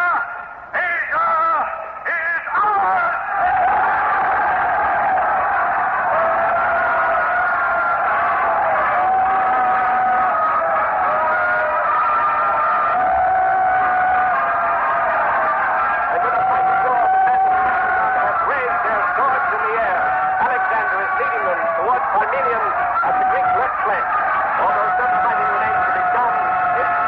The battle is won. The battle for Asia is over, and astonishing, incredible victory for Greece. Here on this plain near the Tigris River, the rule of Persia over the vast provinces of Asia has been dealt a mortal wound. Here among the piled-up bodies of the dead, the young conqueror of Macedon has carved out for himself an empire which reaches from the... October 331 B.C. Alexander of Macedon defeats Darius of Persia and wins the rule of all Asia. You have been listening to The Battle for Asia, another broadcast in the series You Are There, produced and directed by Robert Louis Cheon. The Battle for Asia was written by Michael Sklar. It was part 2 of a trilogy, Alexander the Great Seeks Mastery of the World. Richard Waring played Alexander, and the cast included Arnold Moss, Joseph Boland, John Merlin, Skip Homeyer, Charles Webster, Guy Sorrell, and others. Next week, part 3 of Alexander the Great Seeks Mastery of the World. Mutiny in India. You are there. Fine comedy, fine drama on the distaff side are provided every Sunday night by 2 of America's most talented actresses, Miss Eve Arden and Miss Helen Hayes. Every week, Miss Hayes is heard on the Electric Theater in an outstanding Broadway motion picture or radio drama, while Miss Arden brings you the lighter side of a teacher's troubles as the star of Our Miss Brooks. CBS cordially invites you to hear them both every Sunday night over most of these same stations. This is CBS, the Columbia Broadcasting System.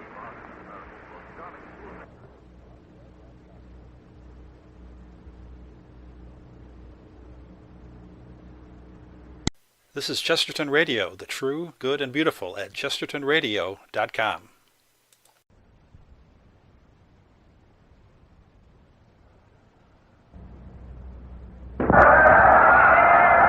This is John Daly with the Imperial Army of Alexander of Macedon at the Hipposis River in northern India. This day in the 113th Olympiad, nasty battle between the Greek and Persian divisions of Alexander's forces, with the supreme commander leading the Persian unit against his own Greek countrymen. For 3 days, Alexander's Greeks have defied his orders to go forward into the dangerous lands of India to the east. They insist on returning to Greece. Today, Alexander has called an assembly of the Greek unit. It is expected that he will offer his countrymen one last chance to end their mutiny. If they refuse, it's believed that Alexander will order the Persians to attack at once. It must be emphasized, however, that this is not official. It is speculation. The best opinion we've been able to obtain in answer to our why 326 BC, India. You are there. Alexander of Macedon, seeking mastery of the world, is defied by his war-weary Greek troops. CBS takes you back more than 2,000 years to the climax in the career of the great conqueror. All things are as they were then, except for one thing. When CBS is there, you are there. You Are There, produced and directed by Robert Louis Cheon, is based on authentic historical fact and quotation. Today's broadcast, Mutiny in India, is the last of a trilogy on the life of Alexander the Great. And now, India, the army of Alexander and John Daly. Alexander will order the Persians to attack them.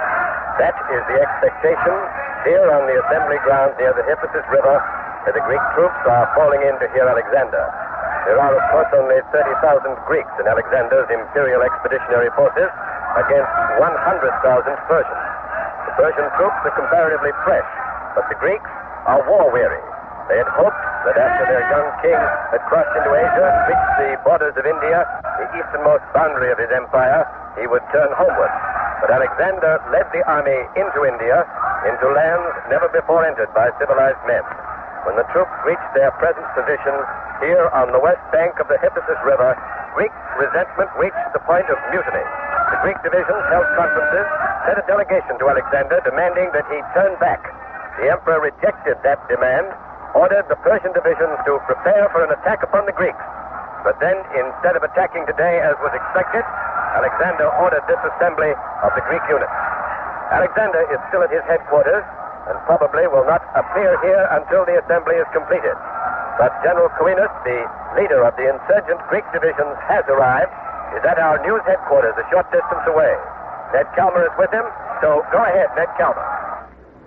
General Quirinus will be with us in a moment. He's speaking to several officers. The general is of middle age, slightly above medium height, and there's a scar on his face, the mark of an old sword wound, a scar running from his left ear down to his lip. Quirinus has been one of Alexander's most reliable captains, and the general has ended his conversation with the officers, and he's coming this way. General Quirinus, sir, do you think Alexander has called this assembly to give the Greeks an ultimatum? Yes, he'll stand on that platform. He'll rage and threaten. But that will change nothing. The troops will stand fast. Alexander must yield. He must end this expedition and lead us back to Greece. But, General, I'm afraid a good many officers disagree with you, sir. They think that unless you end the mutiny, Alexander will order the Persians to attack. Persians? That's merely frightened talk. Disregard it. The Emperor's threat to use the Persians against us is a sham. Oh, what's your reasoning on that, sir? If the Emperor throws the Persians against us, he'll not only destroy us, but himself as well. Himself? Do you think those Persians have forgotten that Alexander invaded their country and conquered them? Do you think they've forgotten that their kinsmen died on the battlefields of Granicus, Issus, and the Tigris? No, sir. The Persians have no love for Alexander. Once we Greeks were gone, they would turn on Alexander like wolves. Well, General, suppose you're mistaken. Supposing Alexander does throw the Persians against you, what are your chances to defeat them? He won't. He can't. But if he does, we have no chance at all. But you Greeks have always been outnumbered by the Persians when you fought them, and yet you've beaten them. Yes, but always in the past, Alexander was our general. If we fight today, he will be leading the enemy. And as a general, he has no equal. He's worth 500,000 men. And still, sir, in spite of that, you're willing to risk a battle? We have no choice. We Greeks have been campaigning with Alexander for 9 years. We fought countless battles. We've seen our comrades die.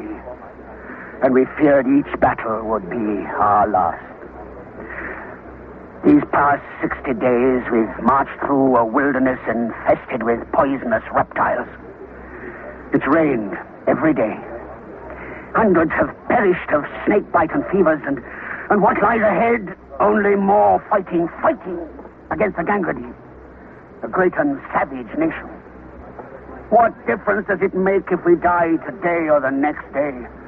If we must die, rather than die fighting for Alexander's insane ambition, let us die fighting to go home. Thank you, General Coenus. And now Don Hollenbeck at Alexander's headquarters is waiting to report.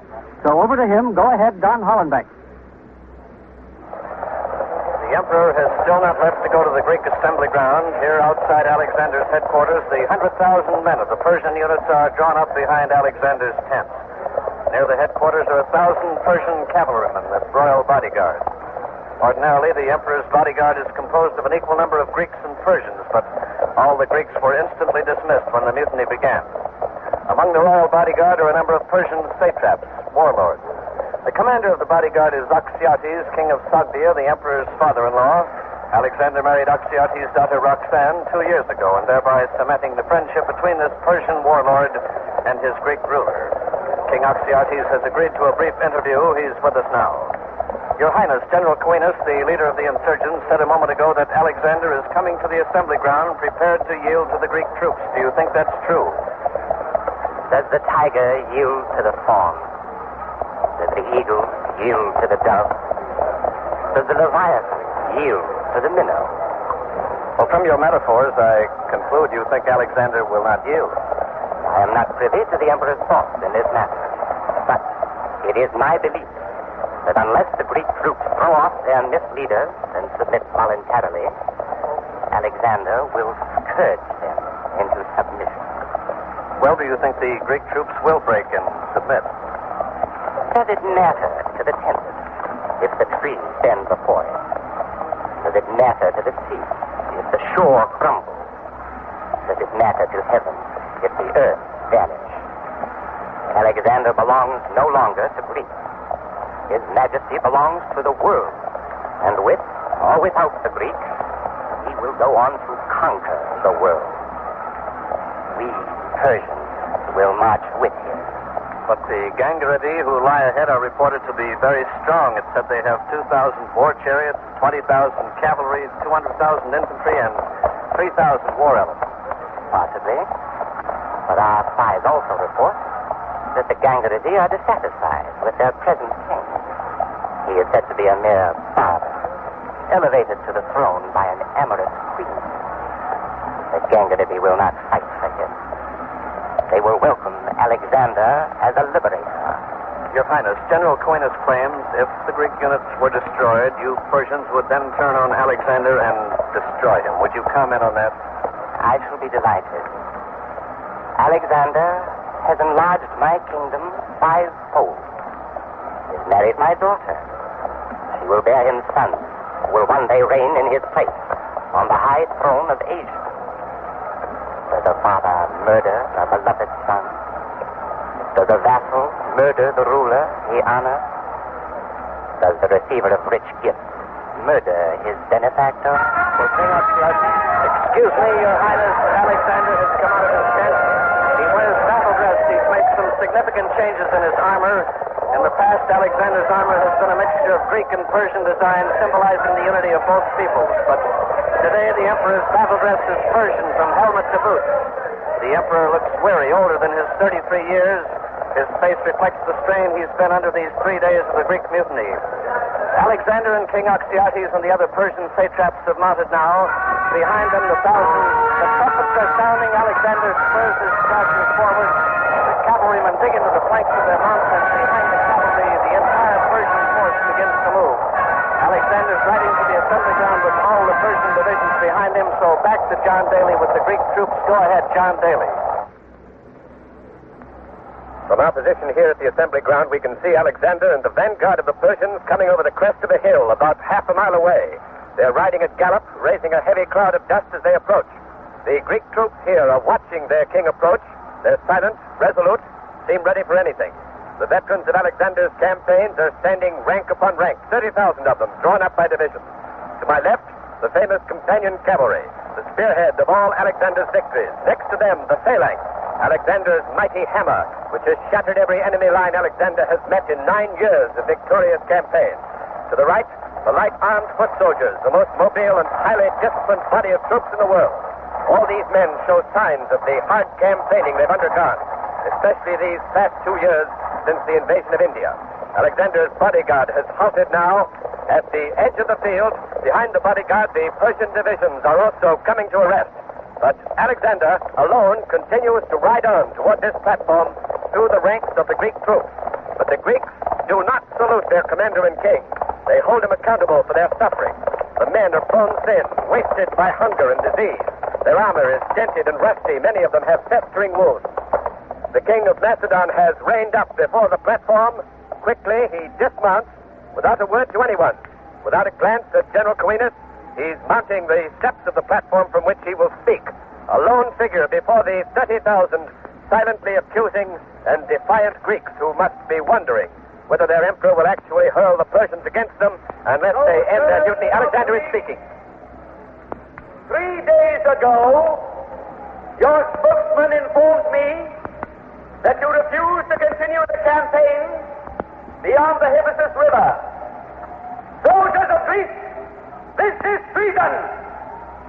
I should have nailed your spokesman to the nearest trees, flogged thousands into obedience, cut off hundreds of heads, as I did twice before, when traitors dared to rebel against me. Philotas, Callisthenes, Parmenion, all traitors and all dead. Yet, out of my love for you, my fellow countrymen, my simple soldiers who shared danger with me and victory, I am showing the greatest of forbearance. Soldiers of Greece, there are limits to my patience. We go forward against the Gangrene, forward to new and ever more glorious victories, forward to mastery of the world. Alexander's words have drawn no response from the Greek divisions. The men are absolutely silent, unmoved by the eloquence of their king. They've heard his eloquence before, and apparently General Coenus is mounting the platform. Alexander turns to him. Coenus confronts his king now. Back to the platform. When you charge us with treason, we have opposed your will, but only because it has become necessary to place a limit upon our suffering, your suffering.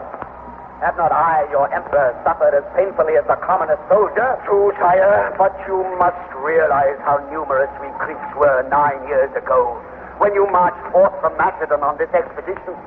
You must realize, sire, how few of our original numbers have survived. I and you who have survived have sacks of gold and precious jewels. When I became your king, you were peasants, living in mud huts. Now you are men of wealth and power. I have made you princes of Asia. But we are men, sire. We have a great yearning to see our wives and children. Of what use is gold to us if we die here on an alien soil? Lead us, we beg you, back to Greece. Then, if it be your wish, lead a new expedition against the Gangrene. Young men will flock to your banner, replacing us who have grown old and weak in battle and hardship march. March at once, or by my father Zeus, the Persians attack. I beseech you, sire, trust not the Persians. You rule their bodies, but not their hearts. Trust us, sire, us, the loyal Greeks. We who honor and love you. Fool! Mortal! It is I, Alexander, Emperor of Asia, son of the divine Zeus Ammon, a demigod who speaks. Forward, I say! Forward! No! Greetings! The Emperor is leaving the platform, his face pale with rage. General Coenus has just ordered the Greeks to prepare to resist an attack. Should Alexander order it now? The king has mounted. He's riding towards the Persians. The men are turning to face the Persian divisions. Cavalrymen are setting their lances, archers fitting arrows to their bows. Soldiers of the phalanx have locked shields and raised their long spears. Others have drawn their swords. The Persians haven't moved yet. Alexander is approaching them, and a horseman has left the Persian ranks and has met Alexander in the center of the field. The horseman is Aristander of Tolesus, the Emperor's chief soothsayer. He's talking excitedly with Alexander. The Emperor shakes his head, and there is evidently an area of disagreement. This unexpected development comes as a complete surprise. We don't know what it means. Aristander is one of the most celebrated augurs in the world. The two men are galloping back here towards the platform, and General Coenus has ordered a stop to the preparations for battle. We don't know. This may presage some startling development. Aristander is the great licensed soothsayer, famous as a seer and diviner of the will of the gods. He is Alexander's chief augur, entrusted with the making of sacrifices, examining the omens and reading them. On the basis of the omens, he very often advises Alexander on difficult decisions. The Emperor has dismounted now at the platform. Aristander remains below. The men are silent again. General Coenus and the Greek units seem to know nothing more than we do about the meaning of this unexpected development. Alexander is up on the platform again. Ignores General Coenus, and once more Alexander speaks to the troops. Aristander has intervened in your behalf. He wishes to demonstrate to you that it is not my will, but the will of the gods that we go forward. Here, now, on this platform, before your very eyes, Aristander shall perform the ceremony of the omens. He shall reveal to you the will of the son of Zeus, the friend and counselor of mankind, the Olympian Apollo. By what omen, sire, shall the will of Apollo be revealed? By the flight of a sacred white falcon. When the bird, upon release from its cage, flies eastward, it shall be a sign that you must march eastward. But, sire, what if the bird does not fly eastward? What if it flies to the west, the south, or the north? The falcon shall fly east, you hear? But if it does not fly east, sire, why not? If the bird fly in any direction but east, we march home. You swear it, sire? I swear it.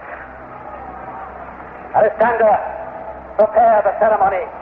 Alexander is leaving the platform. General Coenus is following. The Greek troops, their broken ranks, are milling about the field, talking excitedly about this new development. For the moment, at least, there will be no battle here.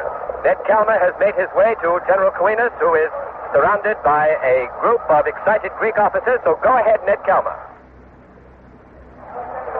General Coenus, what do you think of the Emperor's decision to learn the will of Apollo in the flight of a falcon? Alexander has yielded. He's spoken, just as I said he would.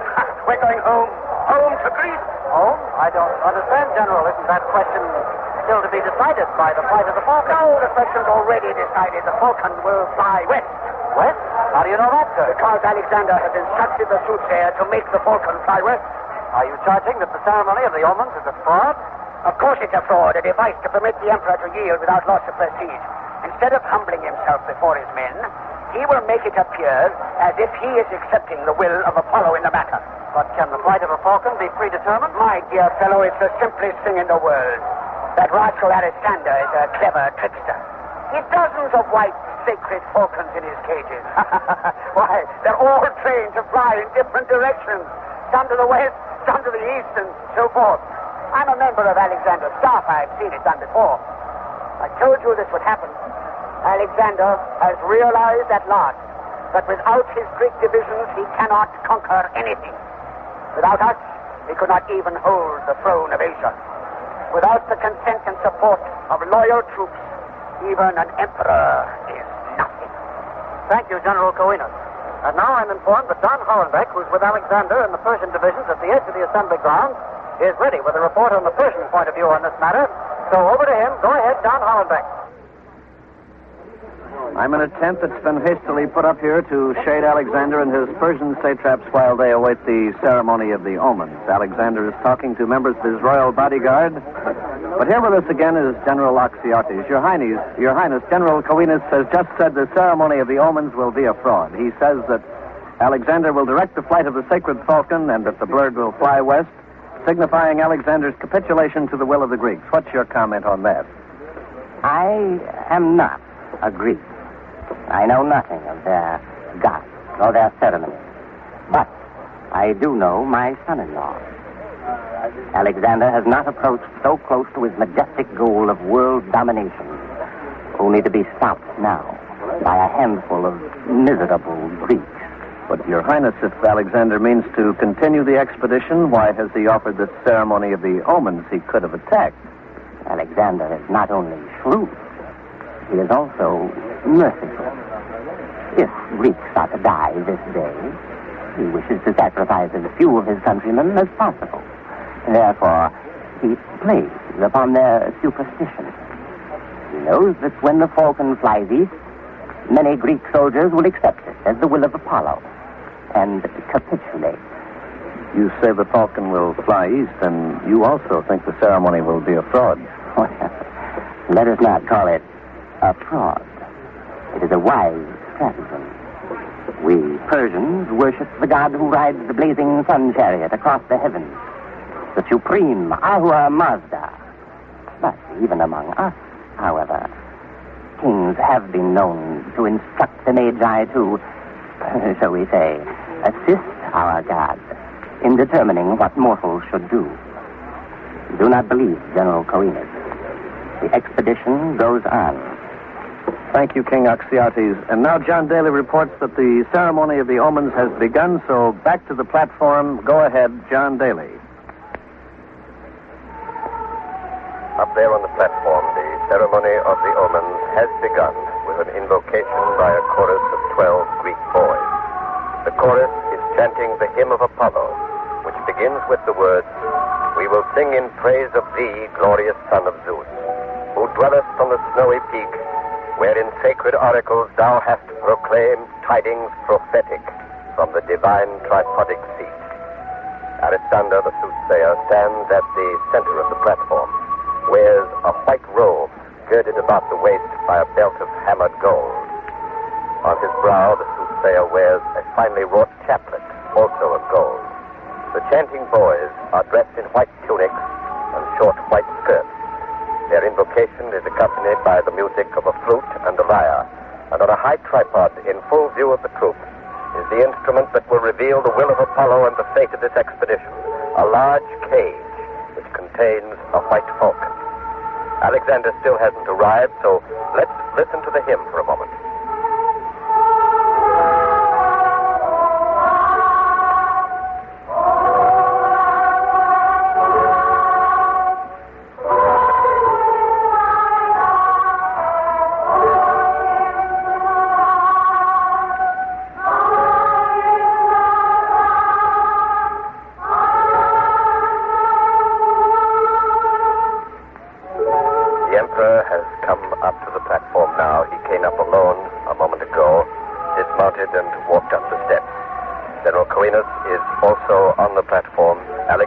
Still impassive, but the general's face wears an expression of cynicism, even disdain. There's not a sound in the ranks of the Greek troops. They watch the platform with fixed stares. Fraud or not, if the falcon flies east and the Persians attack, they have said they will fight. Now the invocation has ended, and Alexander has begun his petition to Apollo. Divine son of almighty Zeus, bringer of the light, patron of muses, healers, and oracles, lend ear to our supplications. Manifest thy will to these poor troubled mortals. Speak now in the flight of this sacred white falcon, which we deliver unto the skies. With a quick movement of his hand, Alexander has lifted the lid of the cage, and with a scream, the sacred white falcon has launched itself into the air. It's climbing rapidly. Every man among the 30,000 Greek soldiers here is watching its flight. taut, nerves at the snapping point. The falcon is soaring in wide circles directly overhead, and it seems to be searching for its course. And now, with another scream, the falcon is winging westward. It's flying west in the direction of Greece. And to a man, every Greek has turned to Alexander on the platform. The bird has flown west, but will Alexander keep his promise? The king is still watching the falcon. As it grows smaller and smaller in the distance, there's an expression of bitter heartbreak, sorrow on his face. Now the king is speaking. Of Greece, Apollo has spoken. No mortal, not even I, Alexander, a demigod, may defy him. Soldiers of Greece, we march home.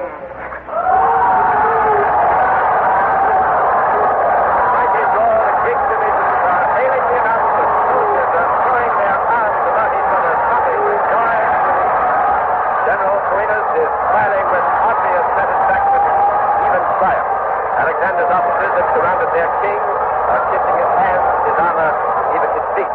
But Alexander makes no response. He stands there, a tragic figure, king of Macedon, emperor of Asia, a man who might have been master of the earth, who has now come to the end of his cherished dream of world empire.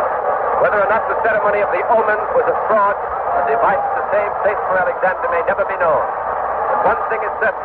India, Carthage, September 326 BC, India.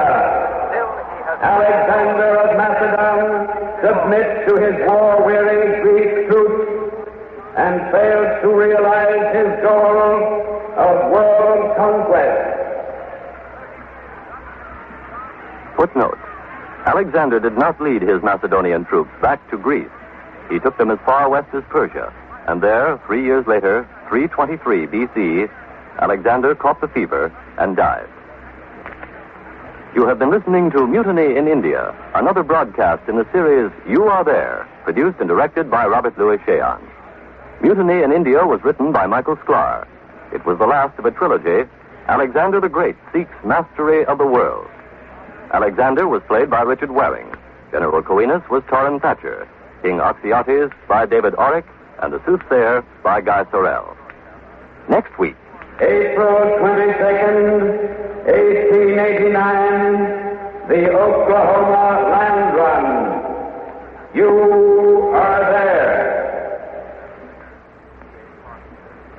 Fine comedy, fine drama on the distaff side are provided every Sunday night by two of America's most talented actresses, Miss Eve Arden and Miss Helen Hayes. Every week, Miss Hayes is heard on the Electric Theater in an outstanding Broadway motion picture or radio drama, while Miss Arden brings you the lighter side of a teacher's troubles as the star of Our Miss Brooks. CBS cordially invites you to hear them both every Sunday night over most of these same stations. This is CBS, the Columbia Broadcasting System.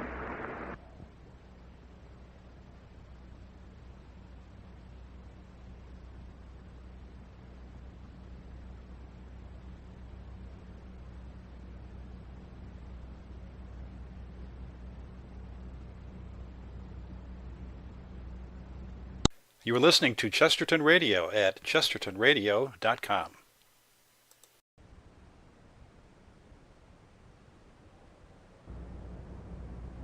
This is John Daly in the courtroom of City Hall, corner of Nassau and Wall Street, New York City.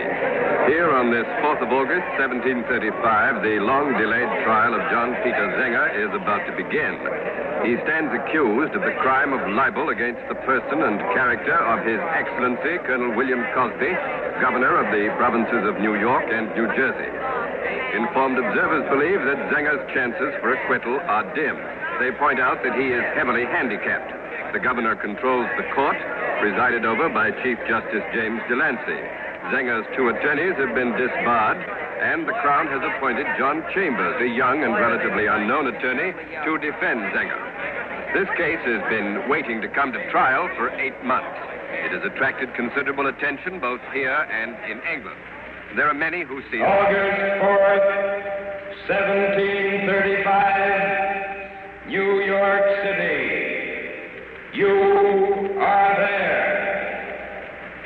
John Peter Zenger, a colonial printer, stands before a government-controlled court determined to convict him for libel. CBS takes you back 214 years to one of the most celebrated trials in our nation's history, the trial which established our treasured heritage of freedom of the press. All things are as they were then, except for one thing. When CBS is there, you are there. You Are There, produced and directed by Robert Louis Cheon, is based on historical fact and quotation. Walter Hamden plays Mr. Andrew Hamilton in today's broadcast. And now, a crowded courtroom in colonial New York, and John Daly. Action here in the colonies is about to begin. The courtroom is packed with people who have come from points as far away as Boston and Philadelphia to witness this trial. Chief Justice Delancey and his associate, Justice Phillips, have not appeared yet. So now to our CBS News headquarters for the trial and the latest developments in this dramatic case. Go ahead, Quincy Howe. There's a lot more to this case than meets the eye. The issue is not just whether John Peter Zenger is guilty of libeling Governor Cosby. The larger question is, shall the people of these colonies have the right to protest against what they regard as arbitrary and oppressive rule of any and all Crown-appointed governors? 2 years ago, when Colonel Cosby became governor, he began to tax the people in what they considered a high-handed manner. It's also alleged that he suppressed their civil rights. When the colonists tried to get some relief in the city council, the governor removed the senior member of that body, the beloved and respected Rip Van Dam. When the people took their case to the courts, Governor Cosby replaced the Chief Justice, Mr. Lewis Morris, with Mr. James Delancey, who will preside over today's trial. Deprived of their normal avenues of protest, several influential New Yorkers got together and backed John Peter Zenger in issuing a newspaper, the New York Weekly Journal, which published many unsigned articles attacking the governor. 8 months ago, Cosby arrested Zenger on a warrant charging him with printing seditious libels, and Justice Delancey set the bail so high that Zenger had to stay in jail. If the jury finds Zenger guilty, the New York Weekly Journal will certainly go out of business. Also, many colonists believe that such a precedent will tend to discourage opposition to the government and will throttle a free press. Just a moment, the sheriff has brought Zenger into the courtroom, so back to John Daly. Zenger is being led into the prisoner's dock, and the crowd has broken into a spontaneous demonstration. Zenger just waved at his wife, Mrs. Anna Zenger, who is sitting next to John Chambers, his attorney, and Don Hollenbeck is with Mrs. Zenger also, so over to Don Hollenbeck. The bailiff seems to be quieting this demonstration for Zenger. Mrs. Zenger, is this the first time you've seen your husband since his imprisonment? The first time. This is the first time. And how do you think he looks? Dreadful. Terrible. He's lost so much weight. So much.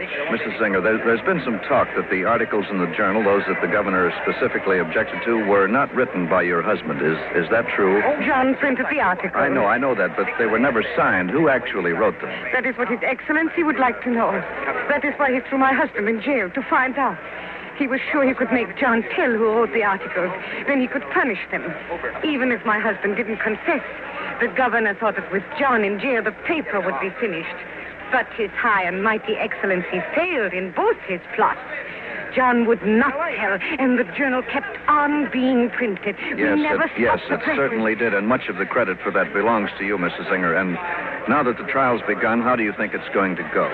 The jury will find my husband innocent. They must.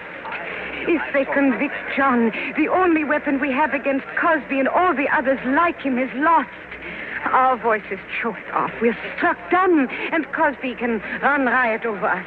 And we will have neither the right to protest nor the voice to cry out with. But if John is acquitted, as I pray the Lord he will be, the men everywhere in America will be able to speak out as free men must speak out, without fear and freely. Thank you, Mrs. Anna Zenger. Now the sheriff is asking that the aisles be cleared. It seems the trial is about to start, so back to John Daly. The aisles are being cleared, and this place is taking on some semblance of order. Mr. Richard Bradley, the Attorney General who will prosecute Zenger, is standing at the Crown's table. He seems very complacent. He's smiling, and at the moment, setting his powdered wig at just the right position on his head. And now the bailiff has reached up to the judge's bench and is pounding the gavel. Chief Justice Delancey and Associate Justice Phillips are entering the courtroom from their chambers. They're going up to their places on the bench. The spectators have risen. Let's listen. Quiet. The New York Supreme Court, term of August, in the 9th year of the reign of our sovereign Lord King George II, Justices Delancey and Phillips presiding. All those having business before this court draw near, give your attention, and ye shall be heard. Be seated.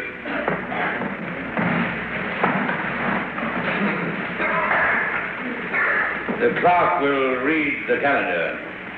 The Crown versus John Peter Zenger, printer of New York City. Mr. Attorney General, are you prepared for the Crown? We are ready, Your Honor. Mr. John Chambers, are you prepared for the defendant? May it please Your Honor. Yes, Mr. Chambers, what is it? May I address Your Honors to say that I have just been advised that I am to have the cooperation of another attorney in the presentation of my case. Another attorney, sir?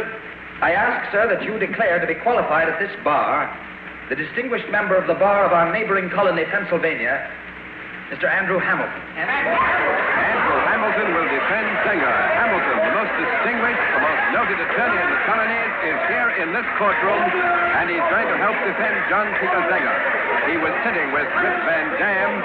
We didn't recognize him because we've never seen him before, but we certainly do know of his reputation. Mr. Hamilton rose when Chambers spoke his name. He has come forward to the bench. The spectators burst into spontaneous applause when they heard his name, and the bailiffs are now trying to quiet them. Their reaction is not at all surprising, for with Andrew Hamilton pleading his case, John Peter Zenger's cause is no longer hopeless. Hamilton is a brilliant trial lawyer. He has a long and remarkable record of courtroom victories. He is a man in his early 80s. Some time ago he retired from active practice, but he apparently has come out of retirement to defend Zenger. Now Zenger, the underdog, has at least a fighting chance. At last, the crowd has quieted down. Now back to the bench. Mr. Hamilton, Your Honor, I am ready to take the oath. The oath. Yes, of course, yes, the oath. Well, now raise your right hand. Do you solemnly swear that at this bar you will abide by the laws of our Lord and Majesty the King and all the ordinances pertaining to the trial of this case? I do. We welcome you to our bar, Mr. Hamilton. I thank you, Your Honor. Mr. Hamilton is now taking his place at the defense table. If it were anyone else, Justice Delancey might possibly have refused the oath, but he just couldn't refuse it to Andrew Hamilton. That's the gavel again. The trial will proceed. The clerk will panel the jurors. Robert Sinclair, Joseph Dillingham, Charles Osborne, Daniel Forsyth. Objection, Your Honor. Objection to what, Mr. Chambers? I humbly move, Your Honor, that the sheriff be instructed to read the names of the jurors in the same order as they appear in the freeholder's book. How is that? Are they not in that order? No, sir, they are not. Some of the names that were last on the panel are now placed first. Clerk, is it so? Look on that copy. Is it a true copy of the panel? Yes, I believe it is. Well, then how is it that some of the names are misplaced? I have the list handed to me by the sheriff. Yes. Well, then, I say someone must be in error. Yes. Well, now, put aside the list you've read and read the names from the freeholder's book in the order they do appear. Yes, Your Honor. Apparently, some attempt to obtain a jury favorable to the Crown has been frustrated. Normally, a jury is selected from a list of names known as the Freeholder's Book, and customarily the names are called in order. Here, however, someone evidently shuffled the names so that the list contained a number of men who are known to favor the governor. Whatever the reasons behind the maneuver, quite obviously it has failed. And now, as the clerk finishes reading off the true list, the jurors, most of whom are middle-class merchants and farmers, are filing into the jury box. And they're all in there now, standing and waiting. Do you have any challenges, Mr. Chambers? No, Your Honor. The defense is satisfied. Yes. Mr. Attorney General, are you too satisfied? That is the Crown. Yes. Of course, yes. The Crown is happy. Very happy indeed. Well, swear in the jury.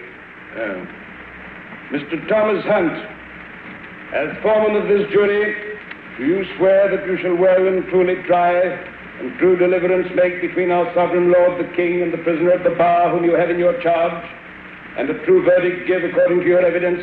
So help you God? I do. Gentlemen, the same oath which your foreman hath taken on his behalf, you and every one of you shall well and truly observe and keep on your honor. Repeat after me, I do. I do. Be seated. The jurors now seat themselves, and the long-awaited trial of John Peter Zenger actually begins. Mr. Attorney General, will you proceed? Very pleased, Your Honor, that, gentlemen of the jury, the charge against the defendant, John Peter Zenger, is that he did willfully and maliciously print false, scandalous, and seditious libels, in which His Excellency, the Governor of this province, who is the King's immediate representative here, is greatly and unjustly scandalized as a person that has no regard to law nor justice. Such libeling has always been discouraged as a thing that tends to create differences among men, ill blood among the people, and oftentimes great bloodshed. There can be no doubt but that you, gentlemen of the jury, will condemn these practices and find the defendant guilty as charged. Mr. Chambers. Your Honors, gentlemen of the jury, my client, John Peter Zenger, pleads not guilty to the charge.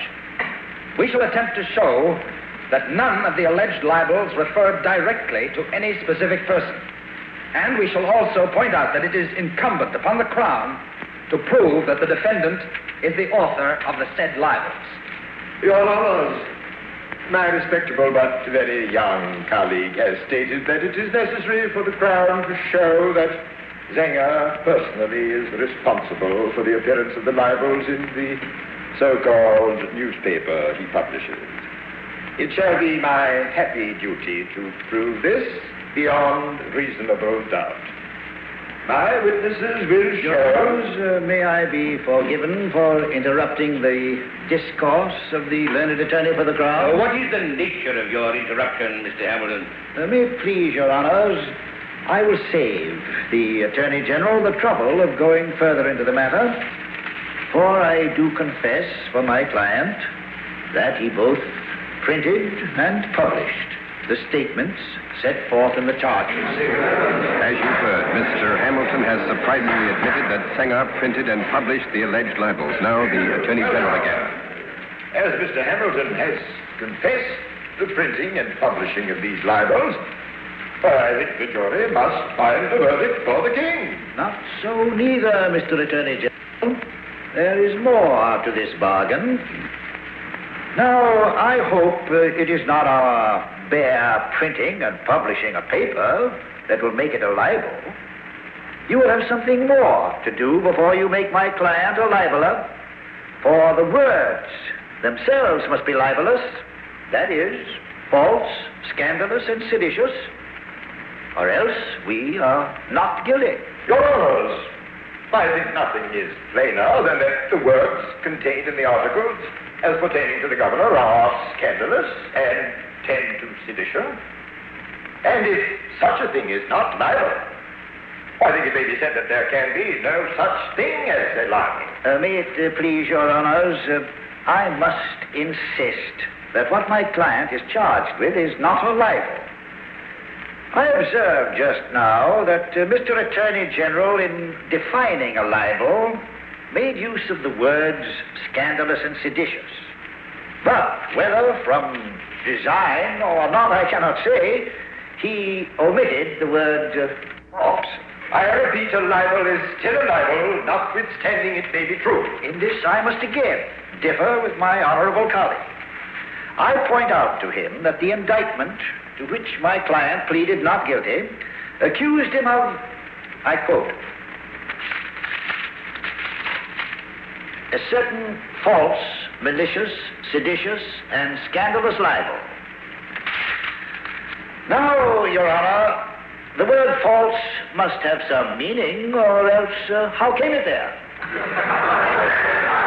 show the court that I am in earnest, and to save the court's time and Mr. Attorney General's trouble, I will agree that everything Mr. Zenger printed about His Excellency the Governor is scandalous, seditious, and a libel, provided only that he proves them false.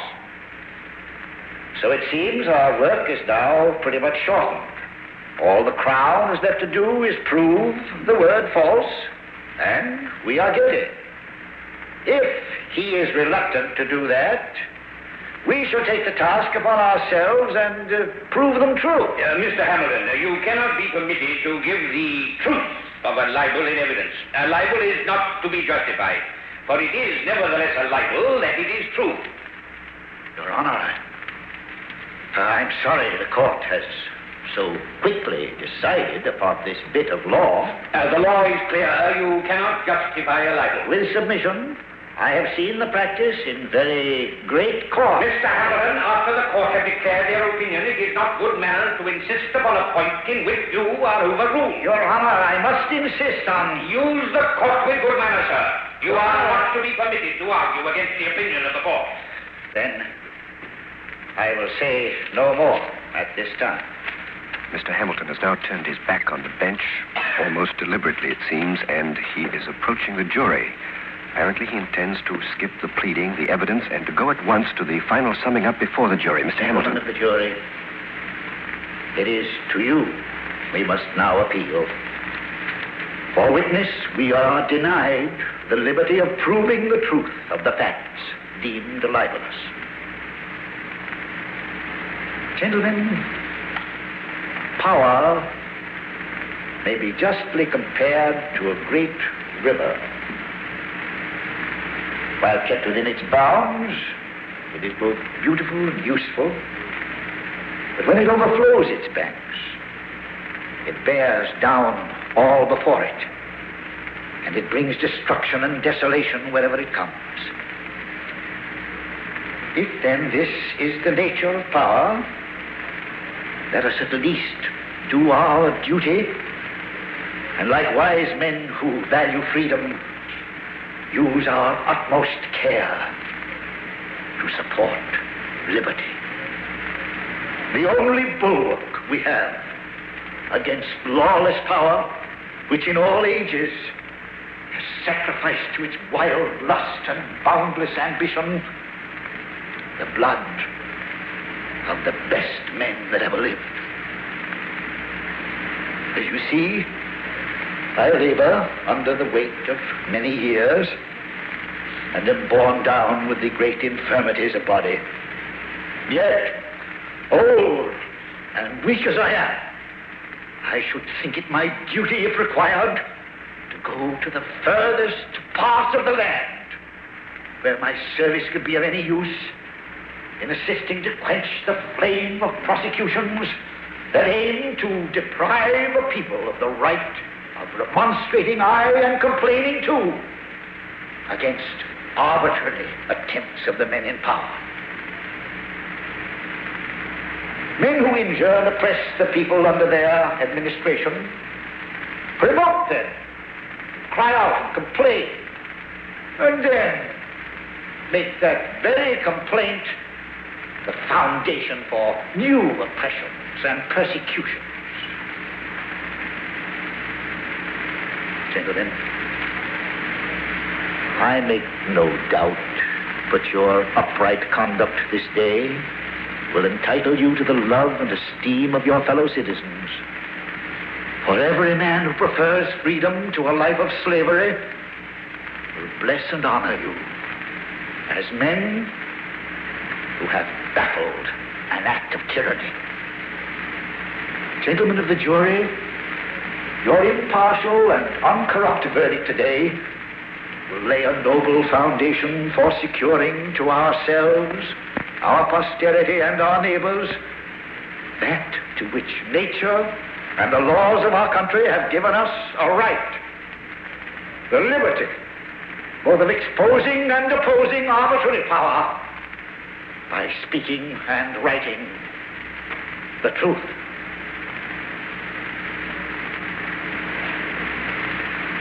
The question before the court, and you, gentlemen of the jury, is not of small nor private concern. It is not the cause of a poor printer, nor of New York alone, which you are now trying. No. It may, in its consequence, affect every free man in America. It is the best cause. It is the cause of liberty. The defense rests.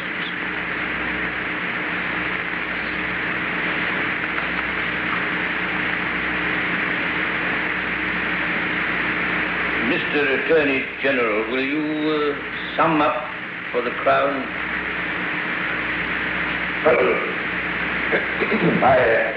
That is, gentlemen of the jury,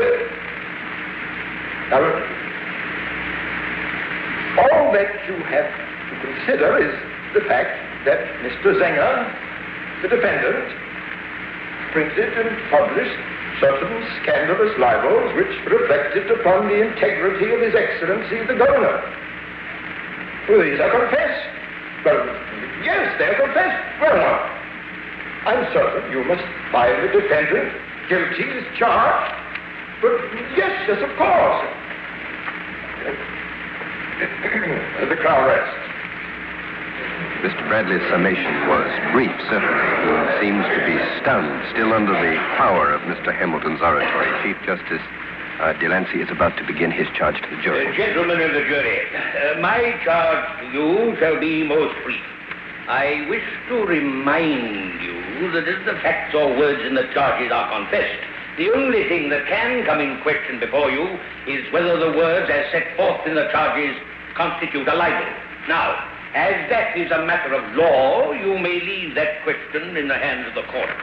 In other words, gentlemen, you, as a jury, have only to decide facts, not law.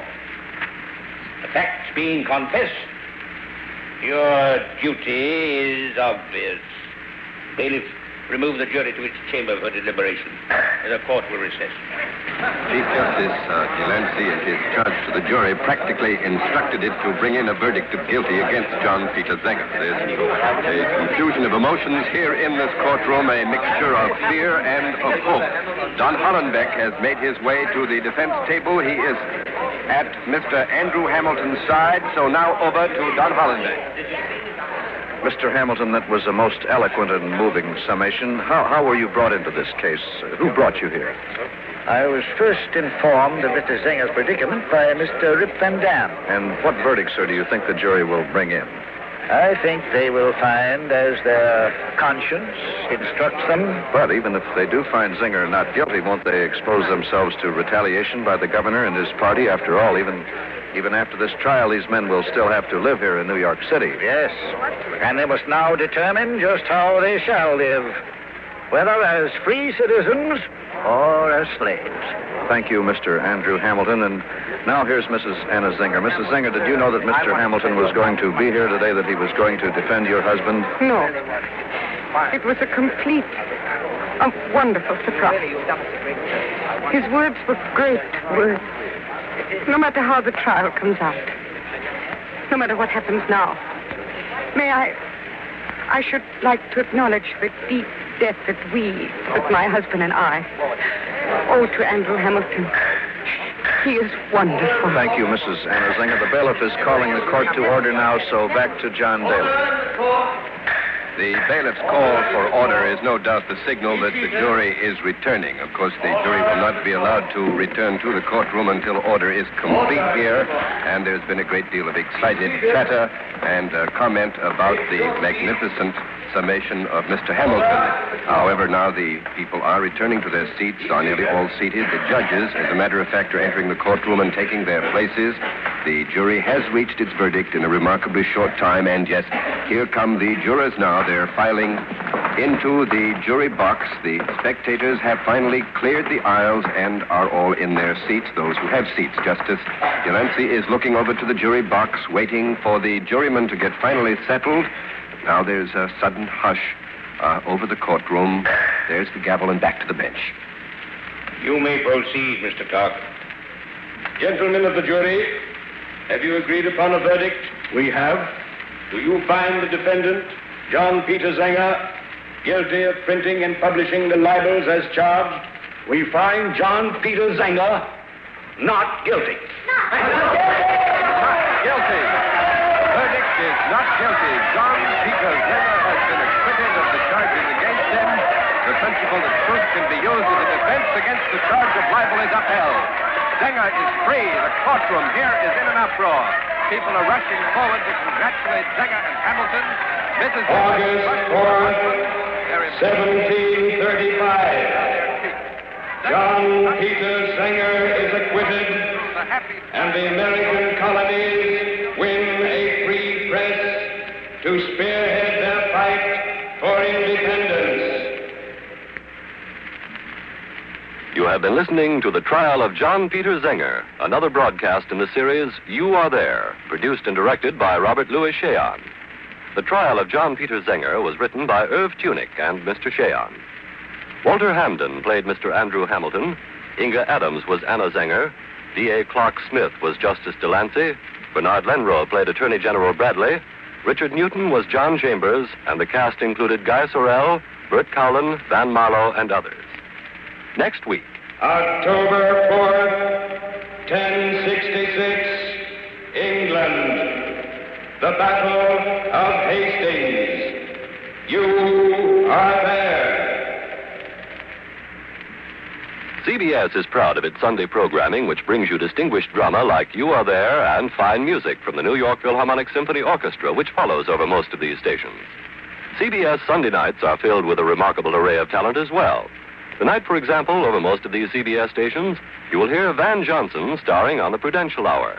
You'll hear Spike Jones, Amos and Andy, Dashiell Hammett's Sam Spade, Broadway's Helen Hayes, and Hollywood's Eve Arden. They'll all be here tonight, and in case you think we've made a big omission, Jack Benny will be here on all of these stations with his guests, Claudette Colbert and Vincent Price. This is CBS, Jack Benny's radio address, the Columbia Broadcasting System.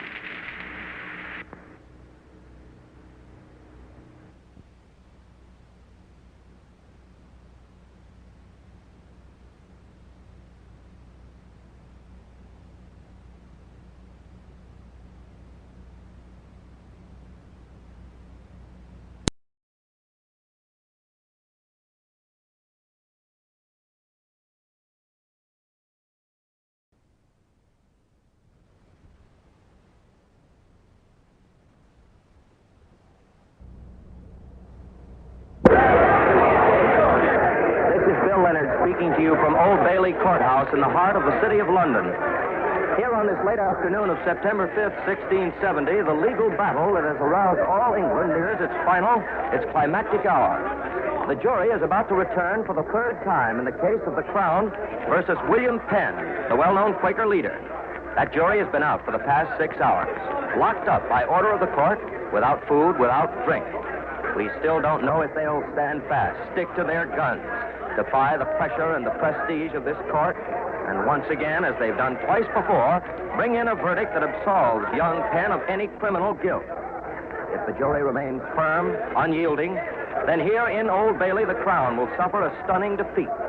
If the jury gives in, changes their verdict, then, as everyone knows, not only will the government of King Charles II achieve a considerable triumph, but the entire principle of trial by a free and independent jury may go into the discard for centuries to come. Word has come from the jury room that their deliberations are over. They're ready once again to deliver a verdict. We're waiting now for the court to reassemble. The crowds here are all in their seats. The soldiers... September 5th, 1670, Old Bailey, London. The trial of William Penn. You are there. CBS takes you back 280 years to the trial of William Penn, 12 years before he founded Pennsylvania. The charge? Speaking to an unlawful assembly of people and inciting them to riot. All things are as they were then, except for one thing. With all the modern facilities of radio present and CBS newsmen reporting from the scene. You are there.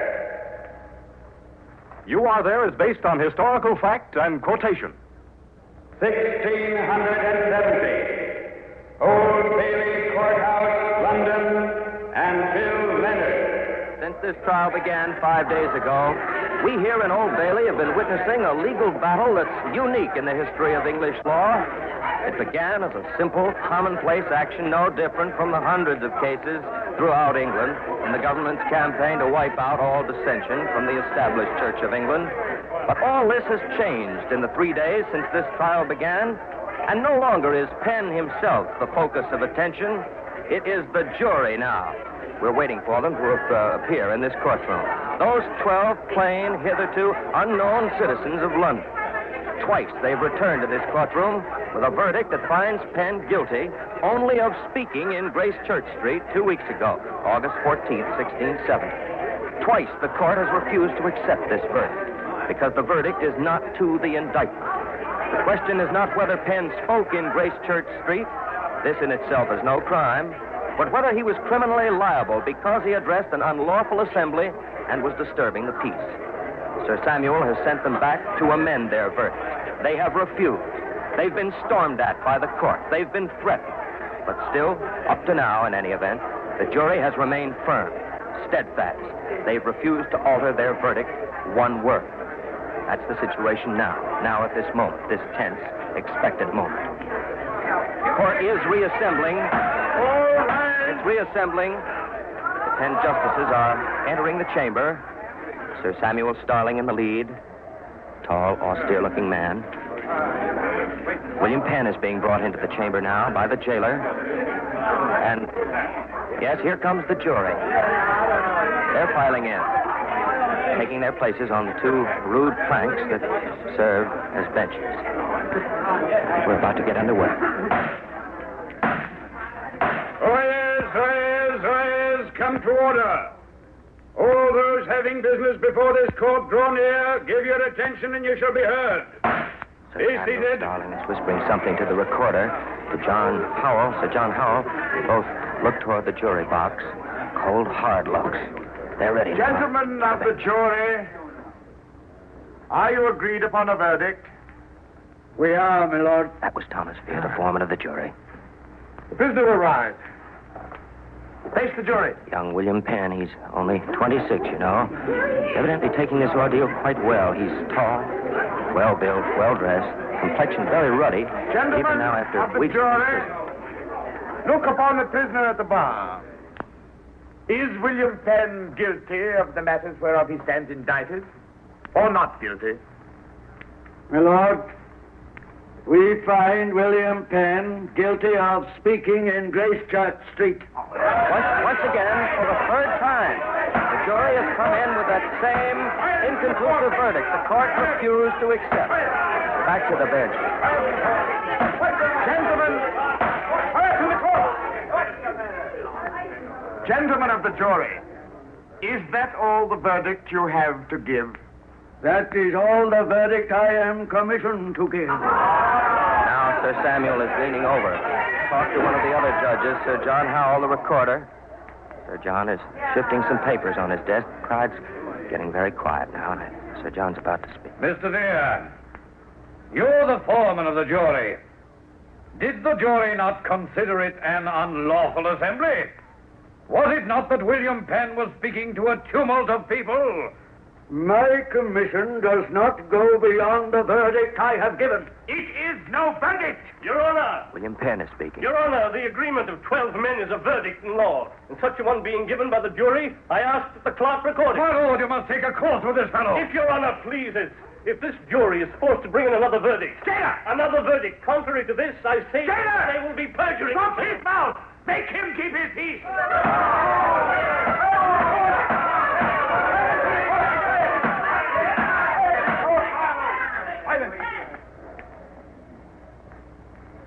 Gentlemen of the jury. Sir Samuel Starling. I have charged you 3 times before. This will be the 4th time. I hardly think it necessary to remind you that it will also be the last time. Remember, gentlemen, according to the indictment, William Penn, with divers other people, to the number of 300, did assemble and congregate in the street called Gracechurch Street, unlawfully and tumultuously, and in contempt of His Majesty the King, his crown, and dignity. Now, to prove this charge, the Crown has introduced a number of most credible and trustworthy witnesses. Unless you be blind and deaf, which I take it you are not, the facts must be known to you. Yet 3 times you have brought me in a verdict that is no verdict at all. It is no verdict to say that William Penn is guilty of speaking in Gracechurch Street.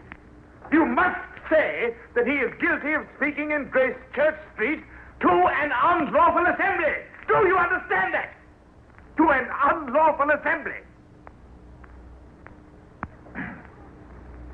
I warn you, sirs. No, better, I advise you, all you gentlemen of the jury, not to play upon the patience of this court. Go out now and return to me a decent verdict. Bring me the verdict I ask, or by my oath you shall starve, you shall rot in prison. You shall be carted around the city as was done in ancient times. Bring me my verdict. Now get out. This court is recessed. Lord Mayor has recessed the court. Soldiers are herding the jurymen into the jury room. Jurymen are protesting, but they're just being shoved, pushed in. They're being shoved through the door. There's no way to tell just when the jury will return with its 4th and doubtless its final verdict. We're prepared to stay with the trial, of course, right to the end. And now, ladies and gentlemen, a few blocks from here, at the Inns of Court, Quincy Howe has been speaking with some of England's top lawyers, top jurists, on the legal aspects of the trial. He has a report for us now, so we take you to the Inns of Court and Quincy Howe. This is Quincy Howe, reporting from this traditional center of legal training and practice, where many of England's foremost barristers and jurists show deep concern over the events now taking place at Old Bailey. Sir Hartley Pomeroy, for instance, says that an intimidated jury is no longer a jury in the tradition of Magna Carta. It is nothing but a tool of tyranny. Lord Glastonbury, on the other hand, believes that the court has stayed well within its rights, and that Sir Samuel Starling's position is well taken. In times of emergency, according to Lord Glastonbury, certain legal niceties may be suspended. One episode in particular has come in for considerable discussion here at Inns of Court. The now famous hat incident. Some legal experts assert that that bit of business immediately established the prejudice of the court against the defendant, against William Penn. It happened, as you may remember, on the first day of the trial. When Penn was brought into the courtroom, one of the attendants, knowing that Quakers never remove their hats as an acknowledgement of authority, snatched Penn's hat from his head and pushed him toward the bench. Now here, by tape recording, is what occurred then, and the first voice you hear will be that of Sir Samuel Starling. Sheriff. Your Honor. Who bid you pull off this gentleman's hat? Put it on again. Yes, Your Honor. Mr. Penn, do you know this is the King's court? I know it to be a court. I suppose it to be the King's court. Do you know there is respect due the court? Yes. Why do you not pay it, Penn? I do pay it. Why do you not pull off your hat, then? Because I do not believe that to be any sign of respect. Oh. Well, the court so deems it to be. The court sets 40 marks upon your head as a fine for contempt of court. I desire it might be observed that when I came into the court, my hat was taken off. And it has been put on since, by order of the bench, not by my own action. Therefore, not I, but the bench should be fined. So that's why, in the view of some legal experts, the court has assumed from the very start a hostile, even they say a biased attitude toward William Penn. Still more serious, according to these experts, is the fact that the court has adopted these same hostile tactics toward the jury. They take the position, these experts do, that the pressure, the coercion as they call it, of the jury by the bench is something new, something novel. Such things as locking the jury up without food or drink, using threatening language. As some experts see it, all this adds up to a dangerous threat to the whole structure of English law. They feel, therefore, that what's on trial at Old Bailey is not just one man or even one minority religious creed. They say that what is at stake is the very cornerstone of traditional English justice, trial by a free, unfettered, independent jury. It's for this reason that here at Inns of Court, and indeed throughout England, all eyes are on the 12 men who are at this moment deliberating in the Old Bailey jury room. In the courtyard outside the Old Bailey is Don Hollenbeck, who has with him William Penn's fiancée, Miss Gulielma Springett, and the well-known Quaker leader, Mr. Thomas Elwood, formerly secretary to the poet John Milton. So we now go to the courtyard outside Old Bailey and Don Hollenbeck. Miss Springett, what do you think? Will the jurymen give way to the demands of the court? Will they find your fiancé, William Penn, guilty of speaking before an unlawful assembly, inciting people to riot? I hope they'll have the courage to uphold their verdict. I'm praying they will. Thanks, Mr. Elwood. William said I. Mr. Elwood, please. Mr. Elwood, may we ask your opinion, sir? If they're worth the name of Englishmen, they'll act like Englishmen and not be horsewhipped into doing what they don't believe in doing. Horsewhipped? Here now, listen to who's talking about horsewhipping. I'm sorry, madam, if you please. If you don't mind, I'll be glad to speak with you in a moment, but not now. I can tell you about these Quakers. I'm sorry, Miss Springett. We understand such interruption. It's nothing new to us. These aren't very easy times for Quakers, are they? You must know, friend, that 15,000 of our innocent have been imprisoned in 20 years. 450 have perished in jail. Yes, I understand, Mr. Elwood, that some of your persuasion are thinking of emigrating to the New World, to America. And good riddance. That is true. Some are already there. Others plan to go. William has spoken of going to America many times. I understand you both were present at Grace Church Street when William Penn was arrested. He should have been. Yes. We went to the meeting house together. Came openly to our meeting house. When we arrived, we found troops stationed at the door, refusing a sentry. What a foolish thing to do. Foolish thing indeed. We who call ourselves friends need no set room to find our love of God, nor any particular person to show us his way. So when the soldiers barred the way to the meeting house, we held our meeting in the open street. William Penn was moved by the Spirit to stand up and address us. His words attracted many who listened with good behavior until the troops came and hauled Penn off to prison. There was no riot or incitement. Why should there ever be when a friend speaks? Listen to him, you old liar. Thank you very much. Thanks very much, Mr. Elwood, and you, Miss Springett. Thank you. It's the jury. It's what the jury does. All English freedom depends on what the jury does. Yes, and thank you very much. And now, madam, we'll be very glad to talk with you. I think the polite one, though. I'm honored, I'm sure. May we have your name? The name is Blodgett, Margaret Blodgett. Mrs. Blodgett? Miss Blodgett. Ah, yes, Miss Blodgett. I guess you don't approve of the Quaker persuasion. It's a feeble lot of liars, they are. Like that one you had here, the skinny one. You mean Mr. Thomas Elwood? If that be his name, that be him. You think he wasn't telling the truth? About the meeting I'm talking about. Him saying it was so peaceful, with just nothing but prayers and sermons. It wasn't nothing like that, I can tell you. Oh, you know about the meeting, did That you? I do. A disgraceful tumult it was. People rioting and shouting and breaking up the peace. Just like Sir Samuel said it was. You know that for a fact? Bodies heaped on the street, blood flowing. Yes, you saw all this A disgrace yourself? it was. Enough to make peaceful folks shudder and tremble. You were there yourself, Miss Blodgett. Did you see all this yourself? Well, not exactly. It was a friend of my cousin's who was there, but she told my cousin exactly what happened, and she's a truthful soul, she is. Ah, yes, but you personally weren't present. You didn't see any rioting yourself. There were soldiers there, weren't there? When there's soldiers, there's got to be rioting.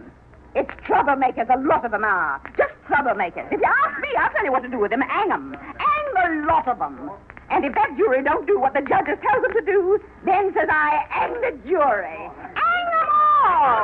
Thank you, Miss Blodgett. Thank you. I've just been informed now that Ned Calmer has been able to arrange an interview with Lord Arlington, the King's Minister of State. So we take you now to the Palace of Whitehall and Ned Calmer. Just a few seconds ago, Lord Arlington, the Secretary of State, one of the most influential members of His Majesty's cabinet, passed by on his way to the royal chambers, and I asked him to spare us a minute or two. He has kindly consented. As you know, sir, the jury is still out in the case of the Crown versus William Penn. Do you think they're going to change their position and bring in a verdict that will find Penn guilty of addressing an unlawful and tumultuous assembly? Yes, I would say that the chances are that they will see the light. Yes, I think the chances are quite good. Sir Samuel has, shall we say, enlightened them to a considerable degree. Then you feel his actions in this trial are justified? Justified? Oh, demanded is the word. These are our trying times. The land is in a ferment. You think then, sir, 21 years ago, we saw the most heinous of crimes committed in this country. The killing of a king, His Majesty Charles I, by the illegal Rump Parliament. For 10 years thereafter, we suffered under the rule of Cromwell, until justice prevailed and King Charles II was restored to his legal heritage in 1660. It's your impression, then, Lord Arlington, that the Quakers have been responsible for all this unrest you speak of? No, not that precisely. Not all of it. But the basis of the revolt against King Charles I was a similar form of religious dissension. A peaceful nation requires the establishment of authority, a single authority to keep it peaceful. One law, one king, one church. And in view of all this, Lord Arlington, you believe, therefore, that the legal protection of trial by an independent jury should not be extended to the Quakers? Oh, my dear man, what are the little liberties of little people as against the interests of the state? Indeed. Yes, indeed. Oh, trial by jury, by any kind of jury, is a luxury we can afford only in normal times. I tell you this, I will gladly let 1,000 innocent men rot in the tower if among them there is one that plots treason. Now, if you will excuse me, I must not keep His Majesty waiting. Of course. Thank you, Lord Arlington. This is Ned Calmer returning you now to Bill Leonard at Old Bailey Courthouse. The jury is ready to return with its verdict. Court is reassembling. Word has come that agreement has been reached in the jury room, that the verdict, the fourth verdict that Sir Samuel Starling has emphasized must be the last and binding verdict, has been reached. All rise. The 10 presiding justices are entering the court chamber, taking their place at their desks, which are set in a semicircle on a slightly raised dais. See Sir Samuel Starling coming in first, taking the center desk. That's the one, of course, reserved for the presiding justice. The gilded canopy surmounted by the royal arms hangs above him. On the wall behind him, the sword of justice. All the 10 judges are at their desks now. John Howell, the recorder.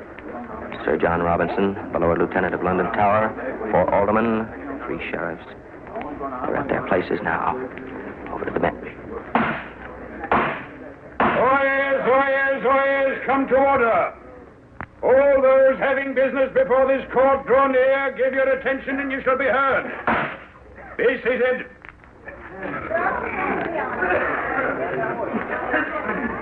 Bring the prisoner, William Penn, to the bar.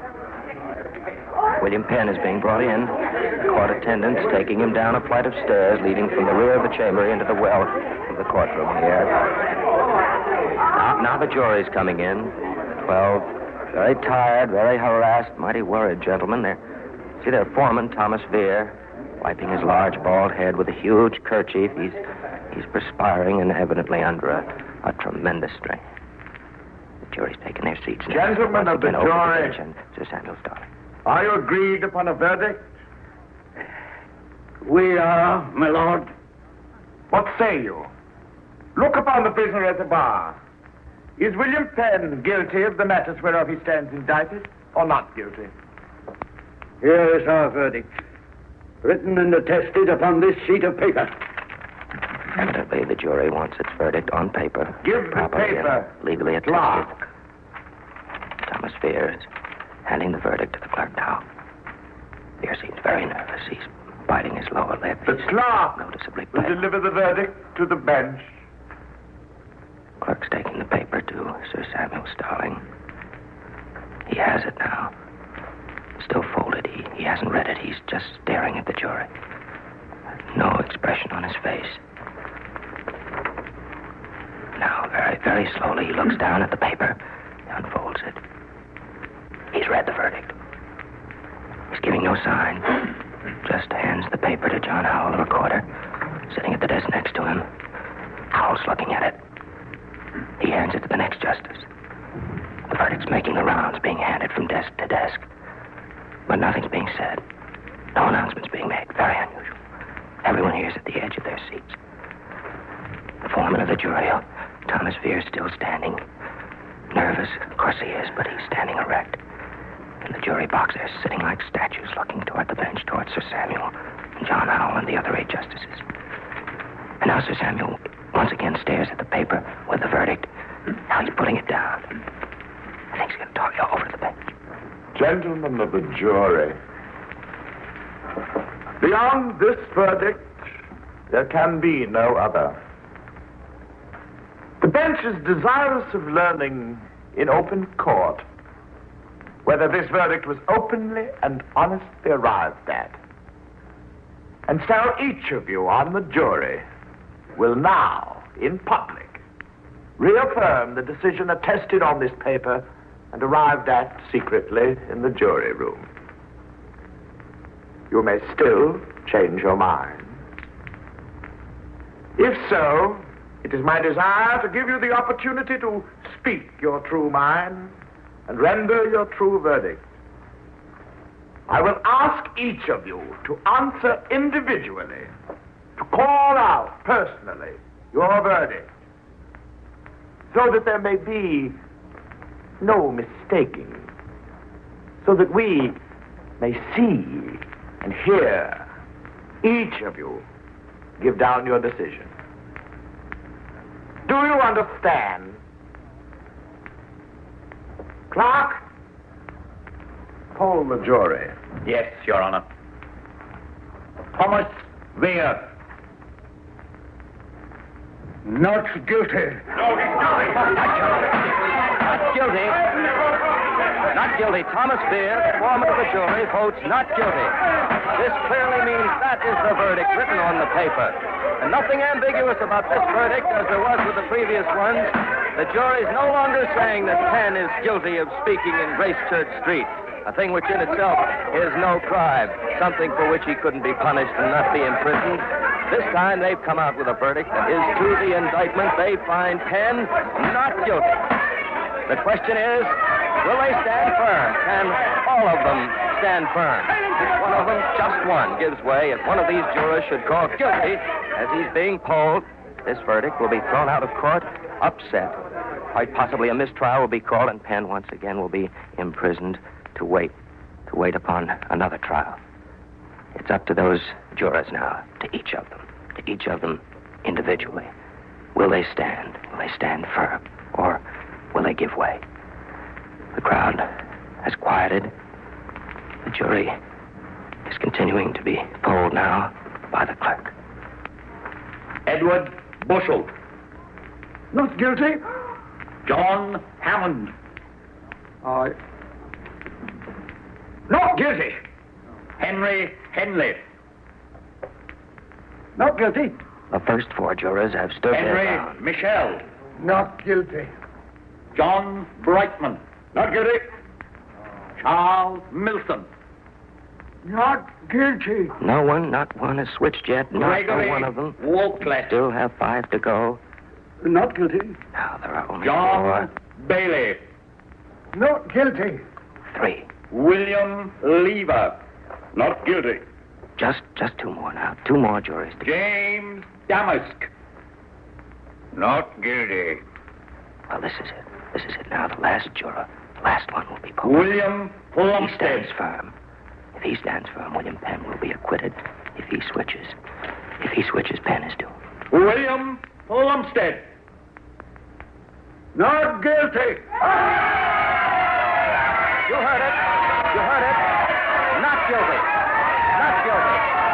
The jury here has stood up against all the pressure, all the authority of the bench. They haven't wavered. They haven't wavered. They've stood firm. Penn is free. William Penn is acquitted. He's free. The verdict stands. Not guilty. The trial is over. Penn has rushed over to the jury box. He's shaking the hands of the jurors. Darling, how old is he? September 5th, 1670. The jury in the case of the Crown versus William Penn refuses to bow before the pressure of the court. Penn is acquitted, and the concept of trial by a free and independent jury is reaffirmed. You are there. You've been listening to the trial of William Penn in the prize-winning series, You Are There. Today's program was written by Irv Tunick, directed by Mitchell Grayson, and produced by Sam Abelow. You Are There is a presentation of the CBS documentary unit under the supervision of Werner Michel. Philip Burniff was heard as William Penn, Barry Kroger as Sir Samuel Starling, Joan Smith as Guglielmo Springett. Others in the cast, Ian Martin, William Podmore, Adelaide Klein, Guy Sorrell, and Robin Craven. You Are There is brought to you every fourth Sunday. The next broadcast will be heard at the same time 4 weeks from today over most of the same CBS stations. Next month, September 7th, 1853, Broadway Tabernacle, New York City, the Women's Rights Convention. In the face of raucous opposition, the struggle for equal rights for women advances in America. You are there. Next week at this same time, the Main Street Music Hall, starring Bill Tabbert of South Pacific with Alfredo Antonini and his orchestra, will return over most of these same CBS stations. CBS also invites you to join Abe Burrows, Lyman Bryson, and John K. M. McCaffrey every Sunday when they appear on a new kind of quiz show. We Take Your Word, a program that's based on the words and phrases we use every day. We Take Your Word is heard every Sunday night on most of these same CBS stations. This is CBS, where you laugh at Jack Benny every Sunday night, the Columbia Broadcasting System.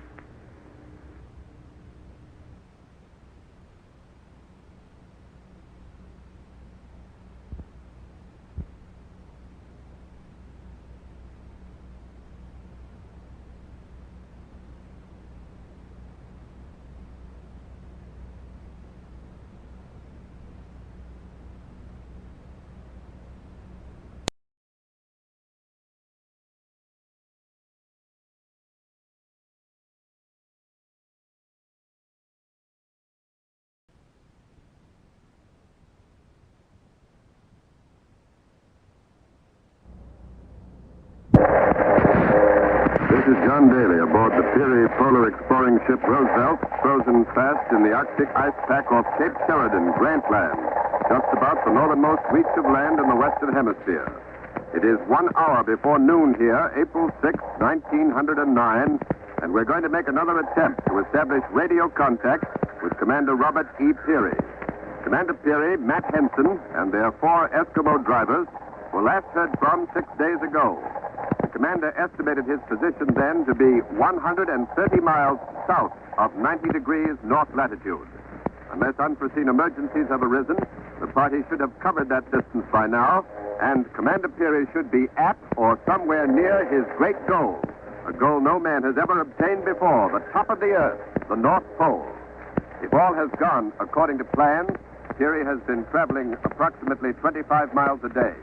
His last recorded position was 87 degrees, 47 minutes north latitude. April 6, 1909. The polar exploring ship Roosevelt. You are there. The men aboard the Roosevelt wait as Commander Robert E. Peary, Matthew Henson, and 4 Eskimos dash across the frozen Arctic Sea toward the unconquered North Pole. CBS takes you back 40 years to the climactic hour of a great scientific adventure. All things are as they were then, except for one thing. When CBS is there, produced and directed by Robert Louis Cheon, is based on historical fact in quotations. Fact in quotations. Fact in quotations. fact in quotations. And now, the polar exploring ship Roosevelt and John Belt and John Belt and John Daly. Speaking so valiantly for degrees north latitude, the northeast north latitude. The days ago, when we last talked to the commander, he told us that he would not broadcast again until he had either reached the pole or had been forced to turn back. He said he hoped he would be talking to us again on April the 6th at 11 a.m. from the pole. Well, it is April the 6th. It's 11 a.m., so let's try and make that contact. This is the Roosevelt calling Commander Peary. This is the Roosevelt calling Commander Robert E. Peary.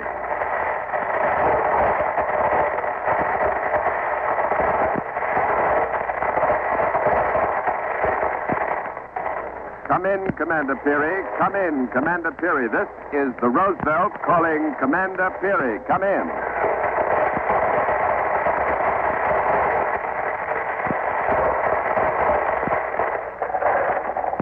It may be that Commander Peary is trying to get through to us, but atmospheric conditions are preventing his signal from reaching the Roosevelt, or he may still be traveling toward the pole or back from it. We just don't know. But we're going to keep on trying to make that contact. Our circuits will remain open. Here aboard the Roosevelt, the original members of Peary's polar party are packed into this little radio room, listening eagerly, waiting word from their commander, word that will tell them that the great project they embarked upon 9 months ago has finally been successful. The original polar of 7 Americans. Besides Commander Peary, there are Matt Henson, the commander's constant companion during all his previous polar expeditions, the skipper of the Roosevelt, Captain Bob Bartlett, young George Borup, fresh from Yale, Dr. J.W. Goodsell, our surgeon, Donald McMillan, schoolteacher from Worcester, Massachusetts, and Ross Marvin, a veteran polar explorer. Bartlett, Borup, and Marvin are not aboard the Roosevelt at this time, but McMillan and Dr. Goodsell are here, and Dr. Goodsell is at the microphone right now. Well, Dr. Goodsell, are you at all worried about the fact that we haven't heard from the commander? Not a bit. The commander's all right. He'll make the pole and he'll come back. Well, why are you so confident, Doctor? Well, anyone who's had the opportunity to work as closely with Peary as I have must have confidence in the man. The commander's an engineer. He has applied the scientific method to every phase of this expedition. Planning, and more planning. From the very moment we started 9 months ago in New York, the hand of Peary, the master engineer, was in evidence. Well, you've spent many months up here, sir, but only now are you really making the dash for the pole. Well, Peary knew the pole could be achieved only during the very short season between the 1st of March, approximately through the middle of April. So he brought the Roosevelt up last summer, wintered here, spent the dark, dreary hours of the Arctic night training the men for the job ahead, toughening us up, teaching us how to build and how to use igloos, how to work the sled, work with the Eskimos, how to live with the Arctic. Men who came up green and soft in August were hardened Arctic hunters and explorers by February. Well, I think you're a fine example of that, Doctor. Now, I am indeed. All the men are physically in better shape now than they've ever been. Why, Peary's planning has been so complete, so detailed, that he even has recreation. Excuse me, Dr. Goodsell. Something is coming through on our receiver. The signal is not very clear. It's Captain Bartlett's frequency, and it must be he. Go ahead, Captain Bob. Where are you, sir? Is that you, Roosevelt? Can you hear me, Roosevelt? Yes, Captain Bartlett. We hear you. Where are you, sir? Well, Peary, have you heard from the commander? What's that? Will you repeat that, please? Have you heard from Peary? What about the commander? Have you had any word from Peary? Not yet, Captain Bartlett. Not yet. But where are you, and how are you? Fine, bully. I'm at Camp 16, on my way back to the ship. Well, when did you see Commander Peary last? What's that? I don't get you. I say, when did you leave Commander Peary? Oh, 6 days ago. How was he? Shipshape, fine. How is the weather where you are? It's too blasted good. Too good. The ice is breaking up. Lots of open water all around. Well, did you get any farther north than 8747? Yes. I took a little stroll up the avenue 88 degrees north. Well, congratulations, Captain Bob. That's a great record. Not as great as Peary's going to be. The commander's probably hanging out his wash on the pole right now. Well, were you disappointed in having to turn back after you got so near the pole, Captain Bob? Did you know, for instance, that the commander intended to take Matt Henson with him on the final lap instead of you? Well, I was kind of disappointed, but that was part of the Peary plan. Henson's a good man. None better for Arctic work. He's as good a sled handler as any Eskimo and better than most. He's always gone along with the commander. So it's right that he should be in on the finish. How are things aboard me ship? Oh, everything's fine here, Captain Bob. Thank golly it better be. You tell that crew of mine that the brass better be shining and the woodwork sparkling when I hit the deck, or by all that's holy, I'll strip off their blubber and feed it to me dog. Okay. I'll tell him, Captain. I'm dog tired now, and Commander may be trying to get through to you, so I'll sign off. I'll see you all again in one of three places: heaven, hell, or the Roosevelt. Okay, good luck, Captain Bob. Our channel will remain open. If Commander Peary starts cawing, we'll hear him. The Peary plan Captain Bartlett mentioned is probably the most important feature of this expedition and possibly the greatest innovation ever introduced into Arctic exploration. The Peary plan is a carefully worked out system of relays which has as its main objective the getting of the commander to a point as close to the pole as possible, as fresh as possible, and with adequate supplies and equipment. And here's how it works. With the first break of spring twilight on February 22nd last, the entire party left the ship and proceeded by dog sled to the takeoff point at Cape Columbia, 90 miles west and north of this point. Captain Bob Bartlett, with his sleds and Eskimos, was the first to hit the polar sea on the dash northward. He cut a trail through the tortured, jagged pressure ridges that are formed when the gigantic 2,000-mile ice pack is crushed against the shoreline by the winds and the currents. And as he, Captain Bob, pushed out, he set up a series of igloo camps. Peary and the others followed in his trail, Peary always in the rear, conserving his energy, keeping himself fit and rested. Approximately every 5 days, a division of the main party, led by one of the Americans, would peel off from the main body and return to the ship, taking with them the most exhausted dogs and the least dependable Eskimos. Well, thus you can get the picture of the party gradually thinning out as its spearhead approached the pole. And finally, 6 days ago, at Camp 22, only 130 miles south of the pole, Captain Bartlett and the last supporting party peeled off, and Peary, Nat Henson, and 4 Eskimos began the last lap of this great adventure. In addition to Bartlett, Ross Marvin is still out there, headed back for the ship. We haven't heard from him in quite a while. Another leader of a supporting party is young George Borup. He returned to land a few days ago, but instead of coming directly to the ship, he went off to the east to put down caches of supplies just in case some of the supporting parties may be forced to cut over that way on their return trip. George Borup is only 21, a Yale graduate and a well-known athlete in his college days. He's affectionately called the Kid by the men of the party, and he's ready now to report by shortwave on how he's getting along so many miles away from old Eli. Come in, George Borup. This is the Roosevelt calling George Borup. Over! Oh! How are things aboard the ship? How are you Kablunas making out? Kablunas? What's the matter? Don't you know you're Eskimo yet? Kablunas means white men. Oh, yes. Well, we're fine, George. But how's the weather out where you are? No Ray Dolly Swat. Dooley. Well, that sounds like some more of that Eskimo. What does it mean? No Ray Dolly Swat. Dooley.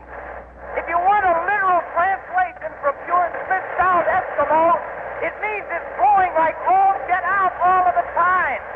Gee whiz, there's more wind out here than you'd find at a suffragette convention. Well, how are you holding up under it, George? My feet are frostbitten and blistered. It's a good thing I've only got 2 to worry about. Just think if I were a senator. What are you doing for that frostbite? You better look after it. I'm being attended by a famous Eskimo specialist on frostbite, Abasingwa. Right now, he's giving me his extra #1 special treatment. And what's that? Well, he's got my feet tucked under his coolie tar, right on his bare belly. There's no better way to treat frostbite. Matter of fact, I'm beginning to feel him sting now. So I guess they'll be okay. Well, we hope so, George. By the way, have you any word from Marvin? No. I thought he'd be aboard ship by now. No, he's not here. I understand that he left the main party only a day after you did. I thought you might have caught up with him. No, I didn't. But don't worry about good old Marvin. He can take care of himself. Hey, listen, you fellas better start getting ready for me. Lay in a 6-month supply of copper 2 Dixua. I know what that is. Steak, biscuits, and coffee. You said it. So start piling it up. I'm going off now. It's too cold to do anything but rest and listen in for word from the commander. Word that spells Victory. Okay, George Borup. While we've been talking, our circuits have been open, of course, but nothing as yet has come through from Commander Peary. It's just possible that he may be waiting for us to call him in. So let's make another try at raising the commander at or near the pole. This is the Roosevelt calling Commander Peary. Come in, Peary.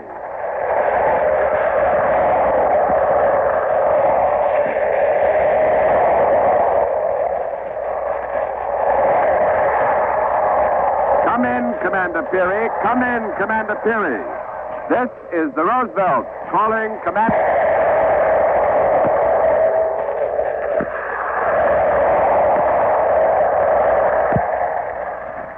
No, there's still no news, but of course we'll keep right on trying. The commander said that we would be hearing from him at approximately this hour, and every man aboard the Roosevelt is fully confident that he will get through to us and that he'll have the news that we're all waiting for. The normal act come to a dead stop at this time. And as we said earlier, most of the men of the original party who came up here into the north are now crammed into this little radio shack, listening intently to the speaker on the far wall, hoping that they will hear Commander Peary's voice. As a matter of fact, the only ones aboard ship who seem somehow to be immune to the tension and the drama of the hour are the Eskimos. For them, this is just another day. Some of the men are out on hunting trips. The women and the children with us are out on the deck as usual, enjoying the rather balmy weather we're having, a mere 27 degrees below zero. Ned Kalmer, if he's not yet congealed, so for an icy report on life among the Eskimos, come in, Ned Kalmer. Here on the foredeck of the Roosevelt, a community of Smith Sound Eskimos, 29 men, women, and children, have been keeping house for the last 7 months. Most of us had preconceived ideas about Eskimos. All Eskimos, so said the books, are a crude, primitive people, lazy, immoral, not to be trusted. They lie, they cheat, and they're dirty. Well, at least one part of that's true. They are primitive people. They have no written language, no school, no government, no kings, queens, or chiefs, no idea of what money is, nor property. But 7 months of living with these Eskimos, living as close as one has to live aboard this little ship that's no bigger than an ocean-going tug, 7 months of close contact have shown us that these Smith Sound Eskimos are honest. They don't lie. They're loyal, intelligent, and, in fact, wonderful companions. They're not lazy. Their men are almost constantly out hunting.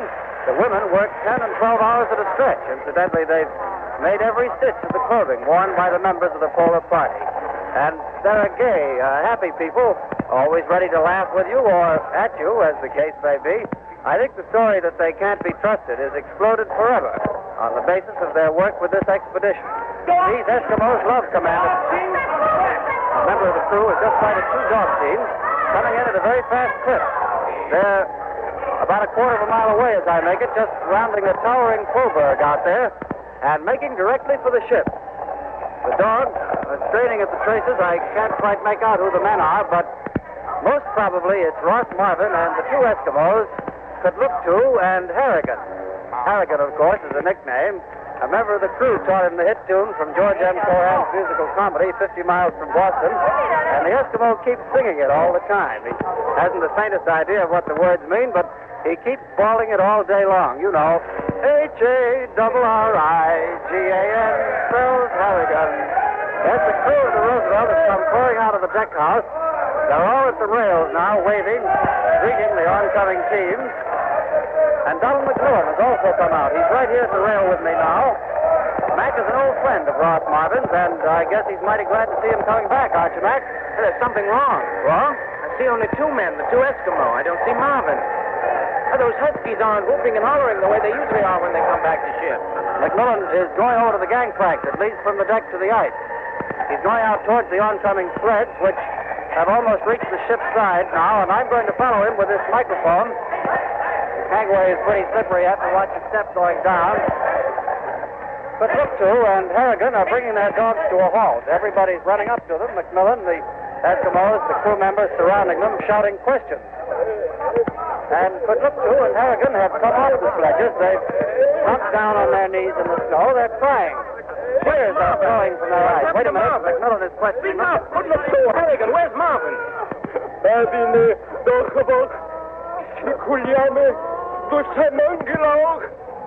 No.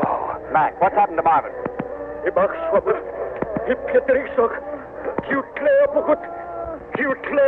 Oh, my God. Mac, translate. What's he saying? Marvin's dead. Drowned. Drowned? Where? How did it happen? Canuck.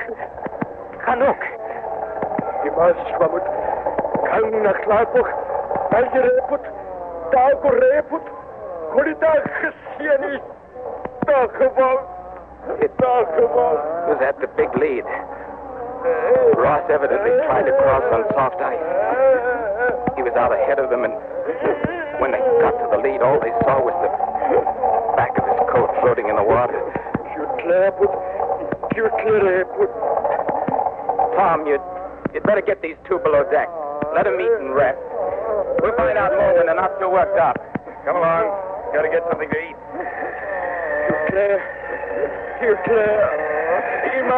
Go ahead, Harrigan. Go with it. It's difficult to express what this means to all of us. Ross Marvin was one of the real dynamos of the party. Tireless, experienced Arctic explorer, a scientist to his fingertips, a gentleman, a wonderful comrade. The tragedy occurred at the Big Lead, a very wide stretch of open water, about 100 miles to the north. It was here that Peary and his men were held up for 4 long days on their dash toward the pole. But it did finally freeze over, and the party were able to get across. However, the new ice, as might be expected, was thin and treacherous, and on the way back, Marvin must have misjudged the thickness of the ice and decided it was safe to cross. These leads, these fissures in the polar sea, are the greatest hazards in all Arctic exploration. You never know. This is Peary calling the Roosevelt. This is John Daly in the radio room of the Roosevelt. We've interrupted that camera because Commander Peary is calling in. This is Peary calling the Roosevelt. Calling the Roosevelt. This is Peary. Hello. Yes, Commander Peary. Yes, we can hear you. This is the Roosevelt. We hear you, Commander Peary. Yes, hello. Are you at the pole, Commander? Are you at the pole? I don't know. We have just set up our camp. I am going to take my observations now. Well, do you think you've made it, Commander? Do you think you've reached the pole? I can't say, but we will know as soon as I have computed my position. How is Matt? How are the others? Fine. Here is Matt now. Hello, Roosevelt. Hello, Matt. How do you feel? It is a fiddle. Well, what do you think, Matt? Are you at the pole? Why, dead reckoning. I'd say we've averaged close to 25 miles a day since Captain Bob left us. That should put us close, very close. What's the commander doing now, Matt? He's shooting the sun down behind a little snow windbreak we built. Flat on his stomach. How does he look? He's very thin. Very tired. I don't think he's slept for 1 hour during this past week. Well, is he excited? It's hard to tell about the commander. He never shows his feelings. Well, how about you? What are you thinking about, Matt? Well, if we're really at the pole, it's a great honor. A wonderful thing that one of my race is able to share this great hour of triumph. Matt, yes, sir. Hide the sun above horizon, 12 degrees, 36 minutes. 12 degrees, 36 minutes. Index correction, 3. Watch time, 11 hours, 6 minutes. Watch fast, on 60th meridian, mean time, 10 minutes. 60th meridian, mean time, 11 hours, 10 minutes. Greenwich mean time, 15 hours, 10 minutes. Got that, Matt? Yes.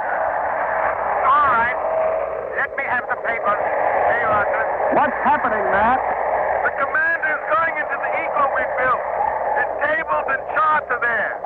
He'll be able to work out our latitude in a couple of minutes. Fine. Look, Matt, what's it like up there? Describe the place for us. I'm not much at doing this describing, but let's see. First off, of course, there's nothing to see but ice. Just ice, nothing but ice. It isn't piled up in pressure ridges, not like it is near land, but it's not smooth either.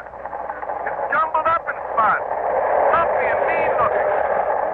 We took a sounding before, and the ice pack is about 8 feet thick here.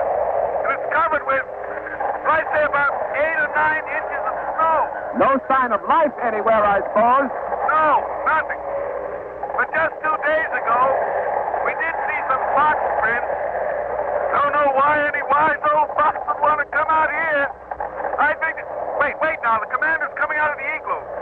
He's making his reading. He's carrying a little flag, the little silk American flag.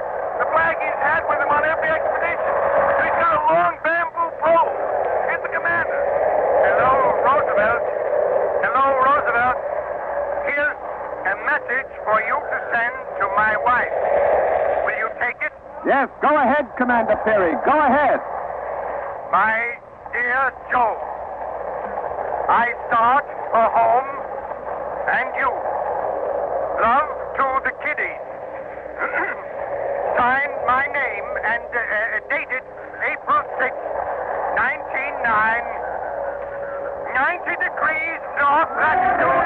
Peary has made it. Peary is at the pole. Quiet. Surprise. Commander, quiet. My dream and goal for 20 years. I've nailed the stars and stripes to the North Pole. Old glory is whipping in the wind. April 6, 1909. Commander Robert E. Peary stands at the North Pole. And now here is Robert Louis Cheon. We were very interested in finding out what the Peary family would think of our recreation of the Admiral's moment of triumph. So we asked Admiral Peary's daughter, Marie Anagito, to come here and tell us. Marie Anagito was born in Greenland. She was once known as the famous Snow Baby. Today she is Mrs. Edward Stafford of Washington, D.C., the president of the Society of Woman Geographers. Mrs. Stafford, what did you think of our broadcast? Well, I'm so excited I'm practically breathless. I feel as if I'd actually been on board the Roosevelt. But I have been tremendously impressed with the amount of research and the meticulous attention to accuracy that has gone into this broadcast. Of course, it was a little difficult on my part to adjust to the use of radio in my father's work, because Mother and I have always congratulated ourselves that during all the 20 years of Dad's expeditions, radio wasn't in existence. Well, that's not very complimentary to radio. Oh, well, Mr. Sheehan, don't misunderstand me, please. I'm speaking only from the family point of view. When Dad came back and told us of his many narrow escapes, we could hardly listen to him, even when his presence proved that the story had a happy ending.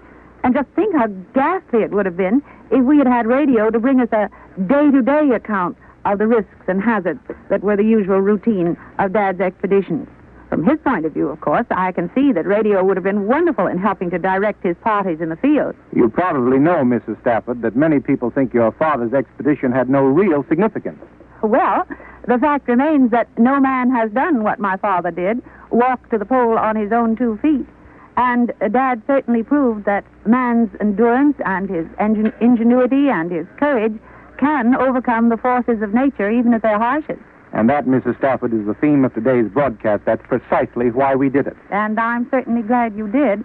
And I feel very sure that those members of my father's polar party who are still living, Commander Macmillan, Dr. Goodsell, Matt Henson, and, of course, Utah, Dad's faithful Eskimo companion, would want to join Mother and me in thanking CBS for recreating so accurately and so very dramatically this great American achievement. Thank you very much for being with us, Mrs. Stafford. Peary's Dash to the North Pole was another broadcast in the series You Are There, produced and directed by Robert Louis Cheon. Peary's Dash to the North Pole was written by Irv Tunick. Admiral Peary was played by Eric Dressler, Matthew Henson by Canada Lee. The cast included Matt Crowley, Stott Scotsworth, Cliff Carpenter, Joseph Conway, John Merlin, Guy Sorrell, and others. Next week, March 7th, 1815, France. Napoleon returns from Elba. You are there. The First Lady of the American Theater, Miss Helen Hayes, will repeat her famous broadcast, My Little Boy, tonight on the Electric Theater. Betty Davis will be heard on the Family Hour. Barbara Stanwyck will be Jack Benny's special guest. And Eve Arden will be heard again on Our Miss Brooks. Listen to them all on CBS, the Columbia Broadcasting System.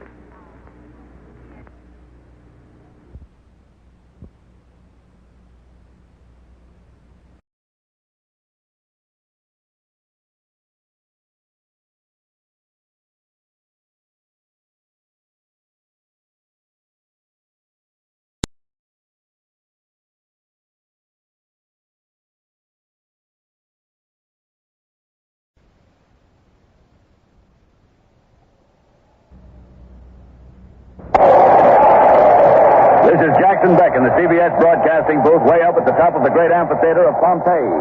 It's Navy Day here in Pompeii, this blistering hot 26th day of August in the year 79. Navy Day, and no doubt about it. The mighty Roman fleet, fresh from its recent Mediterranean maneuvers, is anchored right out here in the Bay of Naples. And every Navy man that could get liberty is jam-packed into this amphitheater. Practically the whole population of Pompeii, 20,000 people, have turned out to honor the watchdogs of the empire, the mighty Roman fleet commanded by Pliny the Elder. Yes, it's a great day for Pompeii. From my vantage point way up high, I can see this big bowl full of Pompeians spread out before me, and they're having a whale of a time. The games haven't started yet. August 26, up rapidly. 79 A.D., the last day of Pompeii. CBS is there. CBS takes you back 1,869 years to a city in the shadow of an epic catastrophe. All things are as they were then, except for one thing. CBS is there. CBS is there, produced and directed by Robert Louis Cheon, is based on authentic historical facts and quotations. And now, August 26, 79 A.D., the amphitheater in Pompeii and Jackson Beck. Today finds the Roman fleet in Pompeii's backyard. And the Pompeians have been looking forward to this holiday for a long time. The customers are still pouring into the amphitheater with their admission tickets of bone and bronze. The ushers are showing the crowd to their seats, patricians to the ringside seats, the freedmen to the middle sections, and the ladies way up in the gallery, especially reserved for them. The big show in the arena here this afternoon, of course, is the fight between the gladiators Pugnax, P-U-G-N-A-X, Pugnax, and Moranus, M-U-R-R-A-N-U-S. That's Pugnax and Moranus. But also on the program is the execution of a family of Nazarenes who will be thrown to the lions. And after that, more contests, games, wild animal hunts, and a whopping big review of the fleet with all hands on deck. To cover these exciting events in Pompeii here today, CBS has special events reporters Ken Roberts down there at the ringside, Michael Fitzmaurice up in the ladies' gallery, lucky dog, Cameron Blake at the entrance to the arena, John Daly out in the bay with the fleet, and yours truly, Jackson Beck, perched up here in our CBS observation booth overlooking the whole amphitheater, right up near the gods themselves. And speaking of gods, I'll wager most of them are sitting right up on top of old Mount Vesuvius out there, sipping their nectar, savoring their ambrosia, and enjoying the fine spectacle right along with us poor mortals. Yeah. My calm, cool technician, Philip Airhorn, tells me that Ken Roberts is ready to introduce some of the celebrities who are here today, so we'll switch you to Ken Roberts down there at the ringside. There it is. Very funny. On the dais, the seat of honor for our noted guest today, there is the Senator Lavinius Regulus, the former city officials Caius Quiritius Valgas and Marcus Porcius, the banker M. Cadrius Marcellus, and, of course, the Aedile Proculus Proprius, one of the leading magistrates of Pompeii, through whose personal courtesy this spectacle honoring the deity has been arranged. The Aedile is very popular with the people. Yes, indeed, Your Honor, Pompeii is one of the most delightful summer resorts in the whole Roman Empire. Of course, but the cool winds aren't blowing today. What's wrong? By Jove, 'tis a marvelous day. All honor to the Roman fleet and to my excellent friend, the Admiral Pliny the Elder. Ah, my good people, would that you were with us on this magnificent occasion. Join with us on this day of joy. Never has Pompeii been so honored. Your Honor, do you think the heat will affect the match between Prognax and Marinus? Not a bit, not a bit. The heat, I vow, is most unusual. Certainly all the world has heard of the salubrious, the exhilarating climate of our fair city of Pompeii. Naturally, but what about... Yes, today is very unusual. Statius, noble author, has said, and I quote him, all things conspire to make life pleasant in Pompeii, where the summers are cool and the winters warm, and where the sea dies away gently as it kisses the shore. By Jupiter, that's well said. Don't you think so? I do, Your Honor. And I would prove, I vow, would that every Roman could enjoy our exquisite weather. And I'd say to all of them, come to Pompeii. Yes, come to the biggest little colony in the Roman Empire. Yes, Your Honor. Enjoy our entertainments, our baths. They are without equal. But, Your Honor, what about the earthquake that caused so much damage 2 years ago? Yes, most unusual. But we are rebuilding. By Jove, that earthquake was truly a blessing from the gods, I say. For upon the old, we are setting up the new. Come, everyone. Come and live life to its fullest among the pleasures of Pompeii. I love you all. Your Honor, whom do you favor in the main contest this afternoon, Prognax or Marinus? As sponsor of the event, it would be injudicious for me to take sides. But by Jupiter, I do favor Marinus. And I placed a small wager with the senator on the goal. But I'm impartial. May the strongest man win. Thank you, Proprius Proculus. Thank you. Another well-known personality on the dais is the famous comedian and buffoon Horconius Rufus. Rufus, who is that divine goddess who accompanied you into the amphitheater? By my troth, that is no divine goddess. That is she to whom I am wedded. What is the title of the performance you're now giving at the theater? Why, we are doing Preface the Doctor Thrown Out. But today is a Roman holiday. Today we do not wear the mask and wig. No talk of the theater now. Let us enjoy this wonderful spectacle. And in truth, I am so glad to be here. Really, I'm awfully glad to be here. You know. A most curious event occurred to me on my way to the amphitheater today. Oh, really? Would you tell us about it? I'd be very glad to tell you about it. I was being carried in my litter past the Forum. Forum? That's another name for a meeting of my wife's dear family conferring on the problem of how to squander my wealth.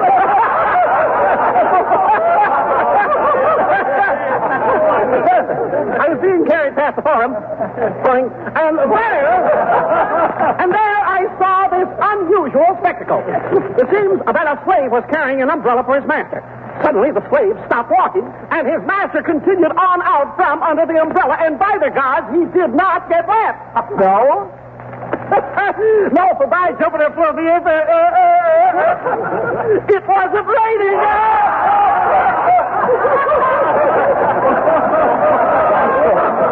Tell me, Rufus, are you wagering on today's contest? Oh, forsooth I am, Burley, I am. I shall wager 2 talents on Prognax and 2 talents on Marinus. But that way you'll only break even. The confirmation's about me to be wished, for indeed I can use the money. I say now, who will take these wages? You, Your Honor. What you say? Thank you, Oconee and Super. The trumpets are just down announcing the entrance of the gladiators to the arena. For a description of the procession of gladiators, we return you to Jackson Beck up at the top of the amphitheater. The procession is about to enter the arena from the north portal. I can see the musicians, and behind them, here they come, the gladiators, unarmed, marching in solemn, stately tread into the arena. The crowd is hypnotized by the sight of these men marching slowly to what will certainly be death for many in the ranks. The faces of the gladiators are set in expressions that range from almost inhuman ferocity to utter stoicism. In contrast, the bloodlust of the spectators has charged their faces with almost livid anticipation. All eyes, of course, are on Pugnax and Morenas. Pugnax looks surprisingly young. His body is well-muscled, but not brawny. He looks as lithe as a panther. Morenas, on the other hand, is a picture of savage brutality.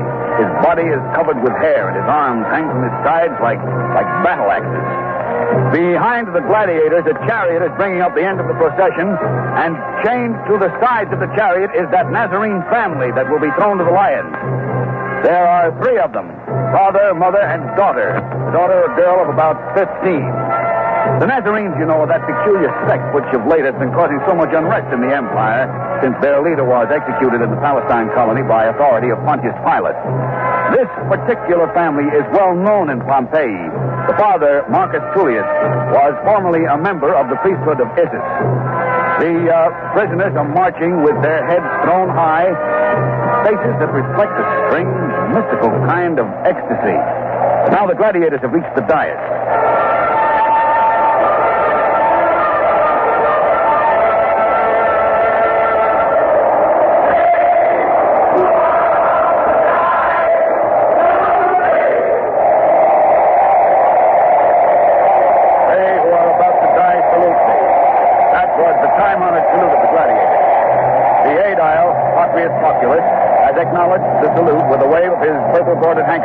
And now the procession is starting its march back out of the arena, which is fairly large, measuring about 400 feet in length and 300 in width. And now Mike Fitzmaurice is waiting to interview another celebrity down in the ladies' gallery. So let's go down there and see who it is.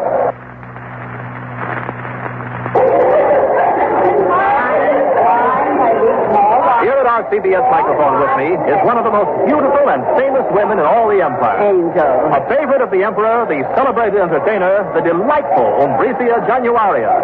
Januaria, what brings you from Rome to Pompeii? The heat, by Lucifer, is murderous in Rome. Hard, huh? Like a baker's oven, but Pompeii is worse. It is like Hades, but no matter. I would travel through brimstone to the ends of the empire to watch Morenas battle.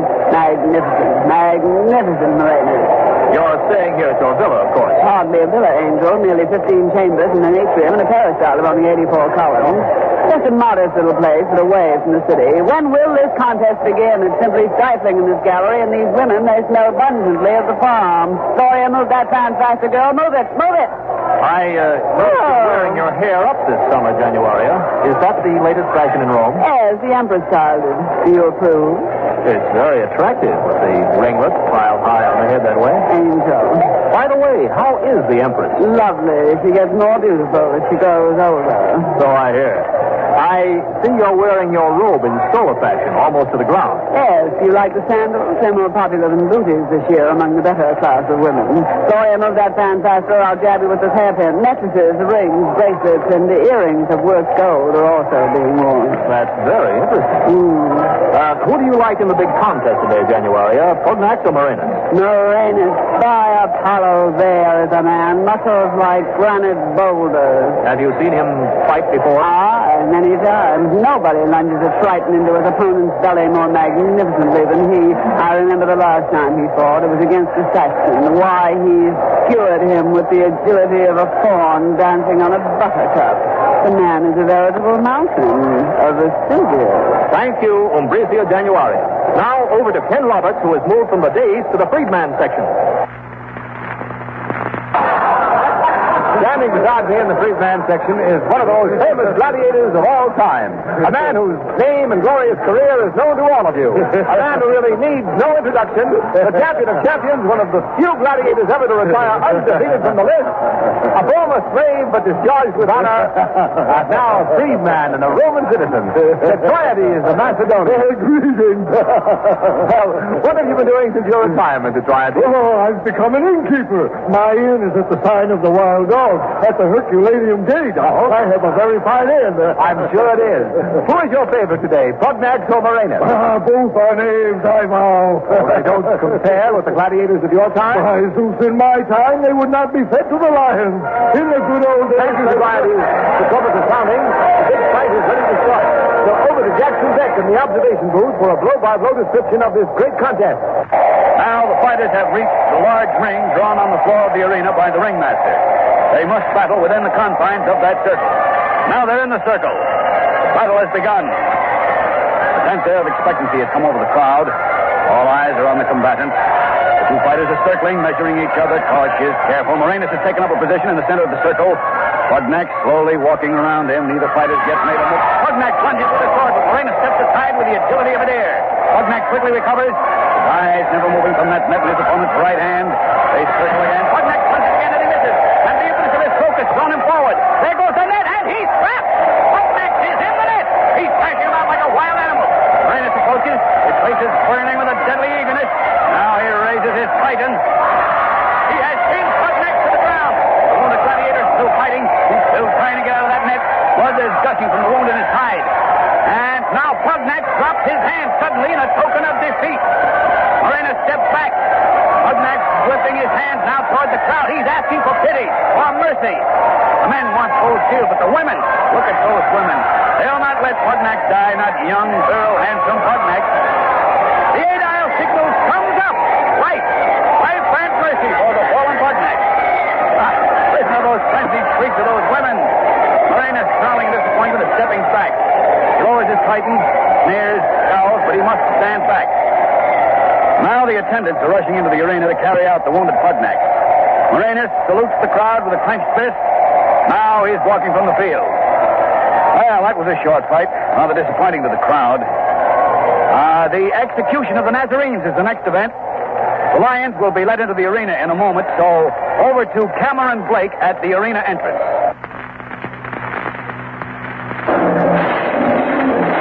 The lions are being let out of their cages now. Here the cage door is being opened. Here come the lions. They're passing through a barred passageway into the arena. There are 8 lions. These beasts have been starved for 48 hours. They are hungry, vicious, panting for the taste of flesh. Here come the Nazarenes from the dungeon. Marcus Tullius, his wife and daughter. They're practically naked. The guards are bringing them up. Marcus holds his wife's hand in his own as if to give her strength and courage. The woman is leaning on her daughter, a beautiful child of 15. They're comforting each other. Marcus Tullius, will you speak to us? I will pray for you, my son. This is a bitter end for a former priest of Isis. When I was a child, I spake as a child. I understood as a child. I thought as a child. But when I became a man, I put away childish things. Are you quoting the words of your leader? These are the words of Paul, of sacred memory. It was he who converted us in Rome. It was he who... Trumpets are sounding. The guards are pushing the 3 Nazarenes into the arena. He's trying to embrace. The mother is faint and courageous. He does not weep.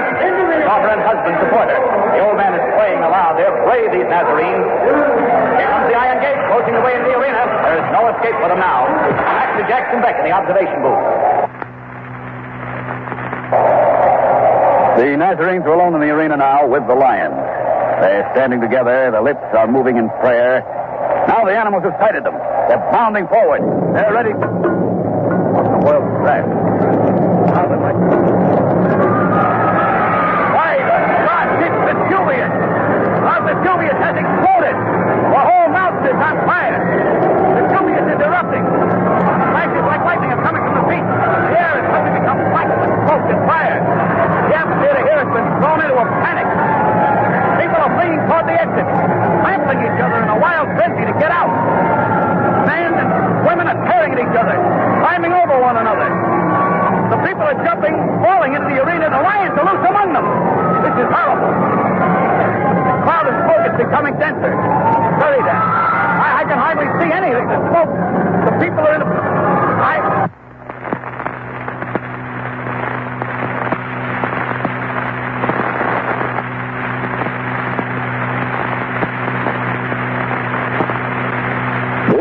CBS in Rome. The special Navy Day broadcast from Pompeii this 26th of August in the year 79 has been interrupted because of transmission difficulties. Just before the failure occurred, Jackson Beck reported from the amphitheater that Mount Vesuvius, just outside the city of Pompeii, had suddenly exploded. We're trying to reestablish contact with Pompeii. Meanwhile, we invite you to listen to one of the Emperor Titus's favorite singers, Marcia Campagna, singing Beloved the Pearl.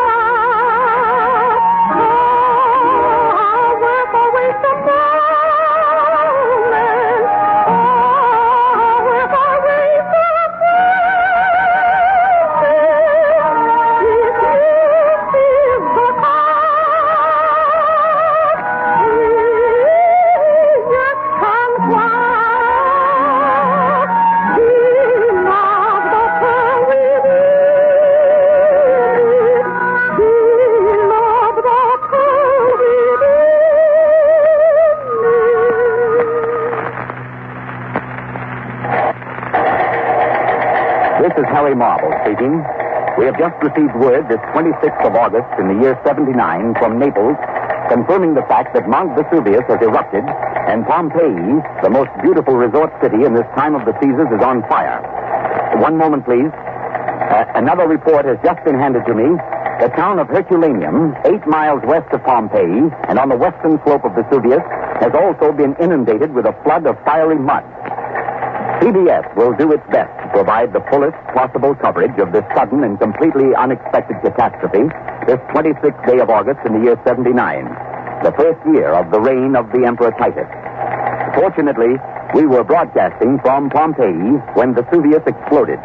Our CBS mobile unit was at the amphitheater, and we may be able to reestablish contact with it again. John Daly, aboard the fleet in the Bay of Naples, is equipped with a shortwave transmitter, and just a moment, I have just been informed that John Daly is ready to broadcast from the Roman Imperial Fleet. So over to John Daly. This is John Daly on the deck of Admiral Plini's flagship, the Augustus Rex. Vesuvius has exploded. Pompeii has disappeared under an inferno of flaming rock and a hail of scalding fiery steam. We can't see anything but flame and smoke rising above shattered Pompeii. The crew of the Admiral's ship have begun to launch barges to head for Pompeii to rescue any inhabitants that may reach the beaches. The Admiral himself has gone ashore, and I hope to be able to board one of the barges with my shortwave equipment shortly and get to the beach. The terrible catastrophe came without warning to us on the fleet out here in the bay. It was just past noon Roman time.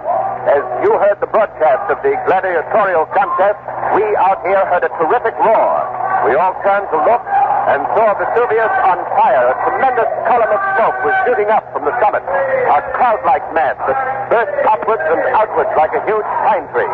It burned fiery red in spots, and in other spots it was black, blue, violet, all the colors of the rainbow. Huge chunks of rock and earth were tossed about in the air like pebbles, and everywhere a torrent of blazing embers was flying off into space.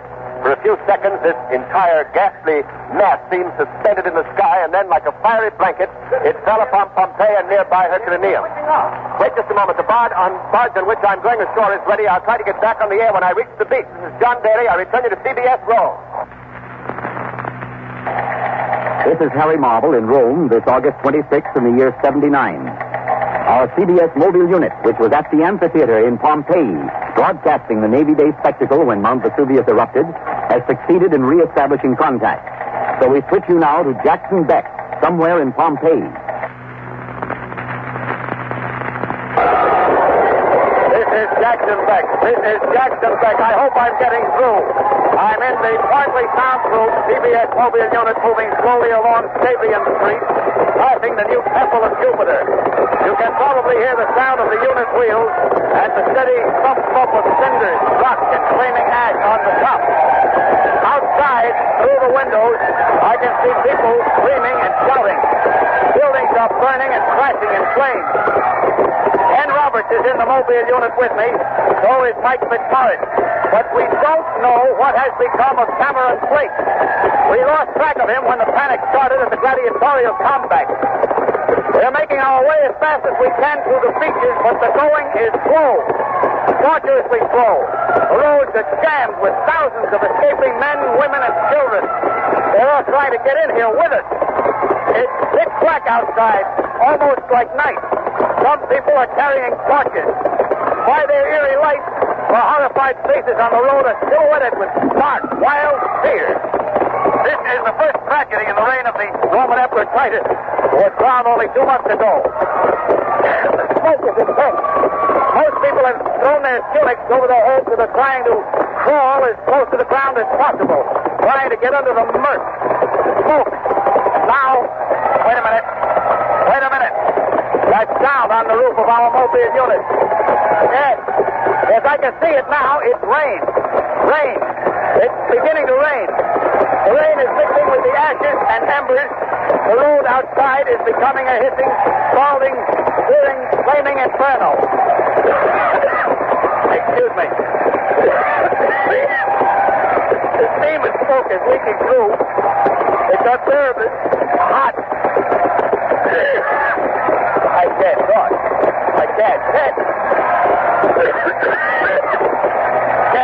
Perhaps Ted Roberts will fish. Oh, they're coughing too. Waving their hands. Oh, we can't continue. We can't. I return you to CBS Rome. CBS Rome. This is Harry Marble in Rome.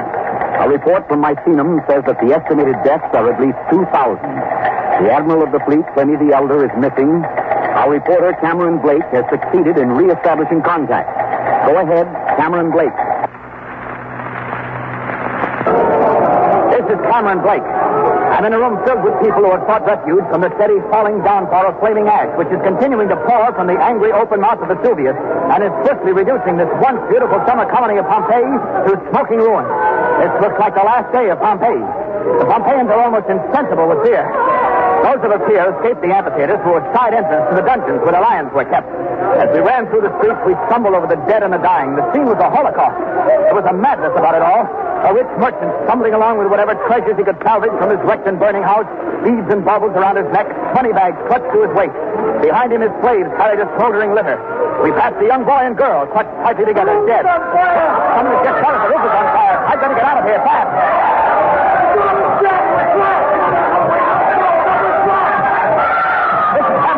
The exit is close. We're trapped with absolutely no chance for escape. The smoke and heat are unbearable. I'm crouching on the floor of the roof. The roof is collapsing. It's starting to come down.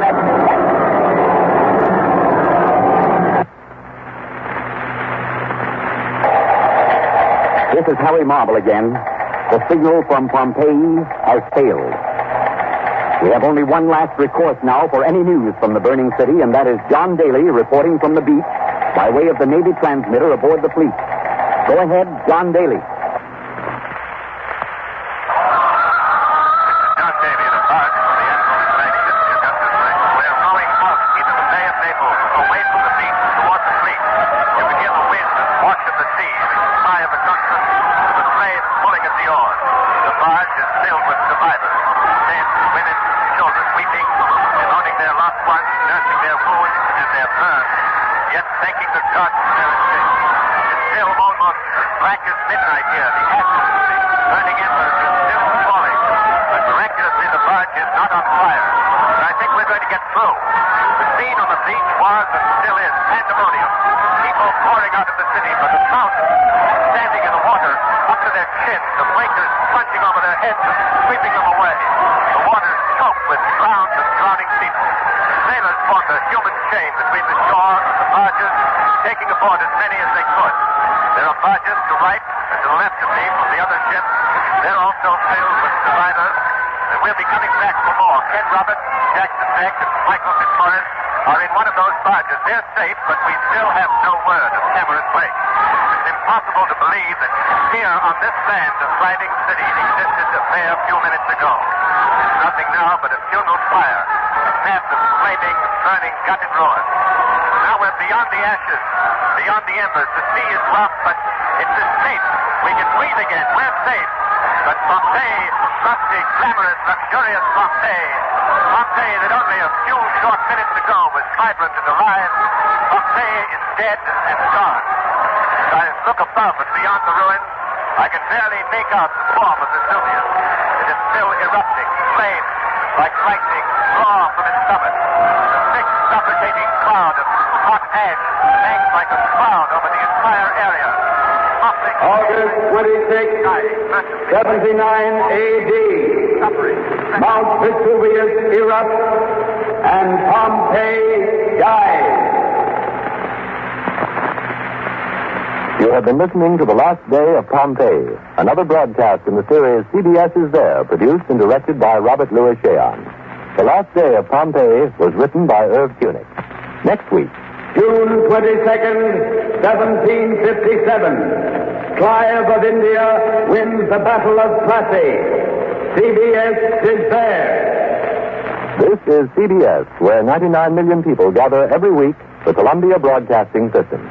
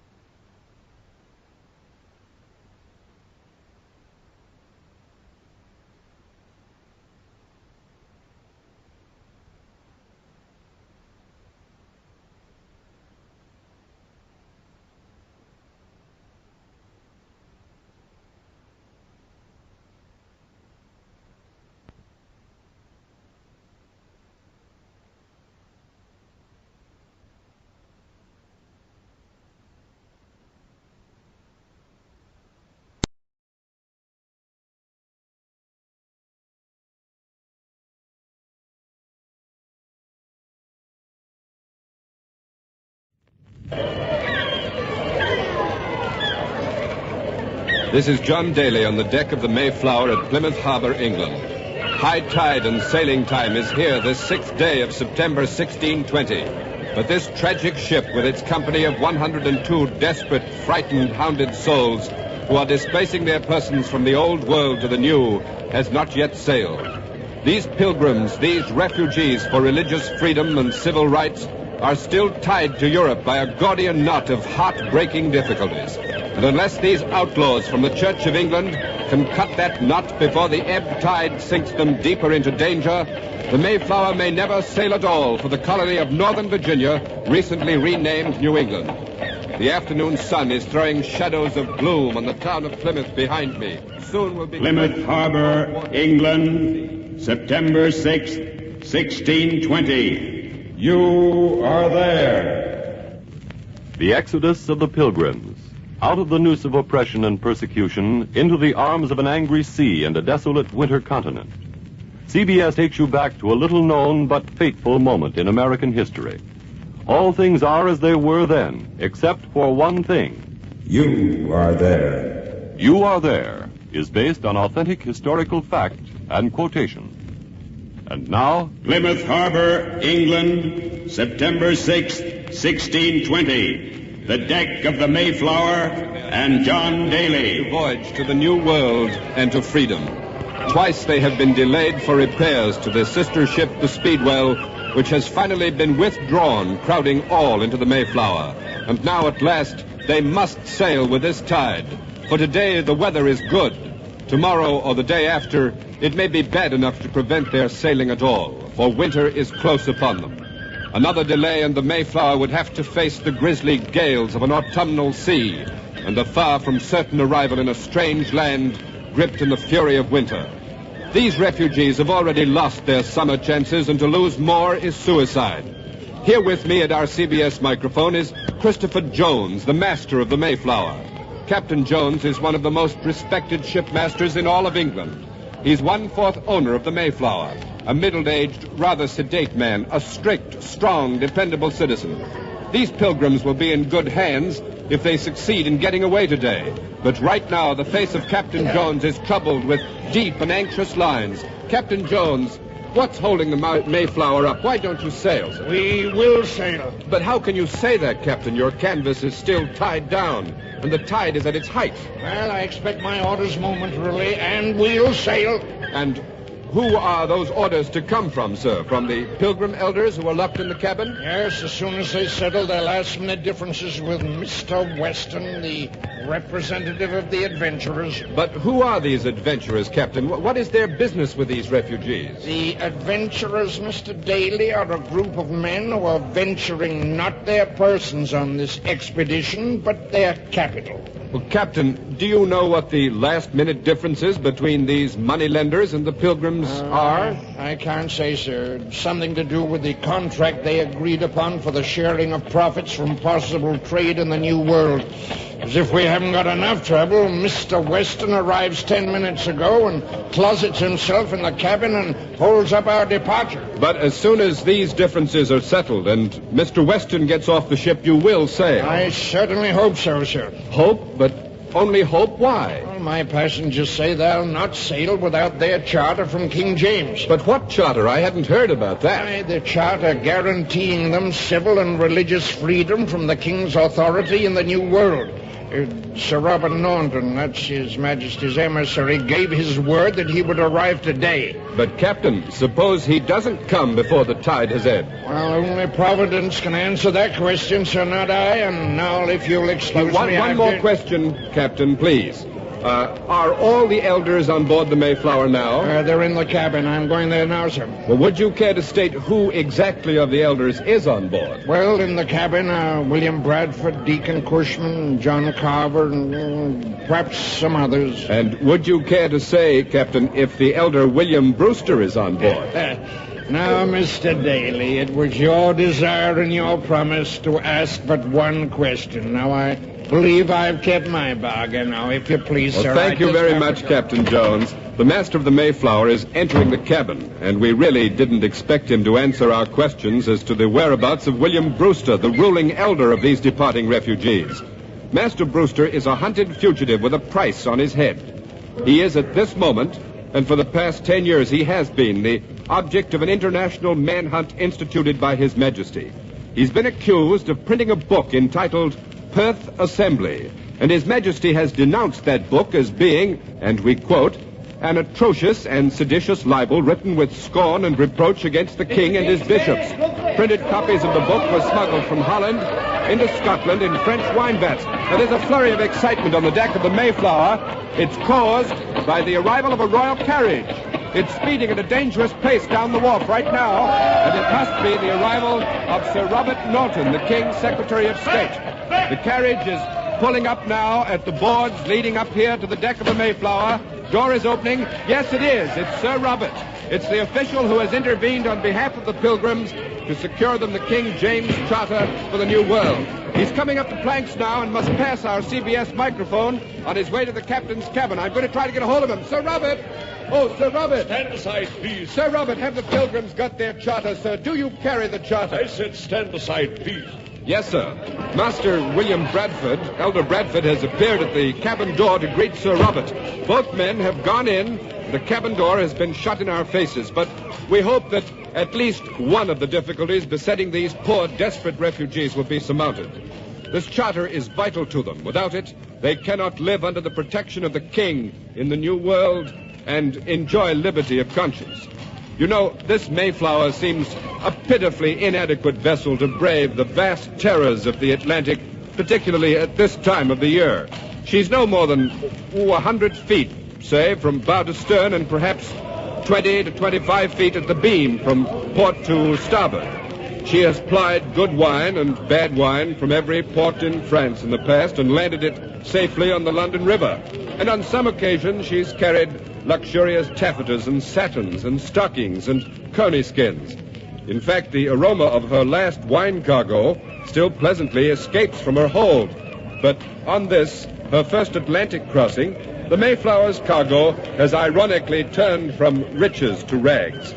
This time, she carries an unusual cargo: men, women, and crying children. And up at the bow of the ship, Ken Roberts, surrounded by these children, seems to have something to say. So go ahead, Ken. Ready? Sing.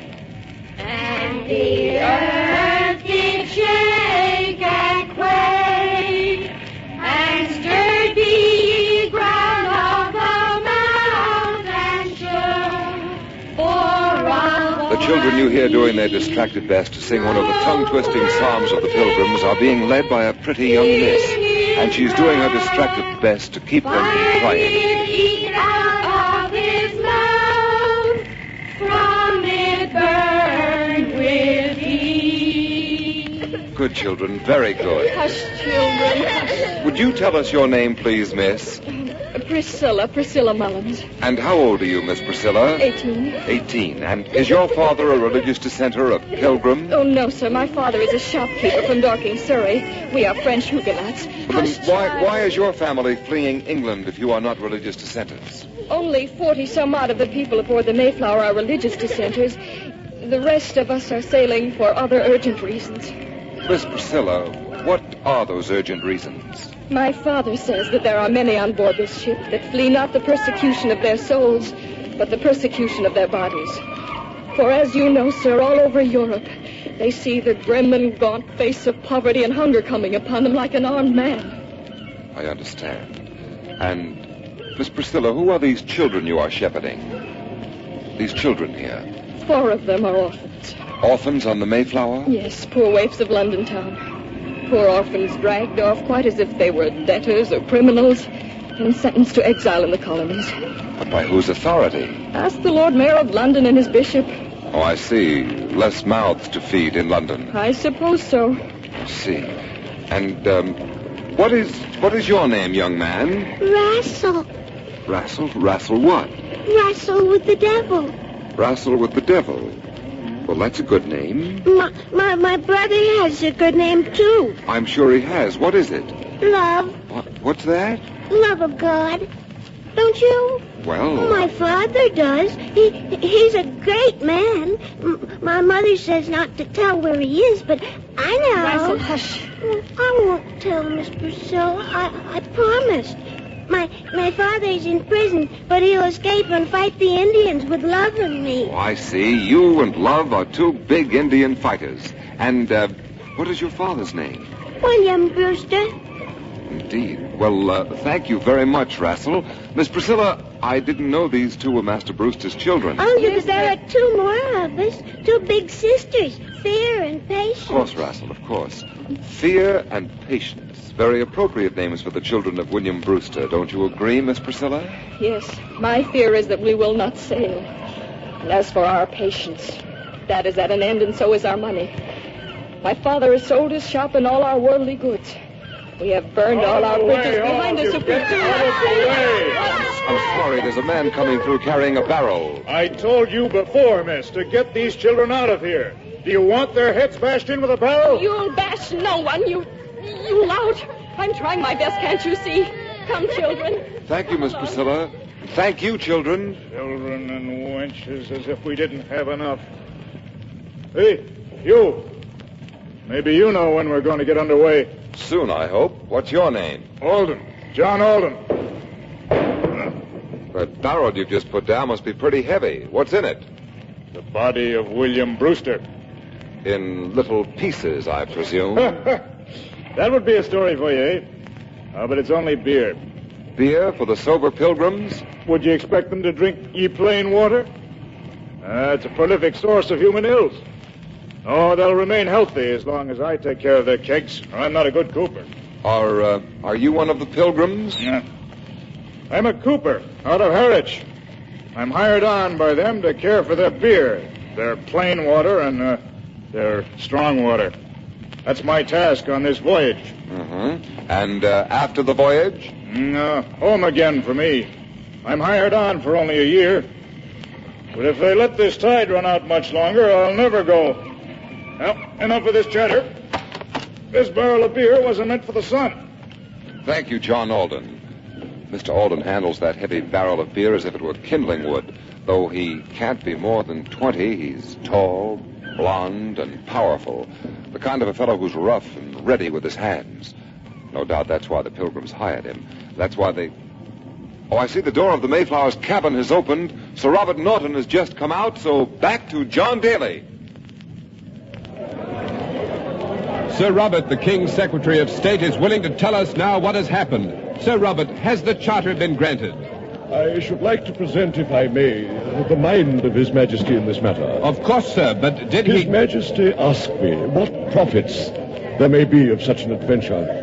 By profits, His Majesty meant profits to the realm, I presume. Yes, and I answered fishing. Fishing? Yes, fishing. The departing pilgrims would engage in fishing in the colonies. And did that satisfy the king, sir? It amused him. And he replied, so God have me soul, it's an honest trade. It was the apostle's own calling. I see the king demonstrated his knowledge of theology and of the trade of fishing. Yes. But did he, sir, formally consent to the request for the charter? His Majesty agreed not to molest them should they depart. But he would issue no official seal of protection. Then the charter was not granted. I wouldn't say that. His Majesty referred them to the Bishop of London and the Archbishop of Canterbury. Good day, sir. Good day, and thank you, Sir Robert. The King's Secretary of State is leaving the Mayflower, but one moment. Oh, Mr. Bradford, we'd like to ask you a few questions. Master William Bradford, in the absence of William Brewster, is the ruling elder of these pilgrims. A rather young elder, I would say, wouldn't you, Mr. Bradford? I am honored that you call me an elder. I am 31 years old, but we pilgrims age rapidly in the king's protection. Well, how old is Master Brewster, sir? Master Brewster is past 50. Oh, I see. Yes, he's the only, shall we say, real elder in our company. The rest of us are mostly around 30. Well, as the present ruling elder, Master Bradford, are you going to follow His Majesty's suggestion that you see the Bishop of London and the Archbishop of Canterbury about the charter? Have my nose split down the middle? No, thank you.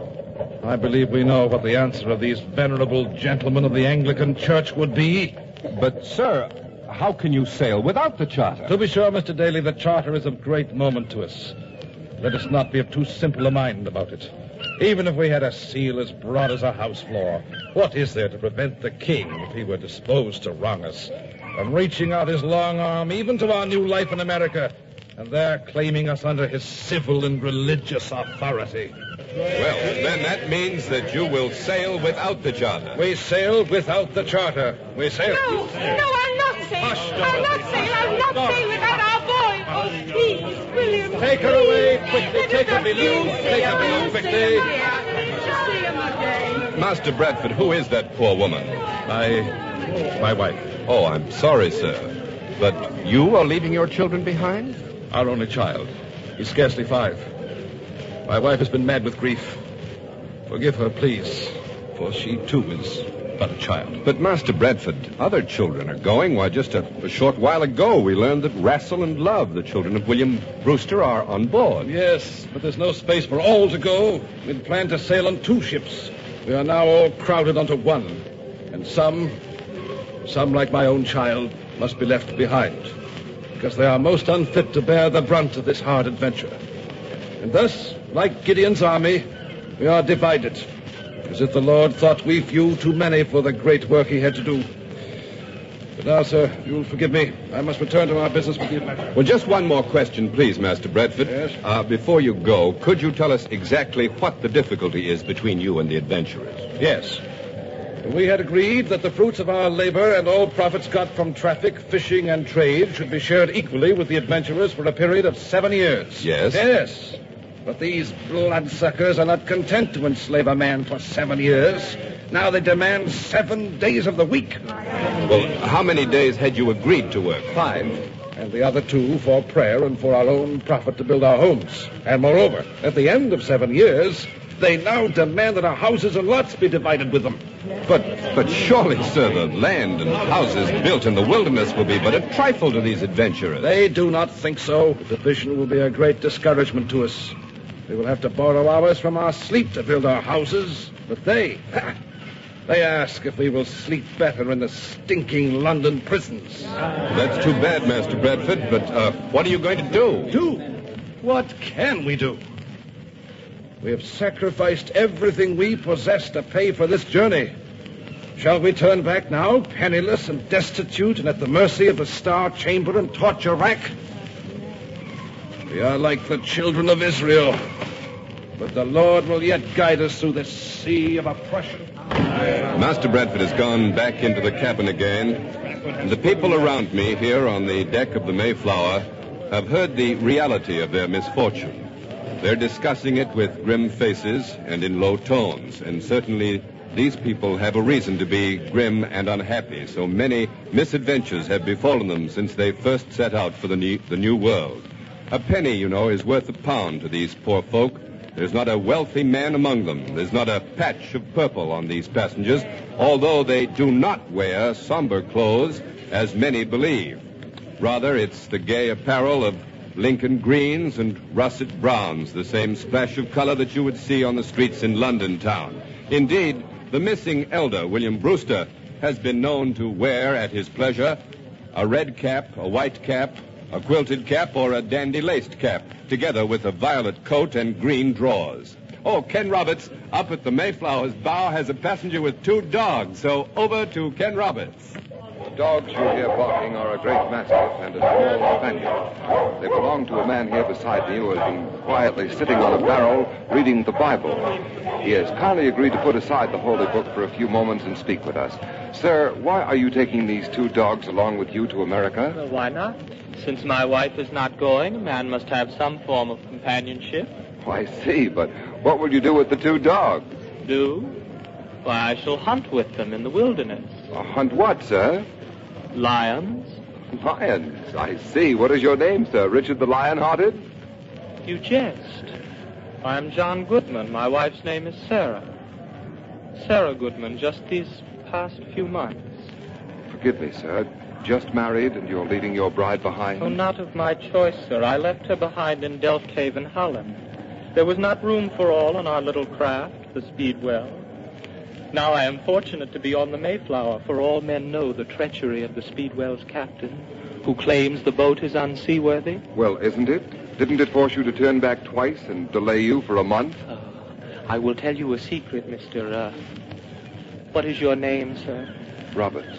Yes, I will tell you a secret, Mr. Roberts. The captain of the Speedwell and his men are afraid of remaining a winter in the wilderness. They are? Yes, but we're not afraid. We fear the wilderness less than the languishing death which we